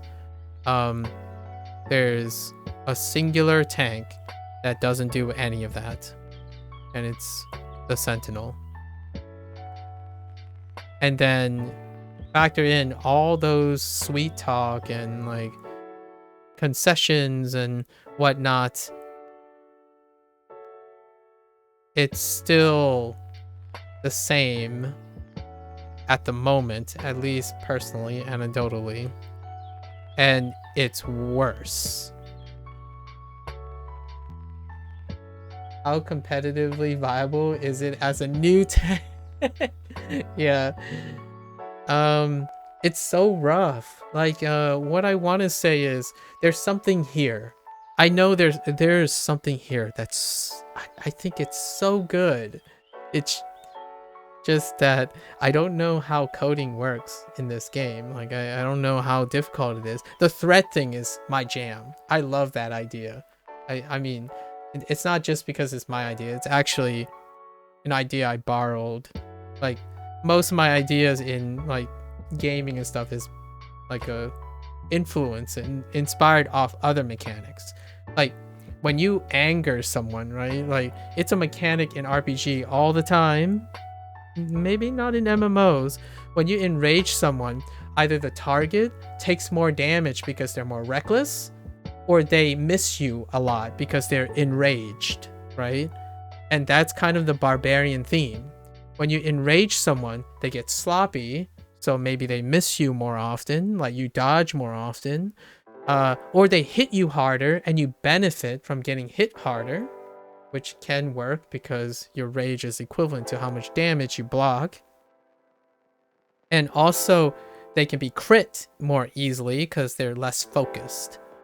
And they also most definitely take more damage. So the themes are here. A disarming takedown increases the damage taken, right? And all the themes are based around getting the person angry at you. Yet it has no benefit. It's like, what's a great example? I'm number one, right? I'm number one at folding paper. So I'm going to fold even more paper and get even further at number one. Functionally, that serves no purpose. Emotionally, that can be very rewarding. So that's what I'm applying here. You can flex at how easy it is to generate threats. But functionally, when you're talking about competitiveness and viability and alternatives, you're talking about function. And it's always been this case, in my opinion, where the threat theme on a sentinel is not enabled by action. There's no way to take advantage of that threat. Like, yeah, you certainly can stare at a person or stare at a boss and he'll be angry at you.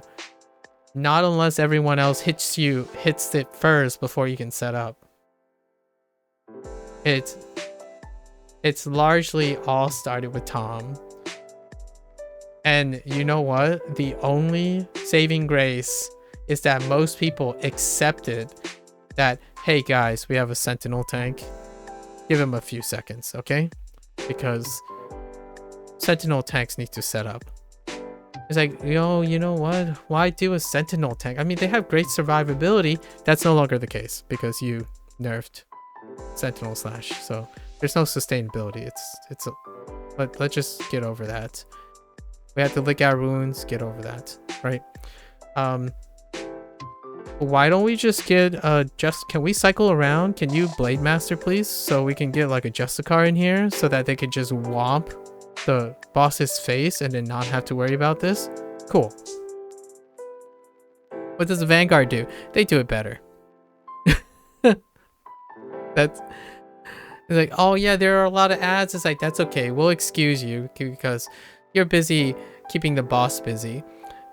The Sentinel goes around. It's like, it's all right. I can't do any of that anyways. It's fine. Like I'll keep hitting the boss. It's okay. I can't do anything about that.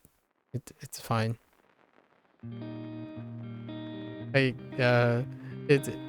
That's how I felt like most of the time. Doing Tom, oof. It was great for survivability. Like you get angry and it's great for survivability. That's no longer the case anymore because that's the last tool that's gone. What is thematically? Let's just think about this for a moment. What is thematically barbarian like? Oh yeah, that's right. Take a lot of damage and recover from it. Or get something very, very aggressive at you and reduce its damage, right? Or increase its damage taken. Well, it can't do any of that at the moment. So if you're telling me this is an RP reason as well, like, or Dungeons and Dragons reason, I'm calling those people out. That's not the case. So maybe the idea is, sorry, we're using a quality of life to make tanking easier, except for the one that's overperforming, that's not new. Sentinels. That's it. And oh yeah, by the way, the one that's truly overperforming is also getting a nice overperformance because they viably and thematically somehow agree with the person who's making the decisions on these changes. And specifically, that person did disclose themselves publicly who's handling certain changes. And I can pretty much be okay in saying the person who is handling the paladin changes are not necessarily one and the same who is handling the sentinel changes. Maybe they are. Who knows? But it's still the same, in my opinion. Like, what I mean is experience and recommendation for new tanks is stay away from this.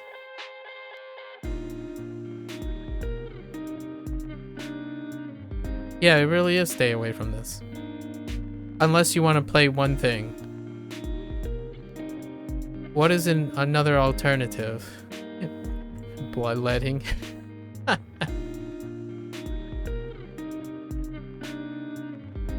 Yeah, bloodletting is the only alternative. And just so you know, new tanks don't have gear. So new tanks, it's even more dire. Because what you do run is you run Ignore Weakness. And I still run Ignore Weakness. Because when Halster blasts you for 80% of your HP, you hope it's Ignore Weakness. Like, Enduring Shout, it's just nothing. Like, I mean, it does do something. Like, heal yourself. What does healing do? Generate more threat.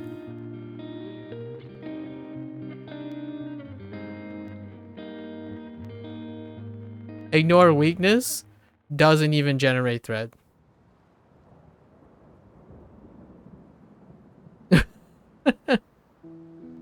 It gives you your stamina back though. So I love Ignore Weakness. Ignore Weakness has a cast time of 0.7, but its cooldown is so high that if you ever play against a boss and your cooldown exceeds the boss cycle, it's no longer, it's legitimately, you will die. And that's how I handled Tom originally. The Hallister throws a ball like every 13 seconds. So every other ball, I need to come up with a companion blocker to keep the Sentinel alive. And that's meaning timing unstoppable. So you have to take in an average of 2 tank busters for every unstoppable. Now it's worse. It's even slower to get to unstoppable. What does the other 2 tanks do? They hit tab.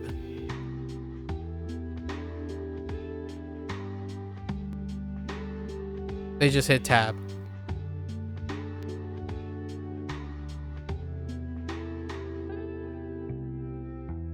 Tab. Like, anytime. Like, you can even be safe and not use tab and you're still okay. Like, I can't tell you how many times dig in, most people just hold shift instead of digging in at the right moments. Or holding digging in while sitting in a pool of lava. And then the other one, the alternative is hitting tab Divine Champion, running around, showcasing exactly where you are because you have the radius bubble of the aura bubble of, you know, the entire continent of Asia. And then you see how goofy it is because you're doing this. And you're just like running around saying, hey guys, I'm blocking. I'm blocking. Yep, I'm still blocking. Alright, I'm gonna cancel. Oh, hey, I'm about to be in danger. Alright, I'm blocking. Oh, also, there's a soft lock, which I think a soft lock is still a problem. I'm still gonna say, you know, you don't normalize to Sentinel. Don't normalize these tanks to Sentinel because there's still a soft lock on this. When you deactivate, you can't activate. There's a huge cooldown. All right, watch this.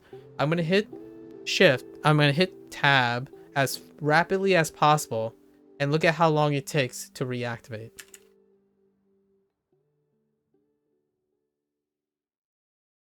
It's 4 seconds. At least 4 seconds before you can reactivate it.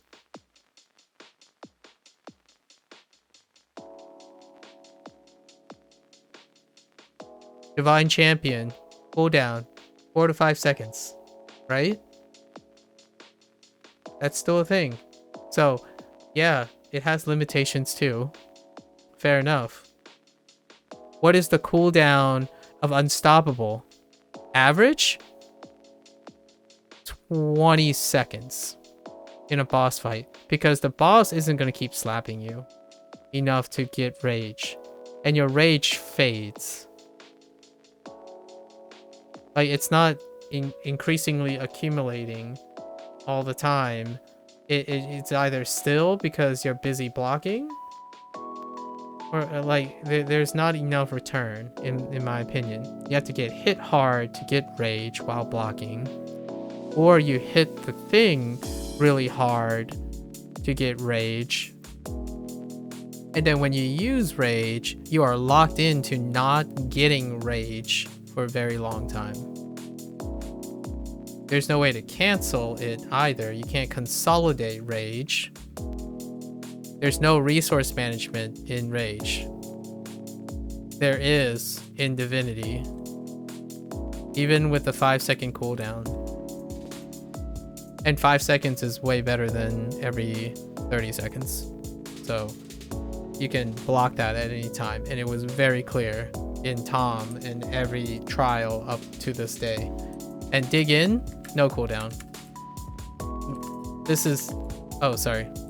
Hold up. Dig In is actually even faster. Dig In. As fast as you can. And it's active from frame 1. No resources outside your stamina.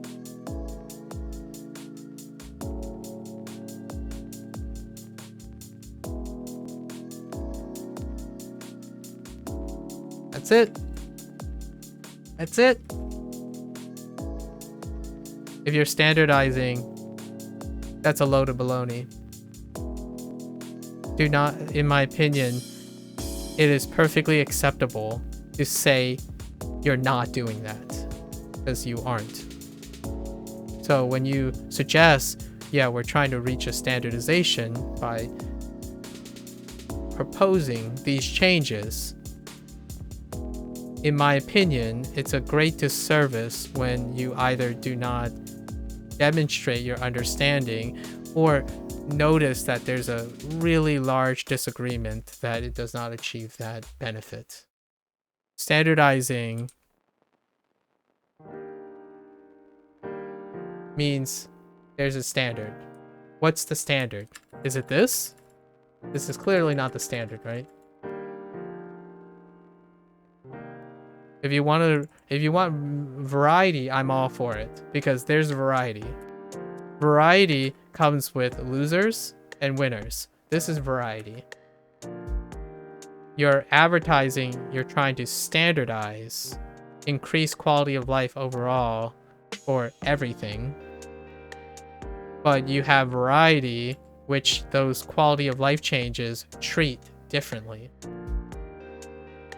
This, when you change AP gain and how block works and block timing works, it doesn't affect this.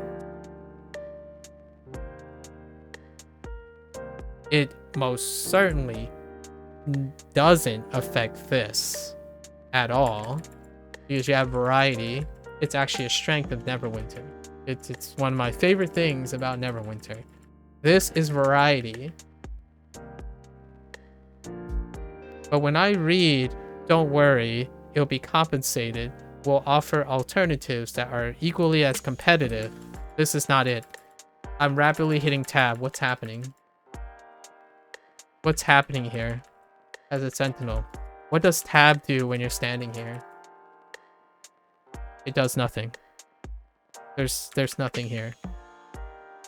It's variety.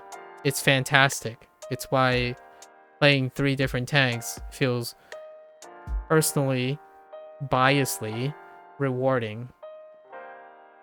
But when you go out and somehow think that when you write, you're standardizing something by changing it across the board and suggesting that it's balanced or it's appropriate, that is ludicrous. I don't see how one, in my opinion, sorry, I don't want to, this is going to sound a little bit rude, for sure. Like, I don't see how one can be comfortable typing or writing saying that this is appropriate standardization when you apply the standard to fundamentally different mechanics. Okay, let's blanketly change all the rework the threat and say, hey guys, don't worry, this actually overall improves everything. Everyone interacts similarly, and I still concede it does. It probably does in a way. But I'm not conceding that is disingenuous and misleading. It's kind of the best thing that reminds me of an error that I made professionally a lot of times is I look at my data, right, when I'm in science, and you look at it so long and you just want it to have a nice, elegant narrative, and you want to sell that elegant narrative, and you get lost in your tunnel vision. So all the data you want to see points to one conclusion. It's a win-win. It creates elegance where it doesn't. So somehow, in the wisdom of being heavily invested, I'm not suggesting the developers don't care. They absolutely care. In fact, I actually think they care in a way that caused the tunnel vision. And that tunnel vision is having a duality of design that causes this situation. Where things are unloved. Bonavirtue is unloved. It's just a product of tunnel vision. There was a theme there for Bonavirtue and it just didn't work. What is the tunnel vision for Sentinels? There's absolutely unnecessary amount of increased threat. It's so incredibly obvious, but when you're really passionate about a specific theme, you worked with something really long, maybe even a deadline pressure, resource pressure, or just downright crummy period during a development cycle, it's very understandable. So I'm trying to be very empathetic here because it can be frustrating, even to a scientist who spent over 10 years looking at data for what he does. You still get tunnel vision. You focus on where there's a problem when there is not, and you find a solution to something that isn't the solution to the first thing you think about. And here, there's checks and balances, right? My tunnel vision is because I have a supervisor. I had a boss, I had colleagues and coworkers that say like, yo, dude, hold up. I see increased threat here, increased threat here.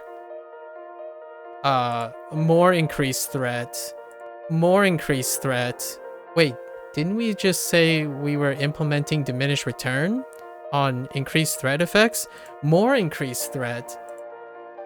I think half the kit is available with increased threat. Can't we do something with that? Or can we deviate something with that? Like, there's more than 5 things you can allocate to increase threat. Your whole kit can have increased threat outside of your dailies, which is non-existent now because you don't use dailies. I'm going to be real.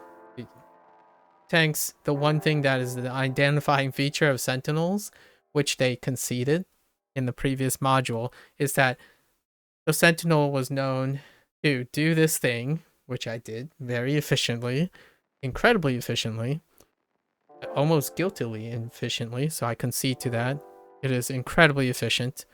It is the iconic thing of Sentinels.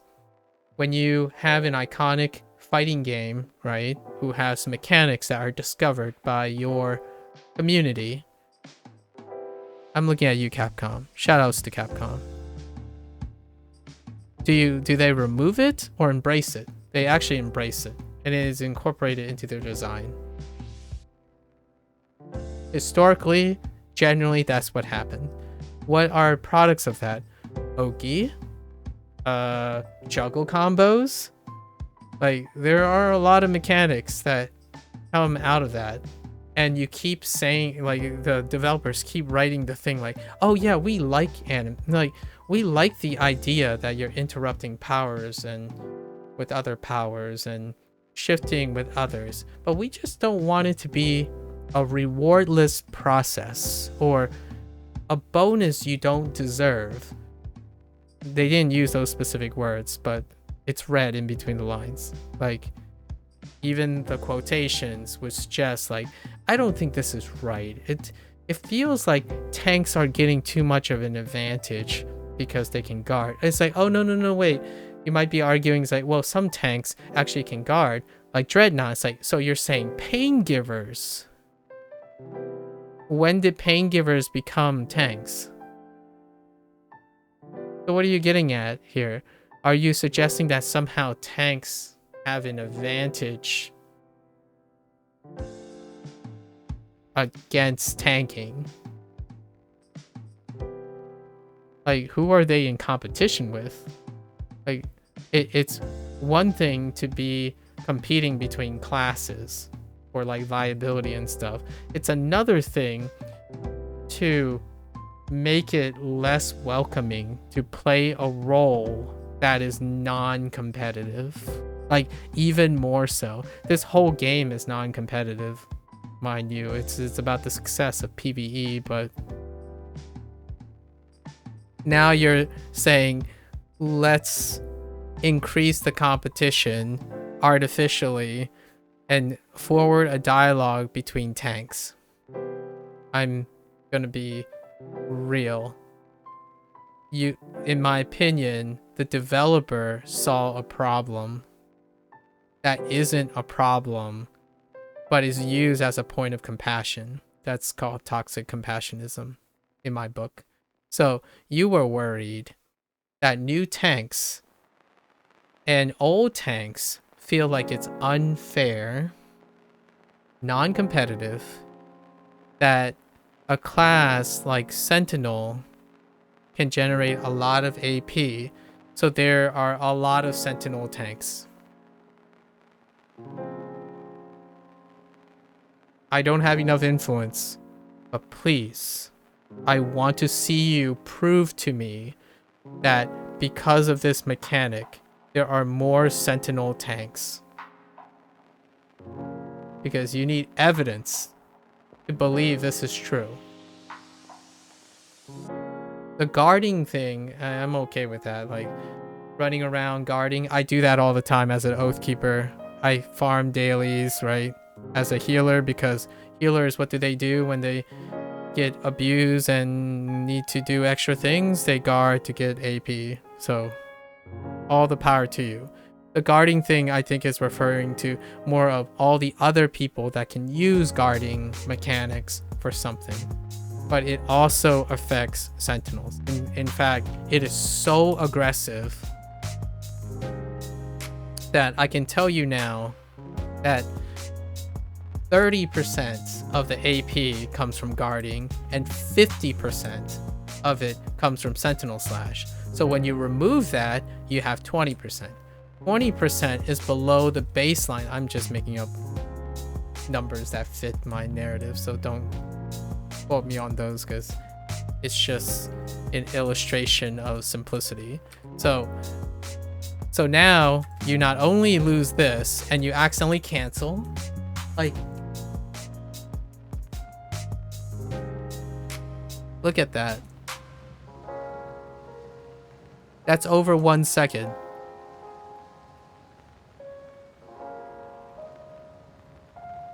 That is over 1 second. Let's go look at casting times. That's Bounding Slam.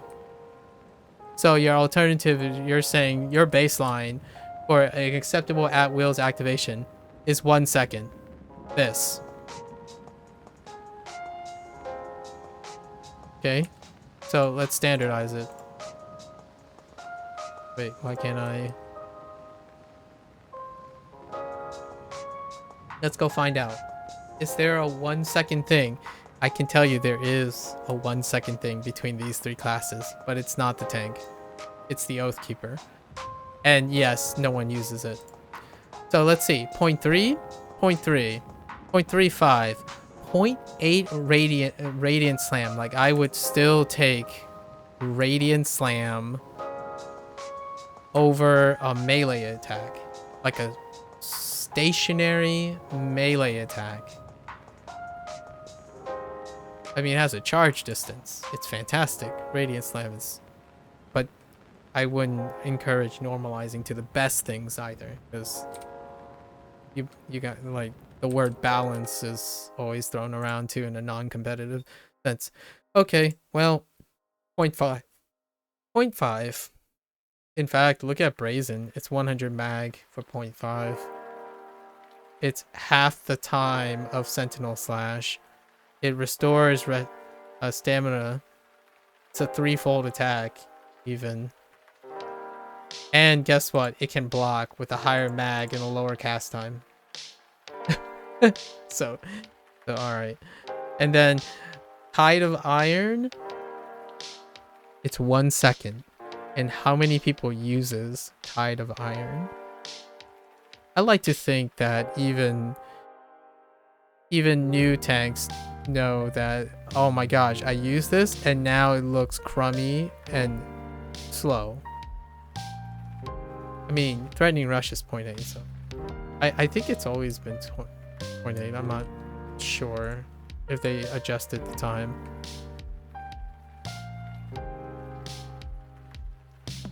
This is a case of overcompensation. But overcompensation, in my opinion, is typically a symptom of tunnel vision, right? There's an eyesore, and we have to overcompensate. So what do? You nerf it into the ground. And this has happened. I really thought it's like that wouldn't happen for a while again, because there were nerf apocalypse, and then there's like a retraction. It's more resources, more time. Just don't play Sentinel and then play something else. Be content, because I believe that the person's account is a representative of the player's depth of skill. Now, what happens when someone says they want to... What do you think about the Sentinel tank? Reroll.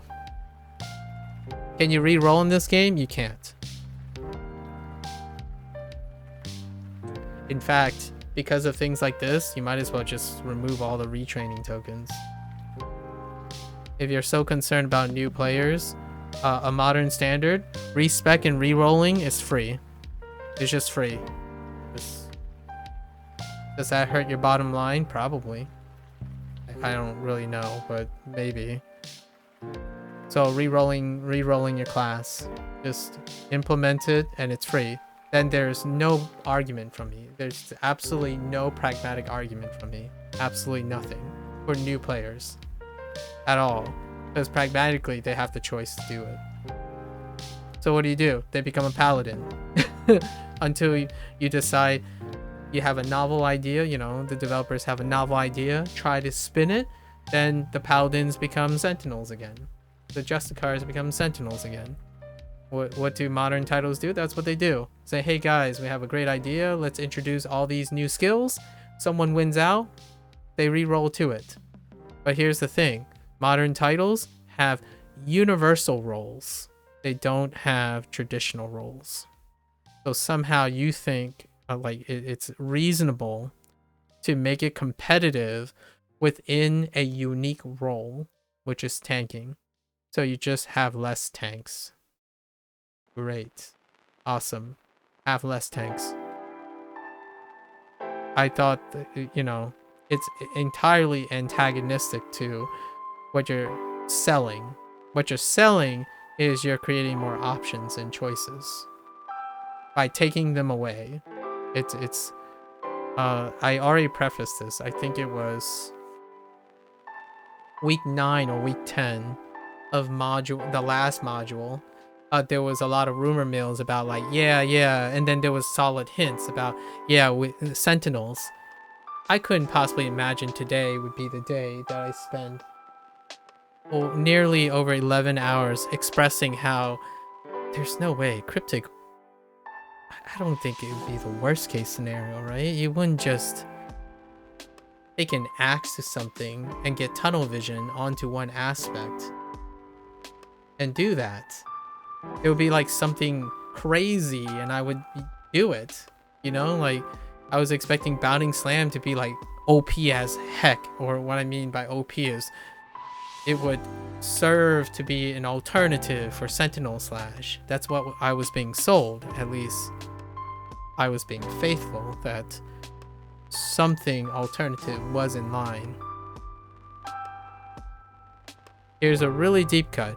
When there was a leadership change, that particular leader was also outed for not following through because there was sweet pandering and whatnot. Well, whatever just happened now is also due to leadership pandering. And this time, it's openly pandering. What did you pander to? Well, you pandered to whatever remains of a few Sentinel players, and then you pandered to the point where you eliminated the rest of the Sentinel. Luckily, for the large case, most Sentinel players are legacy players, because in order to make Sentinels now usable, you have to hit your capstone, which is exactly the opposite effect that was advertised. The idea was to alleviate the capstones by making the following adjustments so that the capstones can be more achievable. Tanking is more forgiving and softer in its transition. So what that meant was play a paladin. And it was paladin focus for healing, and like specifically for healing. It's fantastic. That new bond of virtue, yeah, that's gonna soften the learning. That's gonna soften it really, really well. In fact, a lot of it dealt with the language with the paladin.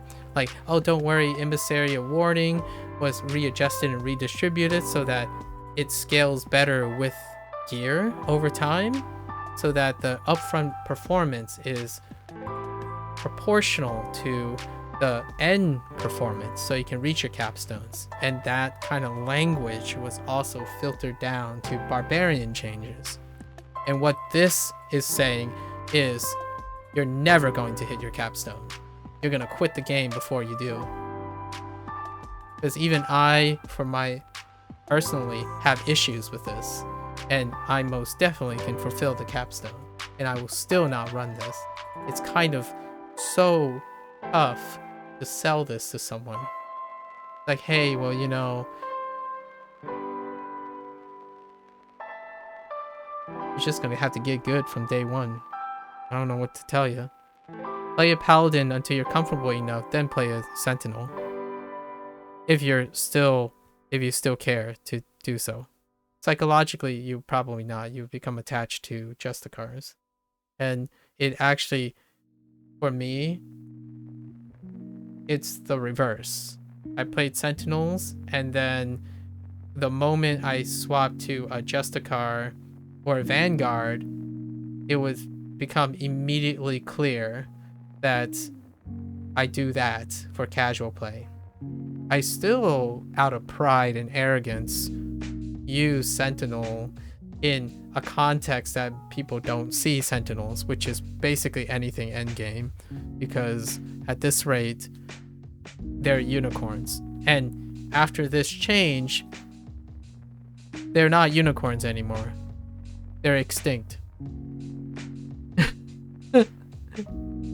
I mean, you can always get Jurassic Park. So when Jurassic Park happens, occasionally one of the Sentinels get resurrected. And Cryptic could be that Jurassic Park scientist, you know, resurrect a few Sentinel players with like some platitudes about like, oh, don't worry, the next change we're gonna step back on our thing. But you know what? The damage is already done, and it is damaging. And what I mean by that is when you pander and you fall short of the pandering, when you backtrack, it also means you don't follow through and you lose a vote of confidence in both ways. It's a really tough situation and it sucks, but human psychology and human condition tends to do that. So when you offer lots of things, you usually lose your job. That's what happened to the last leadership, right? And I was still ready. I was still there buying it. Like I want to believe in it. And I think with time, it could have happened still, but you lose your job. In this case, thankfully, it's just like, there are 2 other tanks. No big deal. To me, absolutely no big deal. I'm making a big deal just to alleviate the idea of how misleading everything is. I really thought it's beyond that now. Like all that nerdy stuff, like you should see some of the posts. Like any person who doesn't play Neverwinter, you should see some of the posts. Like, hey, so just in case you guys don't know, here are all the pretty details. And the new stuff, like the mount powers, have some wonderful things. I absolutely love it. It's fantastic. So I want to leave on an encouraging note, really. So like I don't know who's writing these. I think it's the community leader. No, it's might be. Sorry, I'm really bad with names because I try to distance myself from the stuff sometimes. I need a break from this stuff. So for example, if you really want to know, like the range is 80 feet, 80 units, radius is 15 units around target, cooldown is 2 seconds, and then like the arc time, the CD, like it, some of the posts even tells you when the frames, like when it's active, when it's not, how long does it take to recover from it. It's fantastic, absolutely fantastic. With all of that said, what the heck happened with a patch notes?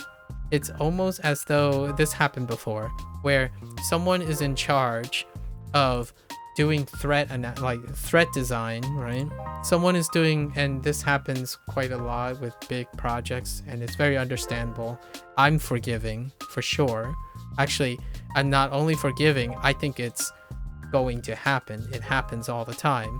You have a compartmentalized workforce with workflow, and they didn't necessarily overlook or double check or just, you know, it's good enough kind of thing.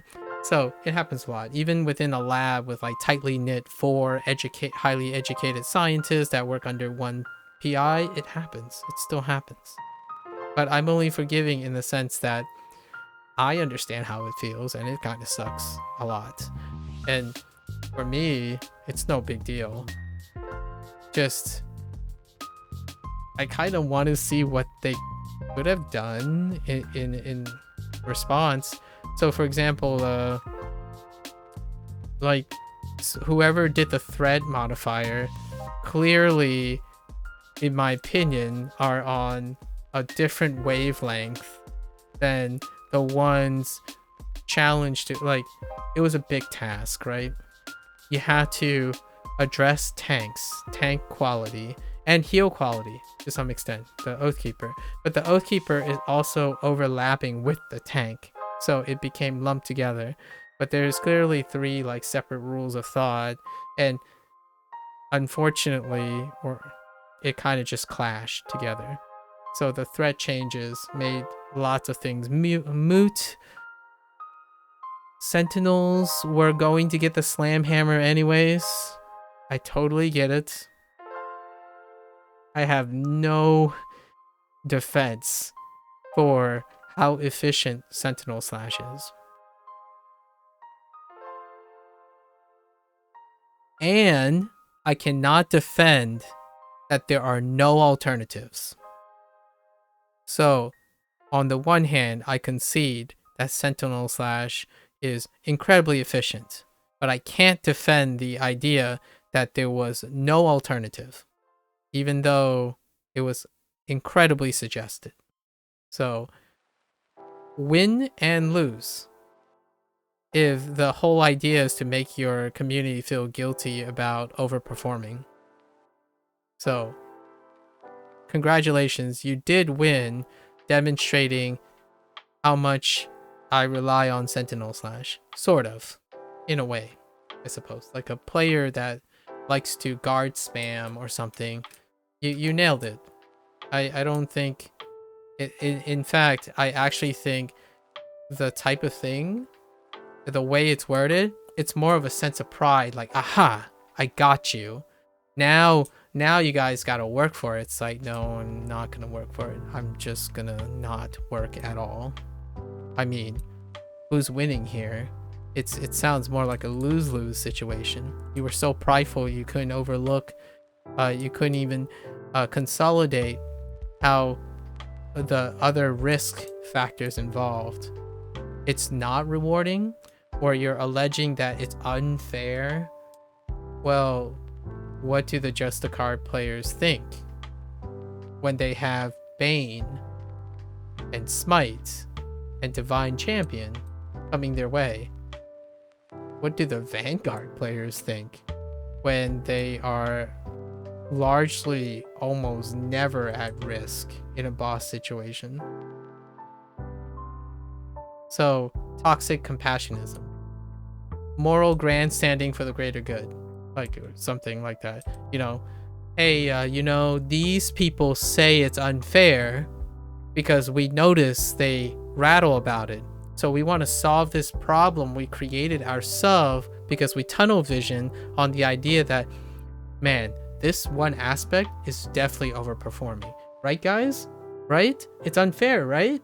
It's like, oh, I know exactly what you're talking about. We're speaking for them. We're speaking for the people who says it's unfair. And therefore, we must take it away. It's, as respectfully, that is childish. It is childish and asinine to think to create problems where there aren't problems, in my opinion. I could be completely off base. Perhaps someone has been talking out of the air, dude, this is so abusive. Like, holy heck, like, players are so upset that they can do this. Like, they discovered this and they can't do this. We need to take this away. I mean, how are we going to take it away? We just take it away, right? It's our power. We take it away. Like, don't you want to, like, give them an alternative or something? It's like, oh, yeah, just tell them there's going to be an alternative. Like, but we're just going to take it away because this is an eyesore. I don't want to deal with this. Well, you did. What do you get in return? You get a monologue from me that lasts, like, 12 hours. I've been there. Actually, honestly, when it comes to a bad science project, right, you know, like an experiment, and you're in so deep you can't back out, genuinely, it's very wise and apt to just nip it in the bud, even though it's growing possibly to a point of no return. It's generally more catastrophic near the end. So, kudos. Now you gotta replace it. So, what are you gonna replace it with? What are you gonna replace the complete lack of an at-will in Sentinels? Like, there's no at-will. Like, I think, earnestly, it's maddening how a Sentinel can be purely successful. It's still possible. It's very possible without utilizing any at-wills. oh yeah, you know, increasing battle. Hey guys, they did increase how much rage at wills generate for a class, for a paragon that barely gets an opportunity to use at wills. Because you know why? They should be blocking. That's the message. You should be blocking. Whenever you're not using encounter power, definitely choose to block. Hold block. What happens when your players complain that you're not holding aggro? Just tell them you're acting too fast. Like, wait. What do you mean acting too fast? Well, you see, every time you do 4 actions, I do 1. So, even if I can over-threat one target, I can't respond to new targets. I mean, Vanguards can't either. So, I mean, they can to some extent, but it's still limited. Justicar fares a little bit better.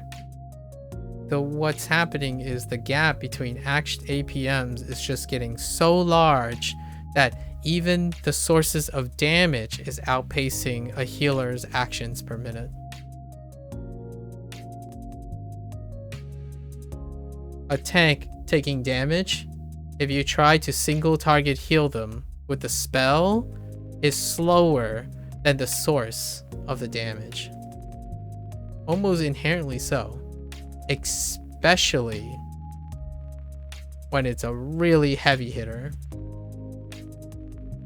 It's easier, actually, and preferable that the pain givers or the group that wants the tank to tank the stuff, it's almost encouraging to give the tank scrolls to revive because they just take the dive.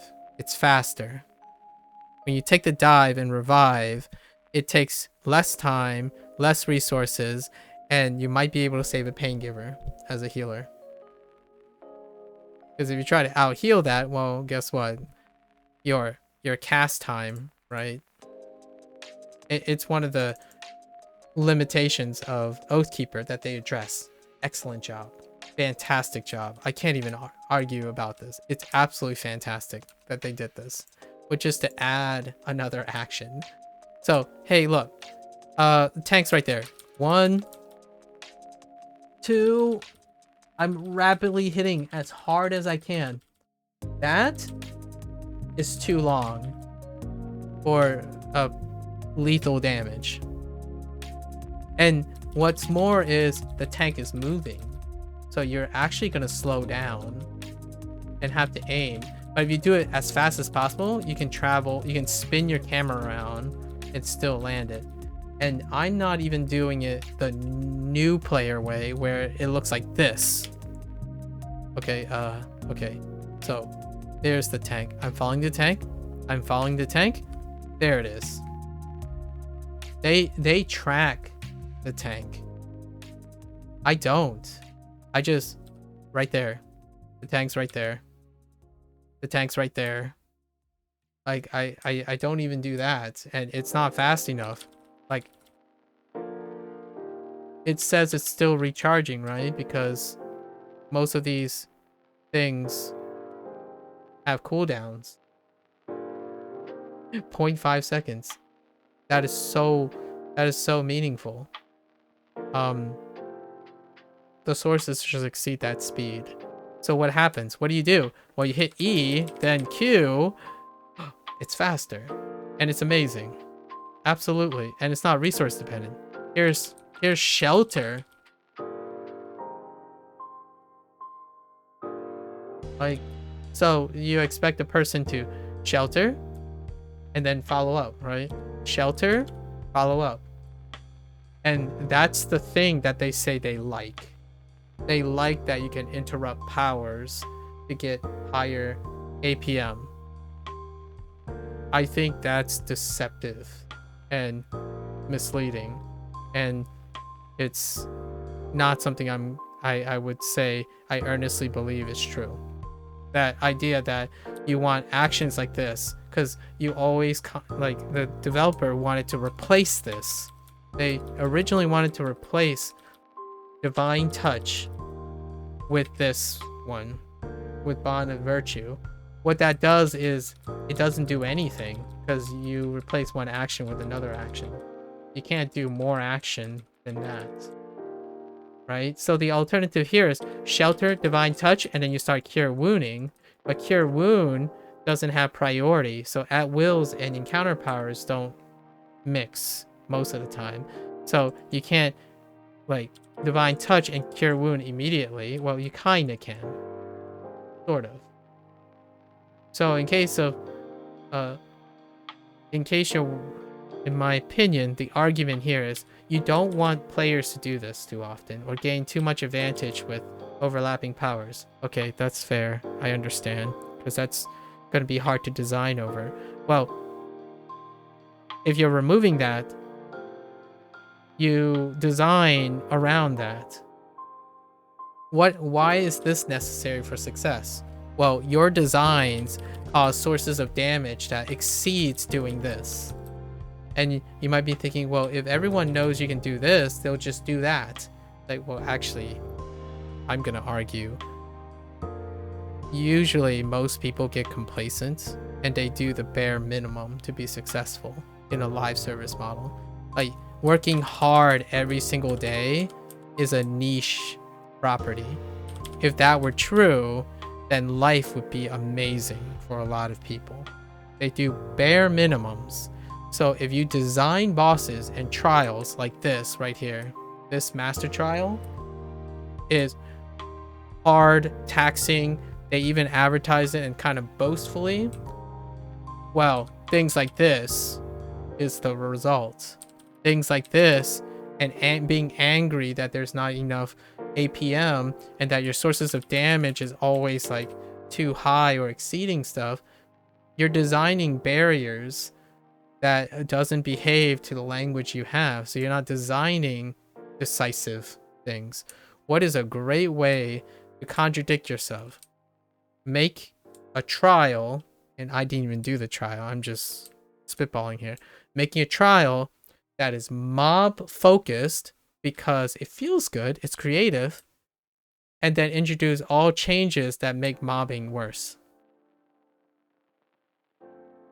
Sentinels are inherently much worse at tanking mobs now. So you design challenges to want to have tools that you're actively removing. That's not a challenge. That's just, hey, you can't swim? I'm going to challenge you to a swimming match.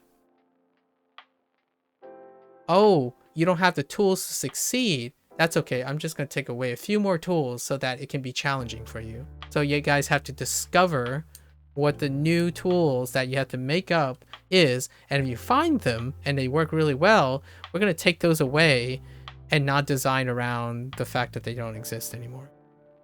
So you make your sources of damage come up faster than a tank can respond.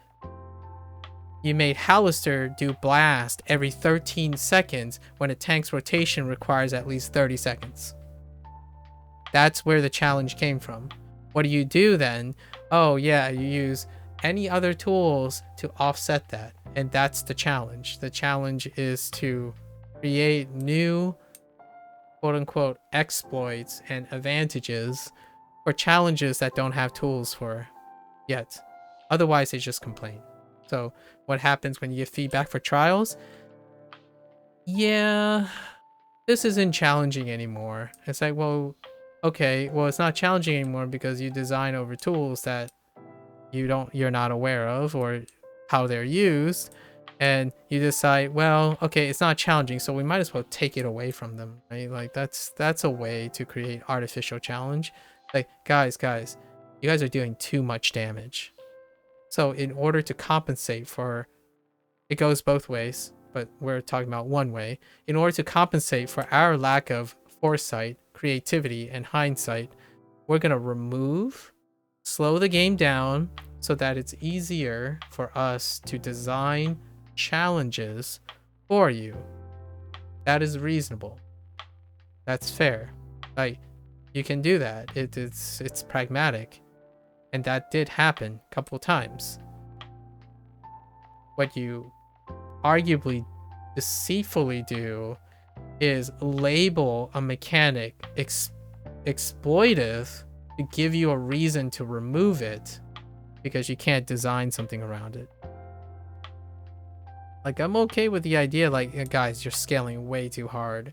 We're gonna rework this stuff so that it doesn't scale as hard. And then we can make it useful, right? Or something like that. It's like, okay, well, you're gonna rework Sentinel Slash? That's great. Awesome. You didn't rework Sentinel Slash. You just freaking normalized it. When you normalize something, it's removing of a tool with no explicit reason to remove it. Other than, yeah, this is overperforming. In isolation, according to what? Where, well, you know, all the other tanks can't generate this much AP, and all the other roles can't generate this much AP. So naturally, it goes without saying, apples and oranges comparison entitles us to reasonably and logically remove something that's an orange and feel like no one's gonna be hurt. Well, I'm gonna concede here.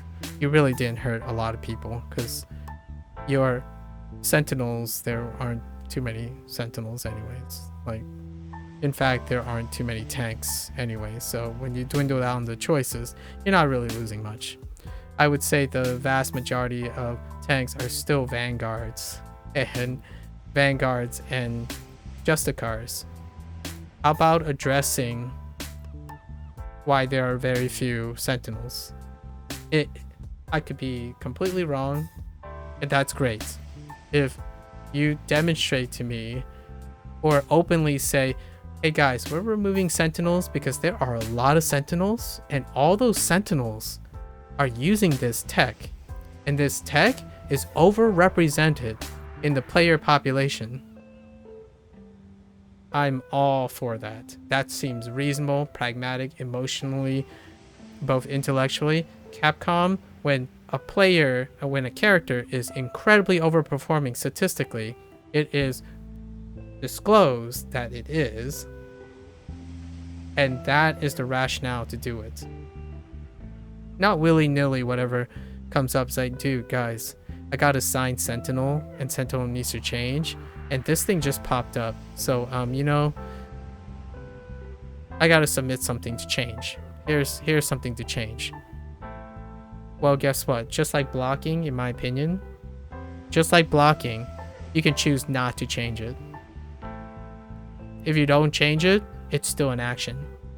And the worst thing you can possibly do, in my opinion, for a new tank who wants to stay with this game longer, is treating inaction as acceptable. The community, especially when you get into the later game, when you do nothing, it is the first reason that someone's gonna be toxic to you. Hey, dude, get in the bubble. Like, dude, come on.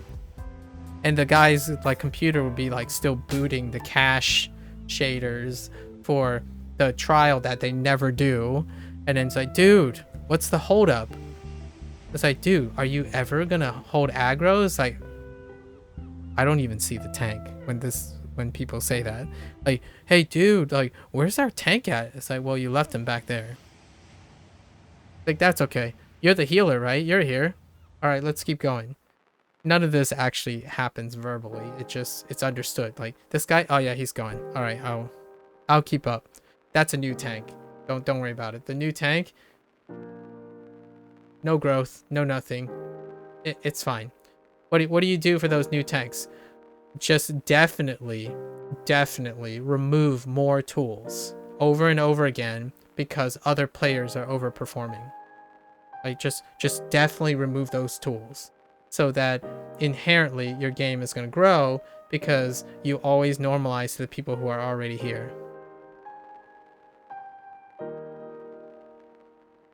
Well, you lost a lot of people. in my opinion. Like, I don't want to spell doom. I think as long as it is communicated with transparency and reasonable doubt, and it requires like a checks and balance, usually it's a win-win. With that, let's change gears because it's been a long time. Like, what I mean by change gears, we're gonna look at the weapons a little bit. It'll be over the next couple. Let's cleanse our palate and just look at what rewards there are, because that involves a separate different people too. I know, at least historically and by explanation, that people who do rewards, like weapon designs, they might rotate or they might share certain liberties, but usually they're compartmentalized. So weapons designs and stuff, it's an entirely different philosophy, I suppose, sometimes depending on who gets cycled, but it's usually variant. So let's look at the Master Trials exclusive stuff, because that's probably the thing that will raise eyebrows.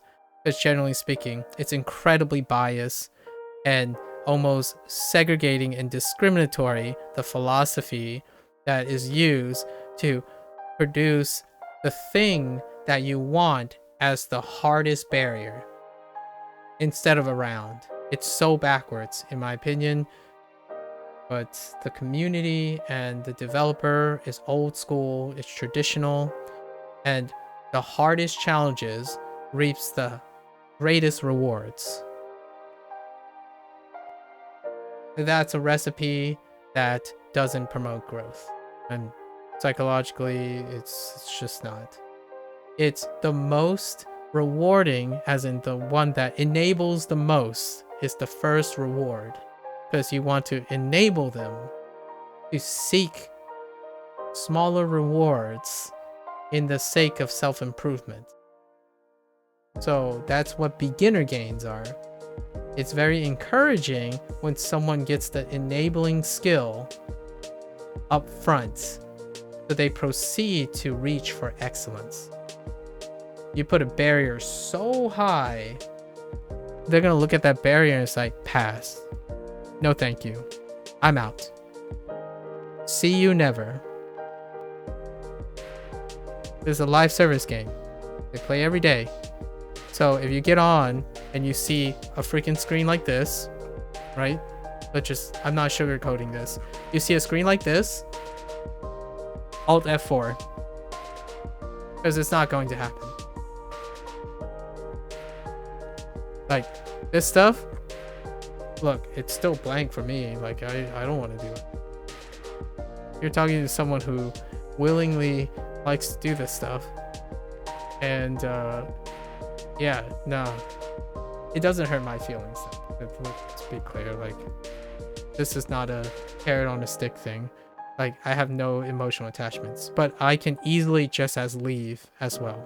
So, what they're looking for is loyalty, emotional investment. So these have to be enticing enough to have an emotional investment to overcome the barrier. So the emotional investment has to be greater than the barrier for this. And the vast majority is a big fat no. So making tanking harder, taking away tools, only increases this barrier.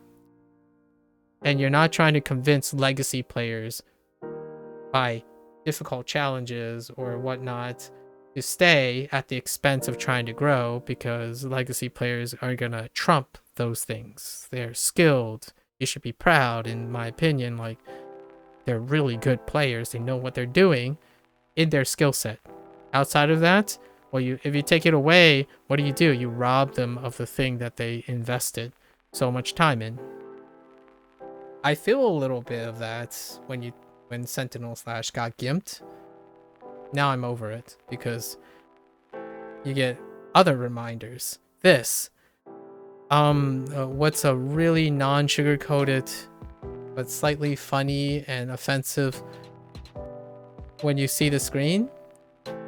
If it's dark, it means you have no friends that care about Neverwinter enough.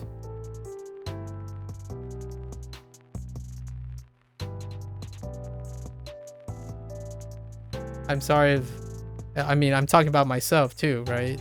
So, but it doesn't hurt my feelings because I'm well aware of what these represent. It represents an investment that I'm not willing to take. And I'm a person who played for 9+ years. And that's not a criteria for anything other than I'll still play the game, but pass on this. Let's see if this is the same. This is probably like the fortified of... This is probably the free thing. No, it's probably not, actually. Do you even game, bro? This is probably not the free thing. This is the Master Trials thing.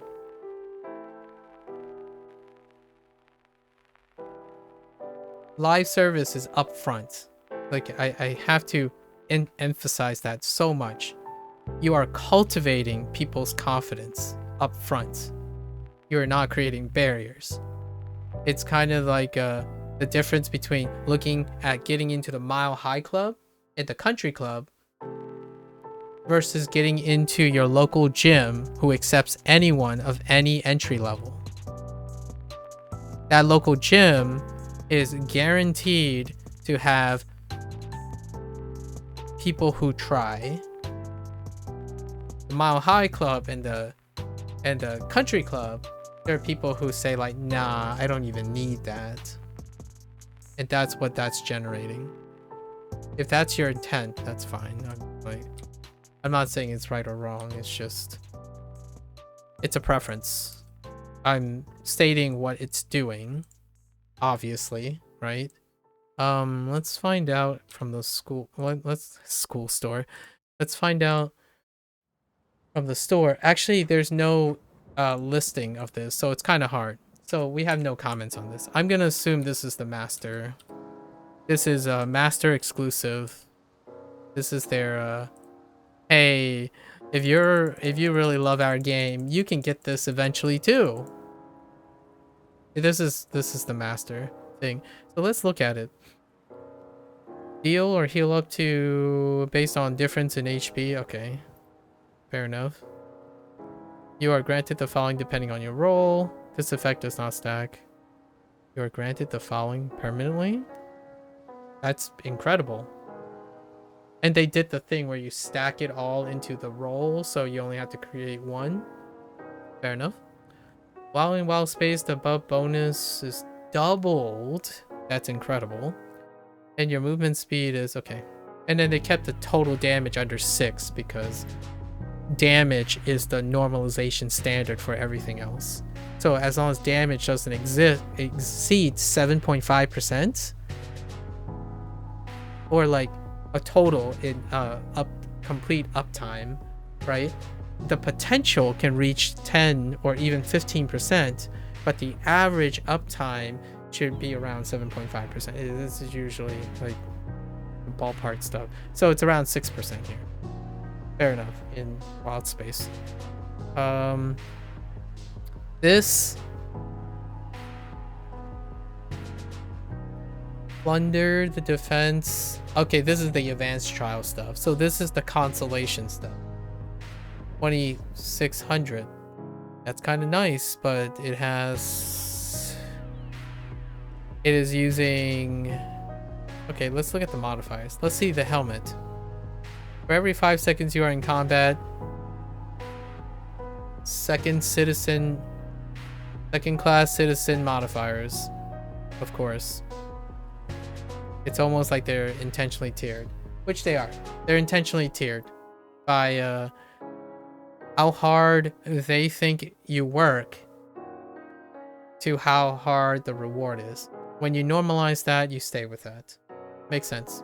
Because what isn't here? Well, everything else that's still here, like even way back to here, where there's modifiers like divinity and threat generation, ironic, right? Like 6% more, like just inherently more dynamic modifiers. So all of this stuff is a pecking order. This is horrendous. And then let me guess, you can upgrade them but the currency to upgrade them comes from the Master Trials. Oh no, it's just blatant. It's just from Master Trials. So what are these modifiers?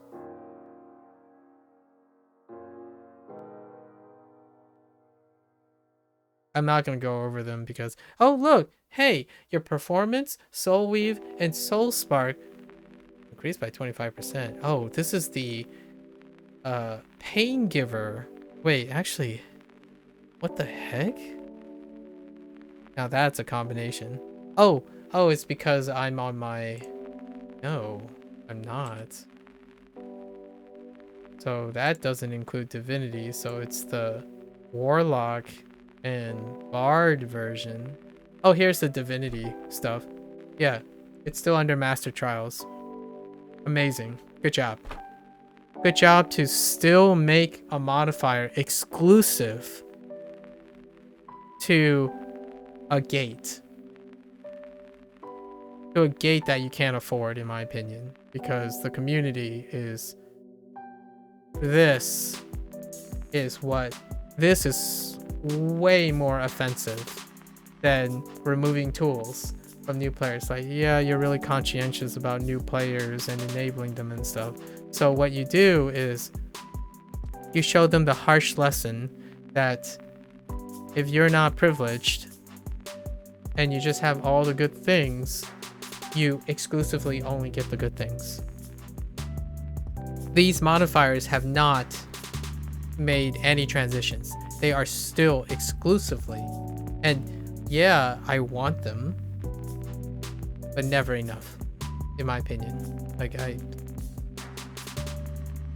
you are vastly misunderstanding psychology, in my opinion. Developers who are constantly catering to the legacy community is so out of touch, in my opinion. This particular talking point has been true for a really long time now, and I'm so much better at PSO2 NGS. Just saying. It's apples and oranges, but you do this too. You compare your modernization and standardization of being fair to casual players, and you have a modifier over the course of a year and a half old now, probably. It's close to a year. And it's still exclusive. I can't even make an argument for pay to win if these become available in a paying format. Because you might as well. I mean, there's no sugarcoating it. If now I've already made it clear, I'm not the most perceptive person, I would say, but I can clearly see how this is tiered to cause people to stay long enough to do this, or play long enough to willing to be desperate enough to pay for this. You might as well rip off the band-aid and sell this as well.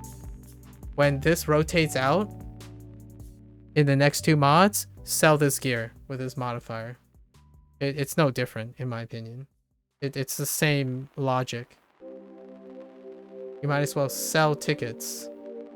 Because if you sell tickets, there will still at least be people who are emotionally invested and financially invested in staying in the game. They buy into the club, and then they try to stay in the club because they're invested. It sounds terrible, but you're not going to change any minds that this is a pay-to-win game. Like, those who don't think this is too much, it's already a pay-to-win game to them. And what I mean by pay-to-win, I don't mean just money, emotionally and everything, time and any form of value. So keep on doing this. Like, I can't even make commentary with this because all it is it's going to be reinforced by your legacy community, your influencers who are boastfully the loudest and most privileged is going to say this is fine, because rewards come with great responsibilities, right? Great power also comes with great responsibilities. So the best thing to do with that power is to sequester it to yourself. That's not enabling. That's discouraging. taking away tools like the Sentinel Slash is discouraging. It's creating obstacles that are necessary to reach your artificial Mile High Club. Like, you're in the philosophy of saying, we created designs so that it can be hard for players so that they will naturally learn to get to our standards, which is this. If your game is not growing and it's struggling, your standards are illogical and not even emotionally sufficient. So if your game is growing, then you're getting onto something. It's not growing. It's so hard for me to be convinced that's going to, but it's not shrinking either. It's not shrinking like really fast. Every once in a while, every single change will shrink a little bit, but I think the legacy community is very comfortable. I mean, I'm comfortable and I don't even have this stuff. So you've sold me. You're not having to convince me with really shiny loot. I'm telling you now, like, without a doubt, because this has Master Rin over it, the first thing someone has this gear is going to do is like, oh dude, yeah, you don't have the full experience of Neverwinter. Like, look at my gear. It's so awesome. Like, I'm a bigot. That's what I hear. It's like, oh, okay. I'm sorry. Like, yeah, you're definitely better than me. I'm sorry. So I'm going to go to a place where you can't possibly be better than me. And that's off this game. It's the harsh truth. Game's not growing. In my opinion, one of the crux of this game's non-growth, but non-depreciation, it's not shrinking either, is you cultivating this. So in the next module, cross my fingers, a divinity modifier will be introduced to enable players. It will be a tool that is accessible to improve with, or even to lax with. When you don't have anything and you never start with anything, you don't get to anything. This isn't instructive. This is destructive. In fact, the people who can get this don't even need this. It's pride, it's arrogance, it's privilege. So, yeah, guess what? They probably already have all of these things because they went to the preview shard, already cleared it 10 billion times, and probably kept a lot of exploits in their pockets, and because it's advantageous, and then gave you some feedback, and you probably ignored most of the feedback, and then it came out, and they'll still break it. And they get these things. It's like, look at my trinkets. We're all in the great club. You know, get circle jerking. And then every time when there's another person who wants to be in the club, zero tolerance, zero understanding. And it's cultivated by the developers, in my opinion. It's an interpersonal relationship. They feed on each other. The developers constantly treat specific player set as second-class citizens, while their loyalists gets treated like this. So I'm still waiting for that day. Maybe one day. I look at gear for that very reason. So I just scoped through all the modifiers, right? Inherently, all these modifiers, if there was a stat point, right? Let's say D&D. This is roll 15 out of 20. That's the value system of this. This is roll 1 through 5. Anything greater than 5 is a success. This is anything greater than 15, at least. This, you don't get a roll. You have to buy the roll.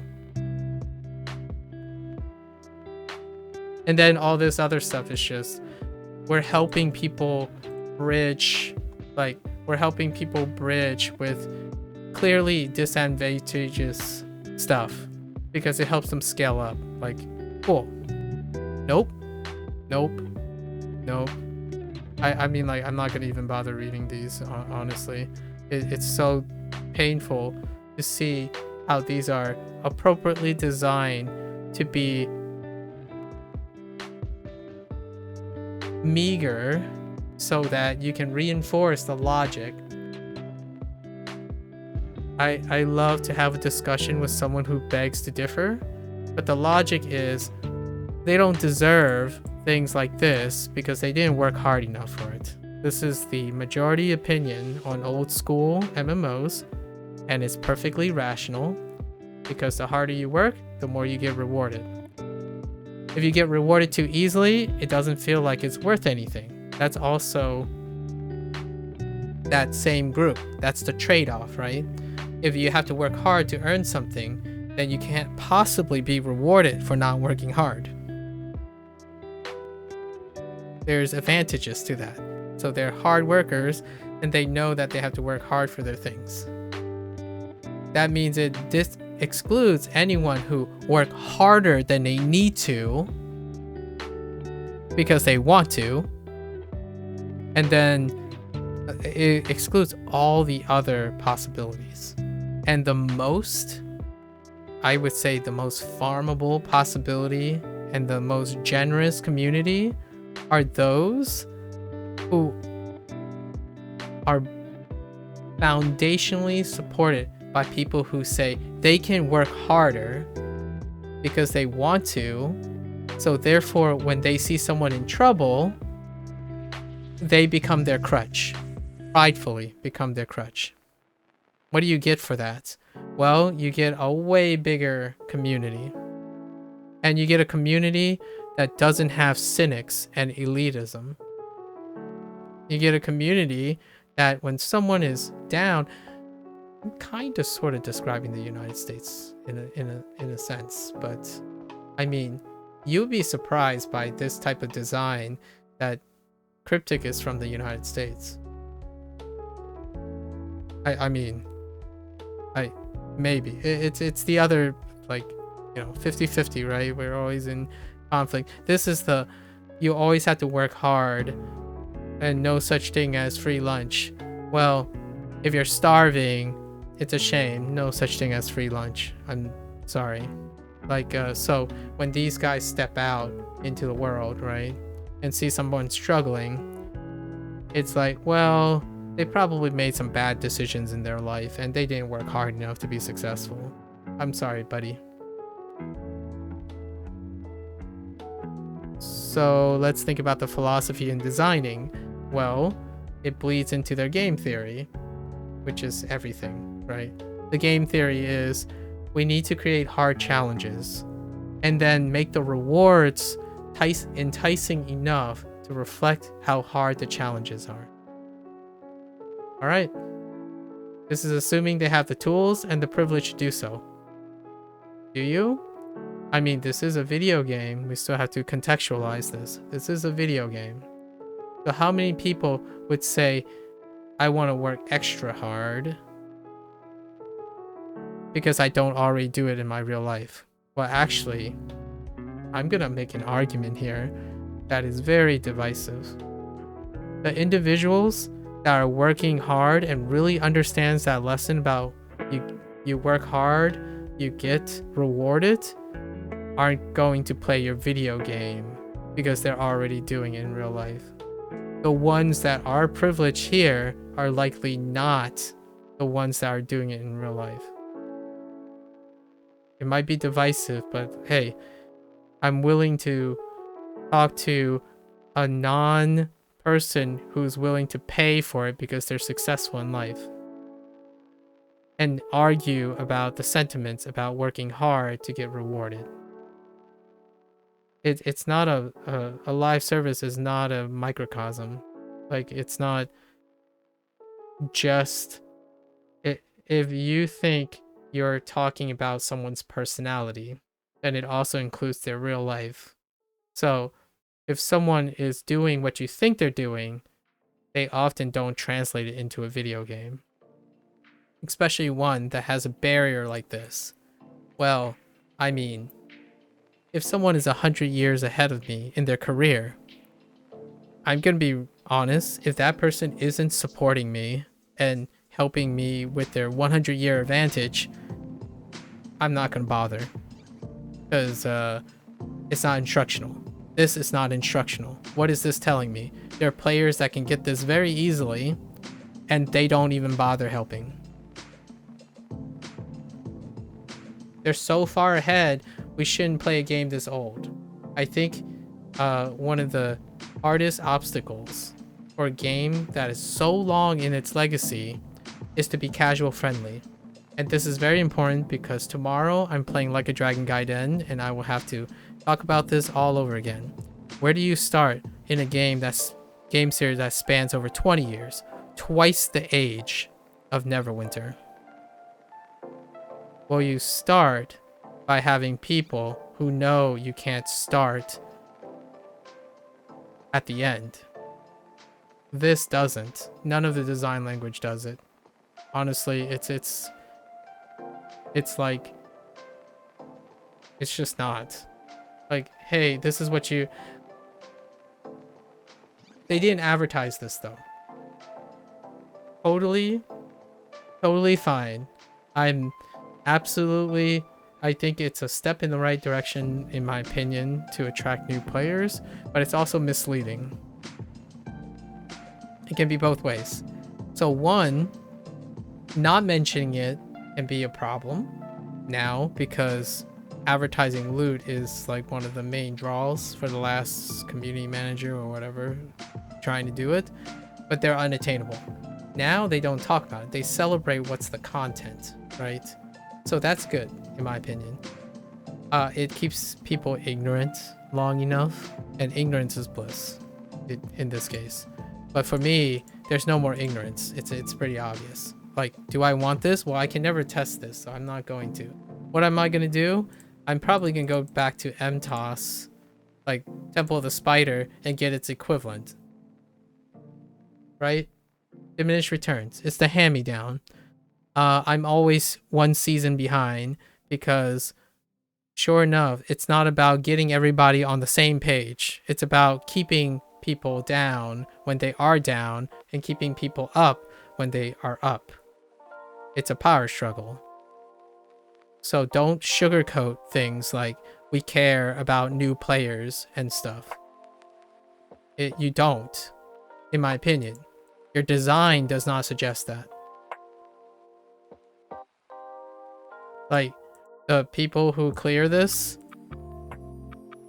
they probably could use everything from 2 months ago. Is that more rewarding? Oh, heck yeah, it's more rewarding. Just too arrogant to understand it. Like, they use this as a badge of discrimination, in my opinion.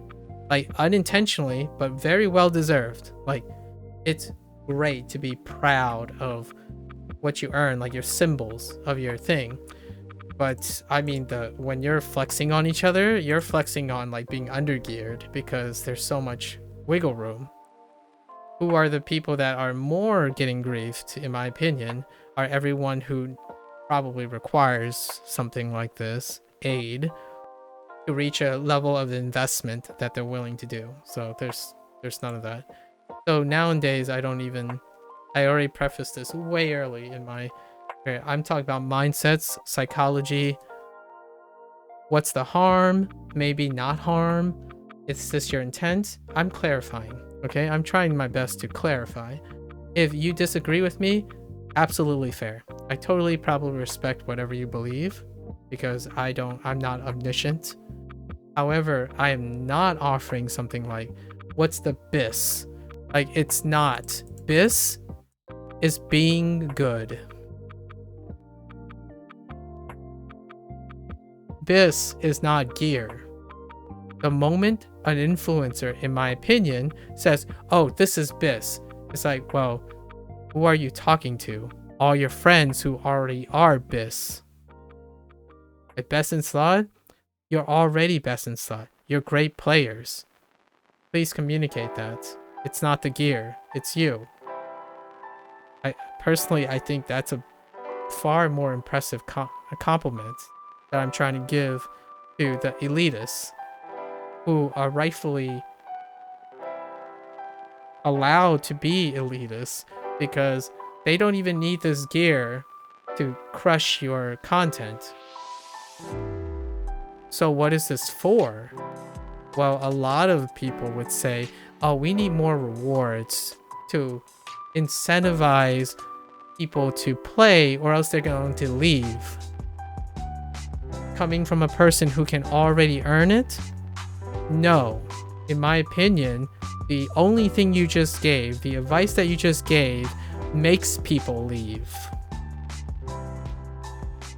Like, it's not the other way around. It's counterintuitive. But when you live in a life of luxury, you don't know how luxurious it is anymore. When it's unattainable, it's unattainable. It's not unattainable to you because you've never been there. I have a great example. Take one of those people and try to educate 4 people that's new. Their patience, their tolerance, I would say 9 out of 10, they would fail to manage to matriculate and mature those players. Because you don't use time to teach people. You use time to secure your professionalism. You're a professional, you're a specialist.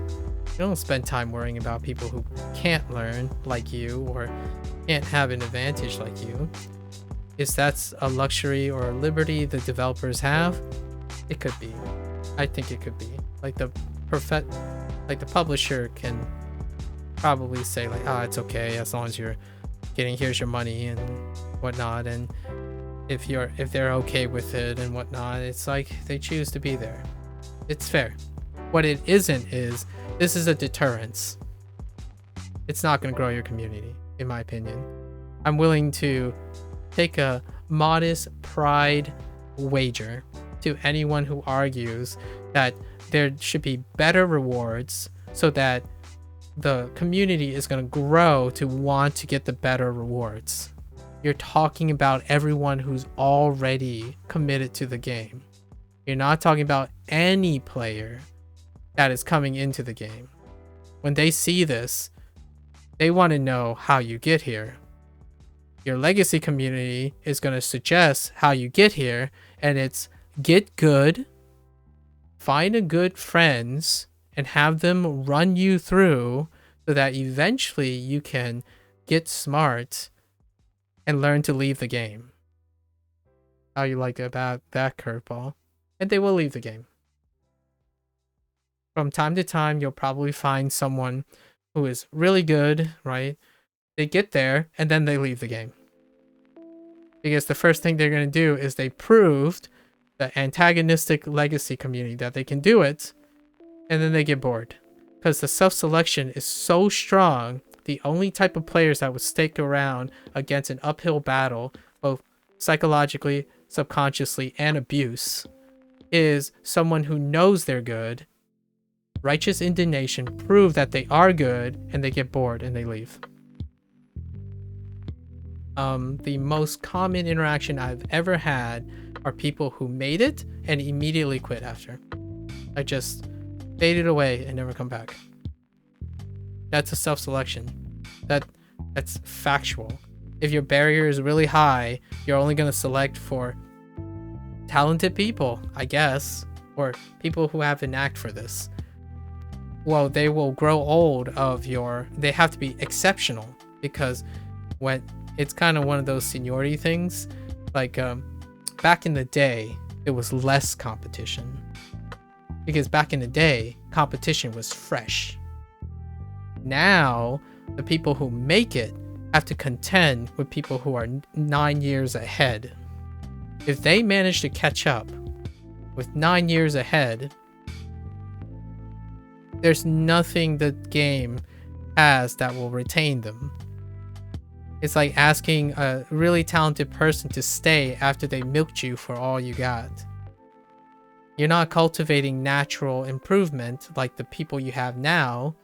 You're not cultivating trust and support that led to those loyal people that you have. you're cultivating specifically for people who are really good. It's called a brain drain. They don't usually stay. Brain drains are temporary. Like, oh, this is a really talented guy. It's like, yeah, we got to do a lot to keep them. But this isn't a business. Your players aren't your employees, so you're not going to be able to strong arm them. So that's what I'm saying. It's a big digression, but it is relevant specifically to Neverwinter. For me, personally. So let's take a gander. There's probably rings, right? Oh, here's an artifact. When taking damage, you begin to subtly drain the energy of your attacker. That sounds really complicated. We'll talk about this next time. Clothing. Modifiers. These are usually pretty decent. Because there's the equivalents. Like, everyone's shirt and pants are shirt and pants, which are the stamina variation, and then some other stuff. Okay. I'll have to look through these. Like, in the next couple weeks, I'll kind of like look through them. I'm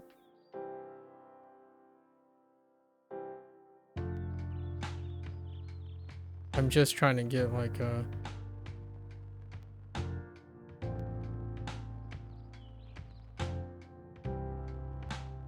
there's a deep cut in here. You see rings? Okay, I see rings, right? You see rings. It doesn't matter. Rings, set rings are locked behind masters. So Demon Web Pit, the other trial, Master Trial, Master Temple of the Spider. These are set rings. It's just exclusive modifiers to masters. So you look at rings, and I don't underestimate human beings for seeking the best for themselves, just like the elitists. Okay, the first thing they're gonna see is, yo, I know these rings are like a step, but hot dog, these rings look hot. Even their color is hot. Like, where would he get these? Pops up in chat, and someone's like, get good. I mean, it's not in those words. It's actually worse most of the time. It's every like creative way of saying, yeah, dude, how long are you gonna play this game? 3 months? You're not gonna get here. Just don't worry about it. Like, you just go run this and see if you can hack it. It's like, are you gonna help them do that? It's like, you sound so sure of yourself. It's like, nah, I don't have time for that. Of course you don't. Not everyone has time to volunteer when their real life skills is somehow trumped by their specialized skill in a video game. Just saying. I love to have a deeper discussion about a person's reward in real life, and maybe someone is like a really famous billionaire or something. You think a billionaire and a millionaire wouldn't just buy their stuff and then go to a different game that doesn't merit something that they can use their success in their life to purchase? That's a real big leap of psychological shenanigans. But okay. We have new companion gear. That's probably interesting. It's an incremental thing. Companion gear is free for all. I actually legitimately think, yeah, companion gear, sure.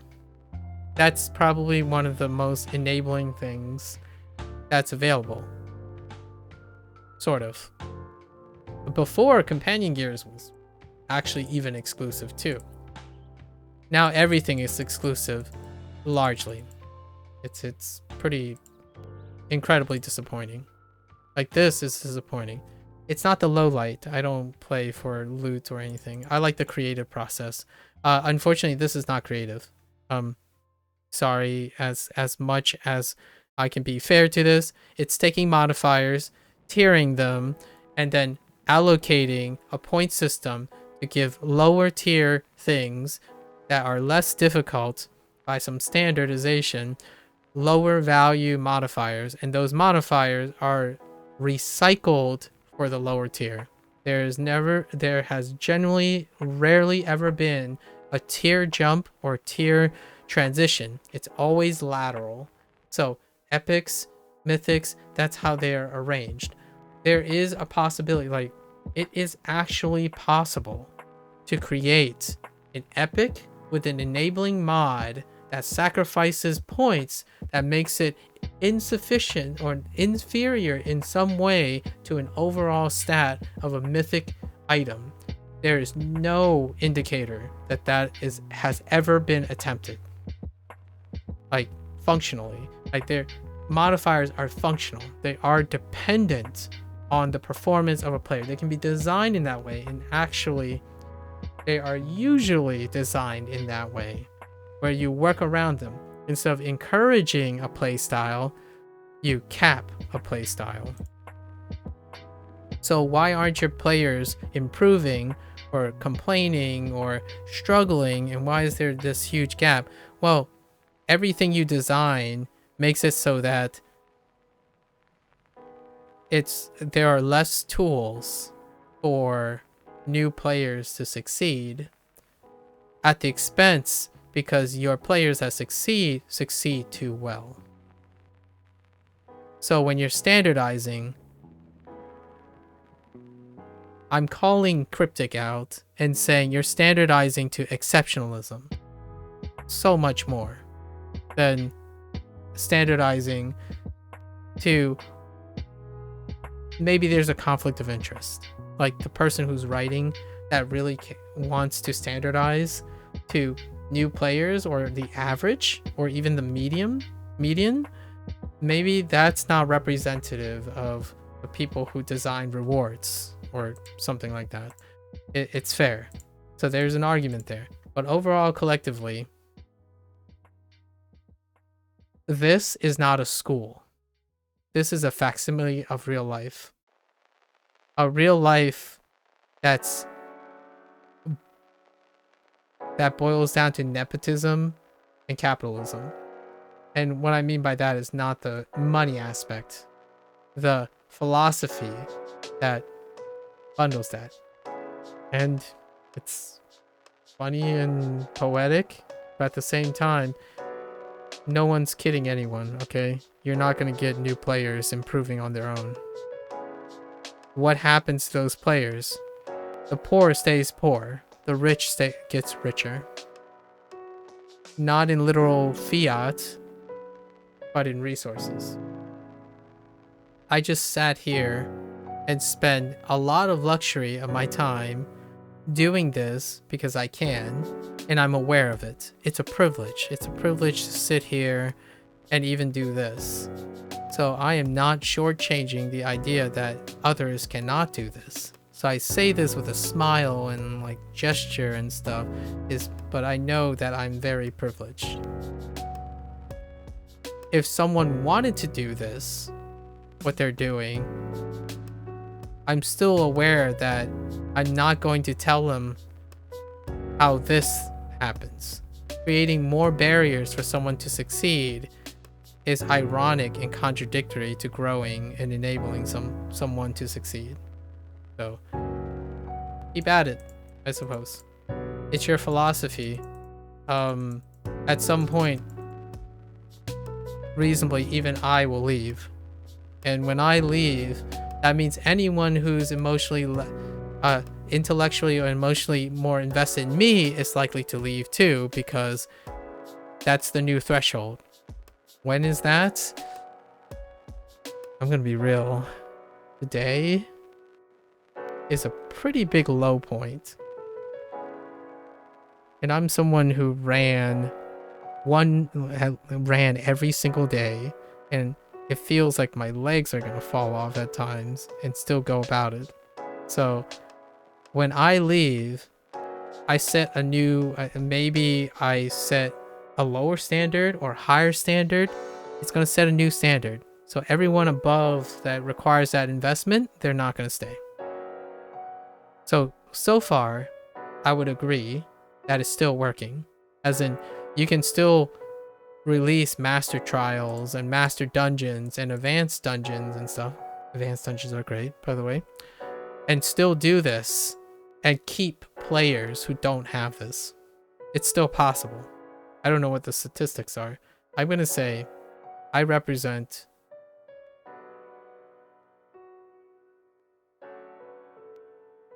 15% of the legacy community that are here. They play the game and they could care less about this.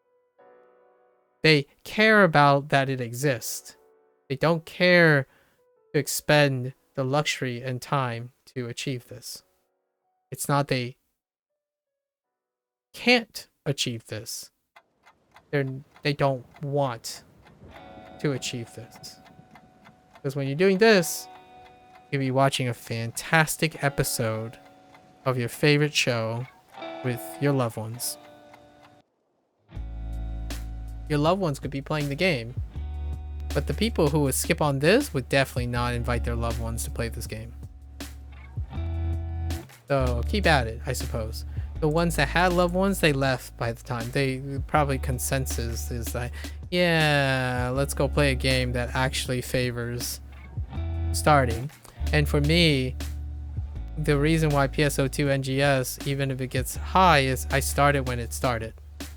Neverwinter, I started when it started too. And how bad could it get, in my opinion, relatively speaking, if I don't even bother looking at gear anymore? And the vast majority of my commentary is dealing with player health. Granted, here's a deep cut. If Cryptic's Neverwinter Online was a lot more popular, it would definitely draw attention of mental abuse. It doesn't, so it's fair. I mean, it's not illegal or anything like that, and it's not intentional either. But that didn't stop Blizzard and World of Warcraft from coming under scrutiny for predatorial addiction by, you know, entrapment or like keeping up to date. FOMO is probably a better term for that. So I've eclipsed the FOMO stage. Look at all these blank slots. I've eclipsed the FOMO stage to the point where a new player who made it would come here and say like, you don't understand the value of the game. You don't understand that if you haven't completed Master of Trials, you don't understand how to play video games, especially Neverwinter. Like, I do. I know how, I understand a lot of things about the video game. You don't either. So fair enough. I don't understand why the luxury and the reward of doing a Master Trials. The same way you don't understand the experience necessary to help people who are new to this game to succeed to the point where you are, because you don't have time for that. So it's a touche, right? So it's a double standard. And yeah, I mean, there's a chance I'll make commentary on these type of things. I don't know if they're here. Well, the Draining Talisman is here. If you are reduced below the it's free, but it's, ooh, that's rough. And this is a second class modifier for the Mastercraft stuff, which is also privileged. Just keeps going. It just keeps going. And then you get these loops. I imagine you can upgrade these, hopefully. If not, then they're just rares. So it's a shame I could say that. They're just rares. There's no more to say. And then you're going to eventually collect all these too. Because it's a power creep. It's necessary to get into the Mile High Club. I might not even get them. We're going to play the game. Enjoy D&D.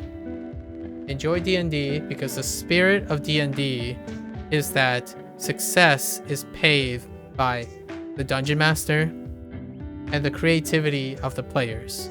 This is an MMORPG.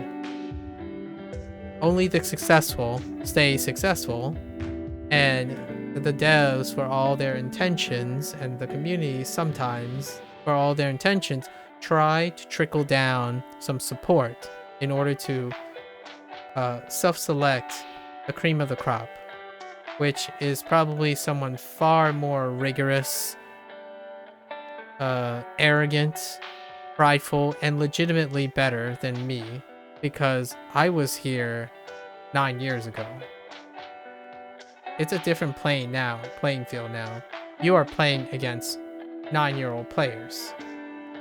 And not like 9-year-old literally, but your competition is the full weight of people trying to hold their position. It's not a community that, and for better or for worse, I would probably argue this community probably has very specialized skills that are quite good, very specific to the design that Cryptic has made, and nothing else.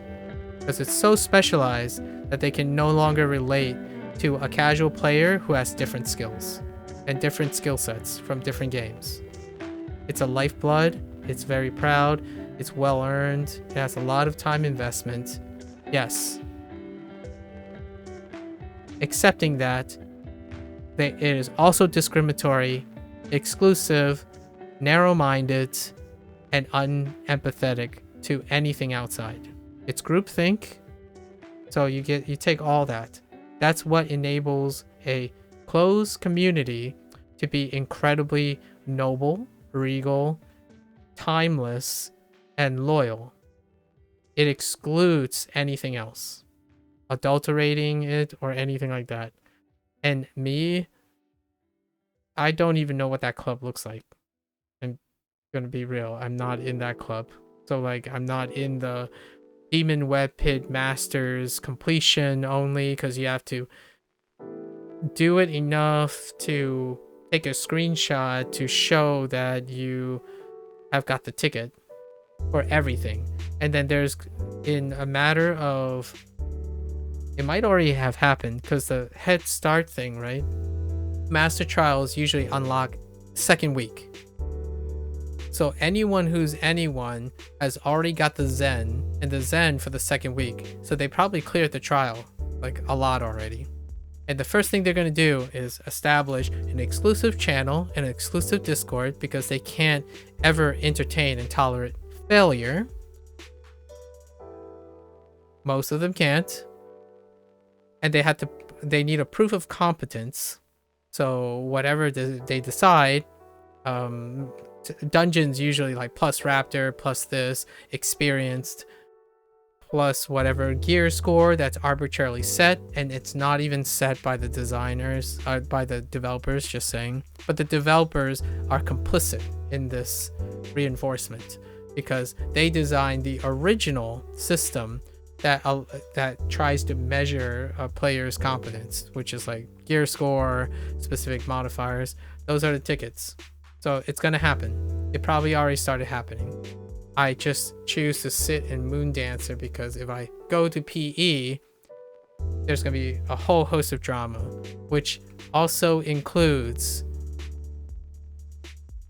the one rare unicorn sentinel, maybe 2 or 3, because there are quite a lot of Blade Masters who would flex because they have nothing else better to do to show that they're great, rightfully so, and complain about it. That's the vast majority. Actually, you know what?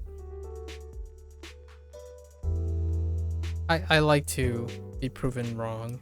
I love being wrong when I'm too cynical. I think today I've been far too cynical, possibly even disrespectful and rude, and it's because I'm, for once, kind of emotionally compromised, and that's fantastic. I'm like, I don't usually, it's just when I think about the gap between privilege and underprivileged things in a video game instead of like real life,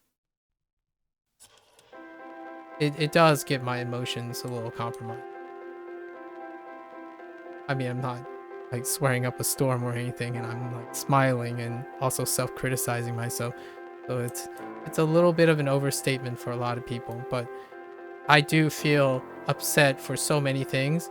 I feel upset that the human condition kind of prevents people who are very good at stuff, dedicated, to unfortunately not be able to empathize with people who aren't yet and see commonality.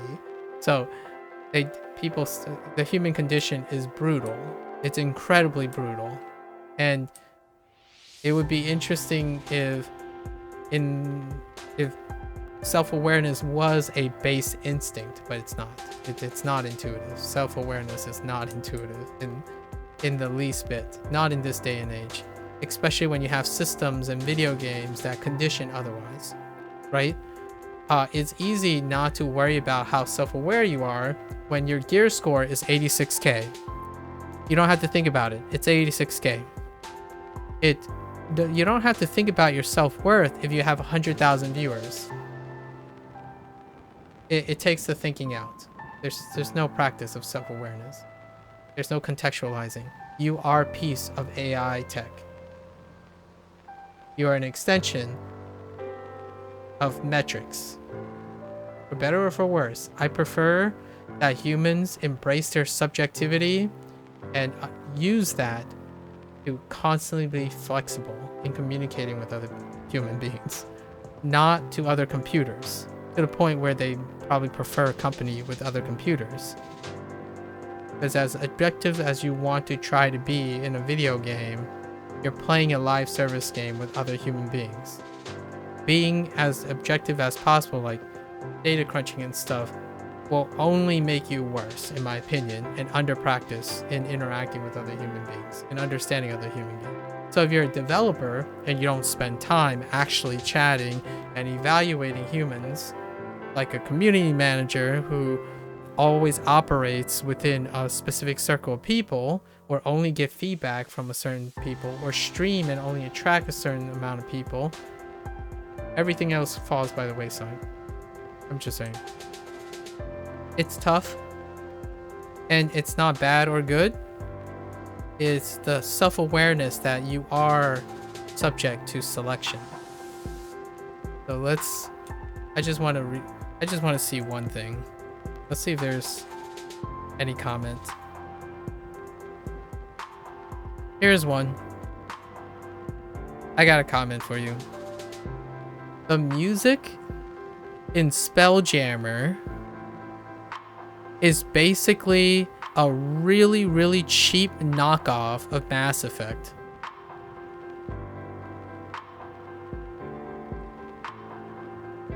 I don't even have to search for long. I basically came in and I saw that message. Alright, well. Someone must really like Mass Effect, I suppose. I mean,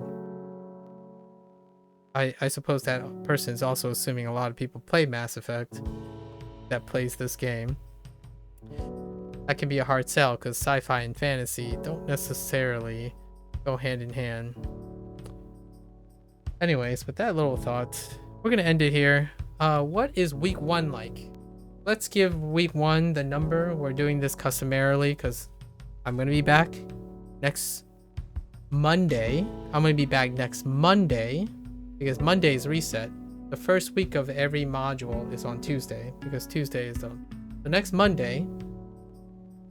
We're gonna continue. Maybe you're gonna hear the same things I rattle all the time because I'm a creature of habit as well, right?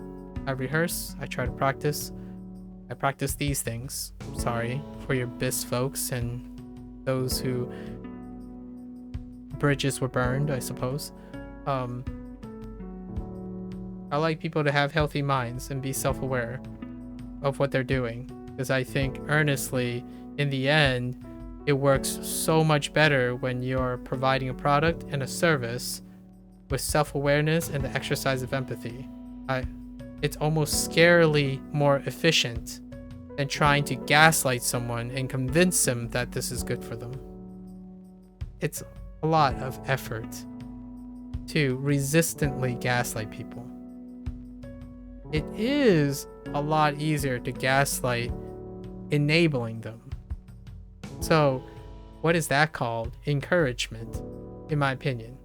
Like, when you encourage someone because they believe in something and you encourage them in the way that they believe, sometimes the sky's the limit. It's less resistance. You can still probably achieve your goals and envision the best for them. And you don't have to tell them I told you so, because they told themselves so. It's just an alternative. I like to have both tools and be aware of both tools, or all of the tools. I don't like removing tools. That one was a little spiteful, I'm sorry. That was a little low blow. But, you know, removing tools so that it's more challenging. Well, you know, you can break someone's leg and ask them to run a marathon. That's a challenge. Anyways. Closing remarks is that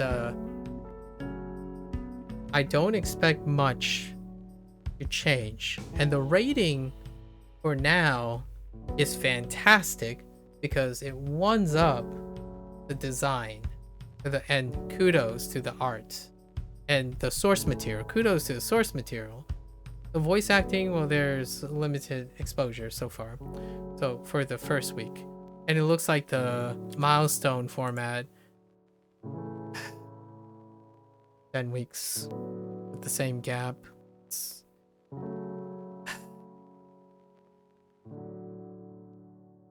So it's a 5 all around right now, but 1 extra point for the beautiful set piece.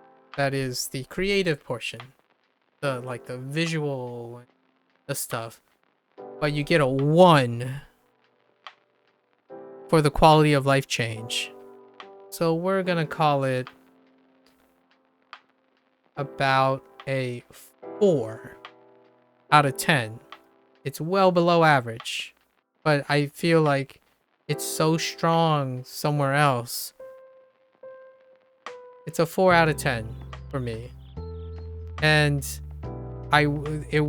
the future will not be burdened by the quality of life changes. In fact, there's a chance there might be future quality of life changes, because I can't possibly, in my opinion, humble opinion, these changes are going to be beneficial or like encouraging.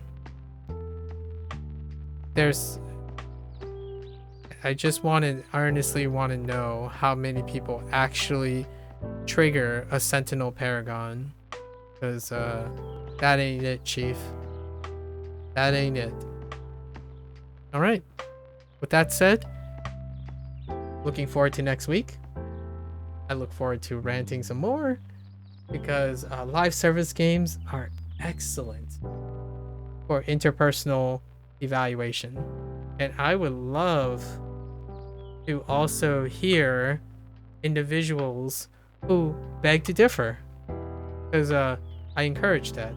It's amazing to see how many things I don't know, I can't think of as a human being. So in all true respect, right, I did get a little bit snippy and like angsty and repetitive and stuff, but I like to express these things to myself so that I know that I do these things. And I'm usually recording for posterity, and it's for inspiration in many ways. If it is important, if it inspires you to be angry about something, and then your righteous indignation drives you to be to prove me wrong, that you can help people and still be super good at specializing and being in a country club, I want that. I want to see that. You want to prove to me that somehow you can understand the appeal of working really hard to get rewards and then feel no guilt at all for taking reward for not working and seeing other people succeed by getting lucky. I want to see that. Please. I want to believe in a world where you can have all the above. If you can prove it. Yes, that's awesome. because I haven't seen it myself. I only say the things I say because I haven't seen them. It doesn't mean they don't exist. That would be a huge leap of logic and a violation of null hypotheses. Like, just because you can't prove something doesn't mean it's not true as well. So, you know, just because you prove something true doesn't mean the other thing is false. There's so many permutations. So, whatever I say could still exist as true. So is yours. You can be the most benevolent elitist ever. It can still be true. That's the idea. No type of observation is omniscient except for someone who is omniscient. I don't think there's a human being on this planet that's omniscient. If they are, I mean, they probably know how they're gonna die, right? Anyways, that was a little morbid. I'm sorry. If they were omniscient, I would love to see the second coming of Prometheus, right? All for it. Please regale me with your infinite wisdom that whatever you do is as hyper-focused and privileged from my perspective, and challenge me that I know less about empathy, population sampling, because I spend most of my time doing that. I actually don't spend most of my time playing master trials and trying to get the loot. I actually spend most of my time thinking how this is going to impact someone's satisfaction and what the motivation needed to pass master trials. That's what I think about. I'm not formulating who I'm gonna bring my posse to pass it. Times are divvied up differently. I was involved in employment of very educated people. That's what I think of. And I'm biased because I automatically assume, or I have a habit of presuming, anyone who's in a professional standing are incredibly talented, empathetic, receptive. So I might be biased to overestimating people's perceptions and self-awareness. But I choose to do that and be proven wrong than underestimating someone. That is my habit, and I'm aware of it. I prefer to take the dive for being disappointed. Yes, it doesn't make me feel bad when I'm disappointed, because I choose actively to believe that people are far more perceptive. So yes, I am awfully always disappointed most of the time because I overestimate people, but it doesn't make me feel bad because I prefer to know that I did as opposed to underestimating someone. So mark my words, whatever contentious point I made is because I assume you can do better. And you can do better because I'm Chinese American and I've been raised on the predilection that you can do better, and I always expect better. Not best. Not worse. Just better than the person you are today. More skilled, more inclusive, what have you. Better than yesterday. And I'm always going to hold to that naively until probably the day I die. Maybe when I'm like 60 or 70, I'm super grumpy and maybe I'll lose that naivety. But whoever it is, I always feel that there's some choice in there that will blow me away. But first, you need the skills to do so. And often, it's a lack of self-awareness. Alright, that's it. Hope everyone have the best of time with this module, right? Whoever those are that enjoy Neverwinter, keep enjoying it the way you want. I've said my piece, shared my thoughts. I'm still gonna play all 10 weeks. Come back the next week on Monday. The next 9 Mondays, you bet what I'm gonna do right here. Am I gonna show you the Master Trials? Probably not. And that's just that. Alright. As always, thanks for hanging out. Thanks for listening for a very long rant.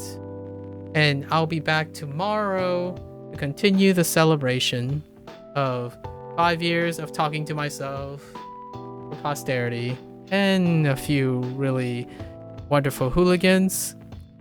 With tomorrow, one of the longest legacy game series I've ever played. And it's incredibly wonderful, and we'll probably talk about most of this stuff all over again. Until then, stay safe, stay healthy, work on that net positive lifestyle. And I'll catch you guys on the next. Take care. Bye now.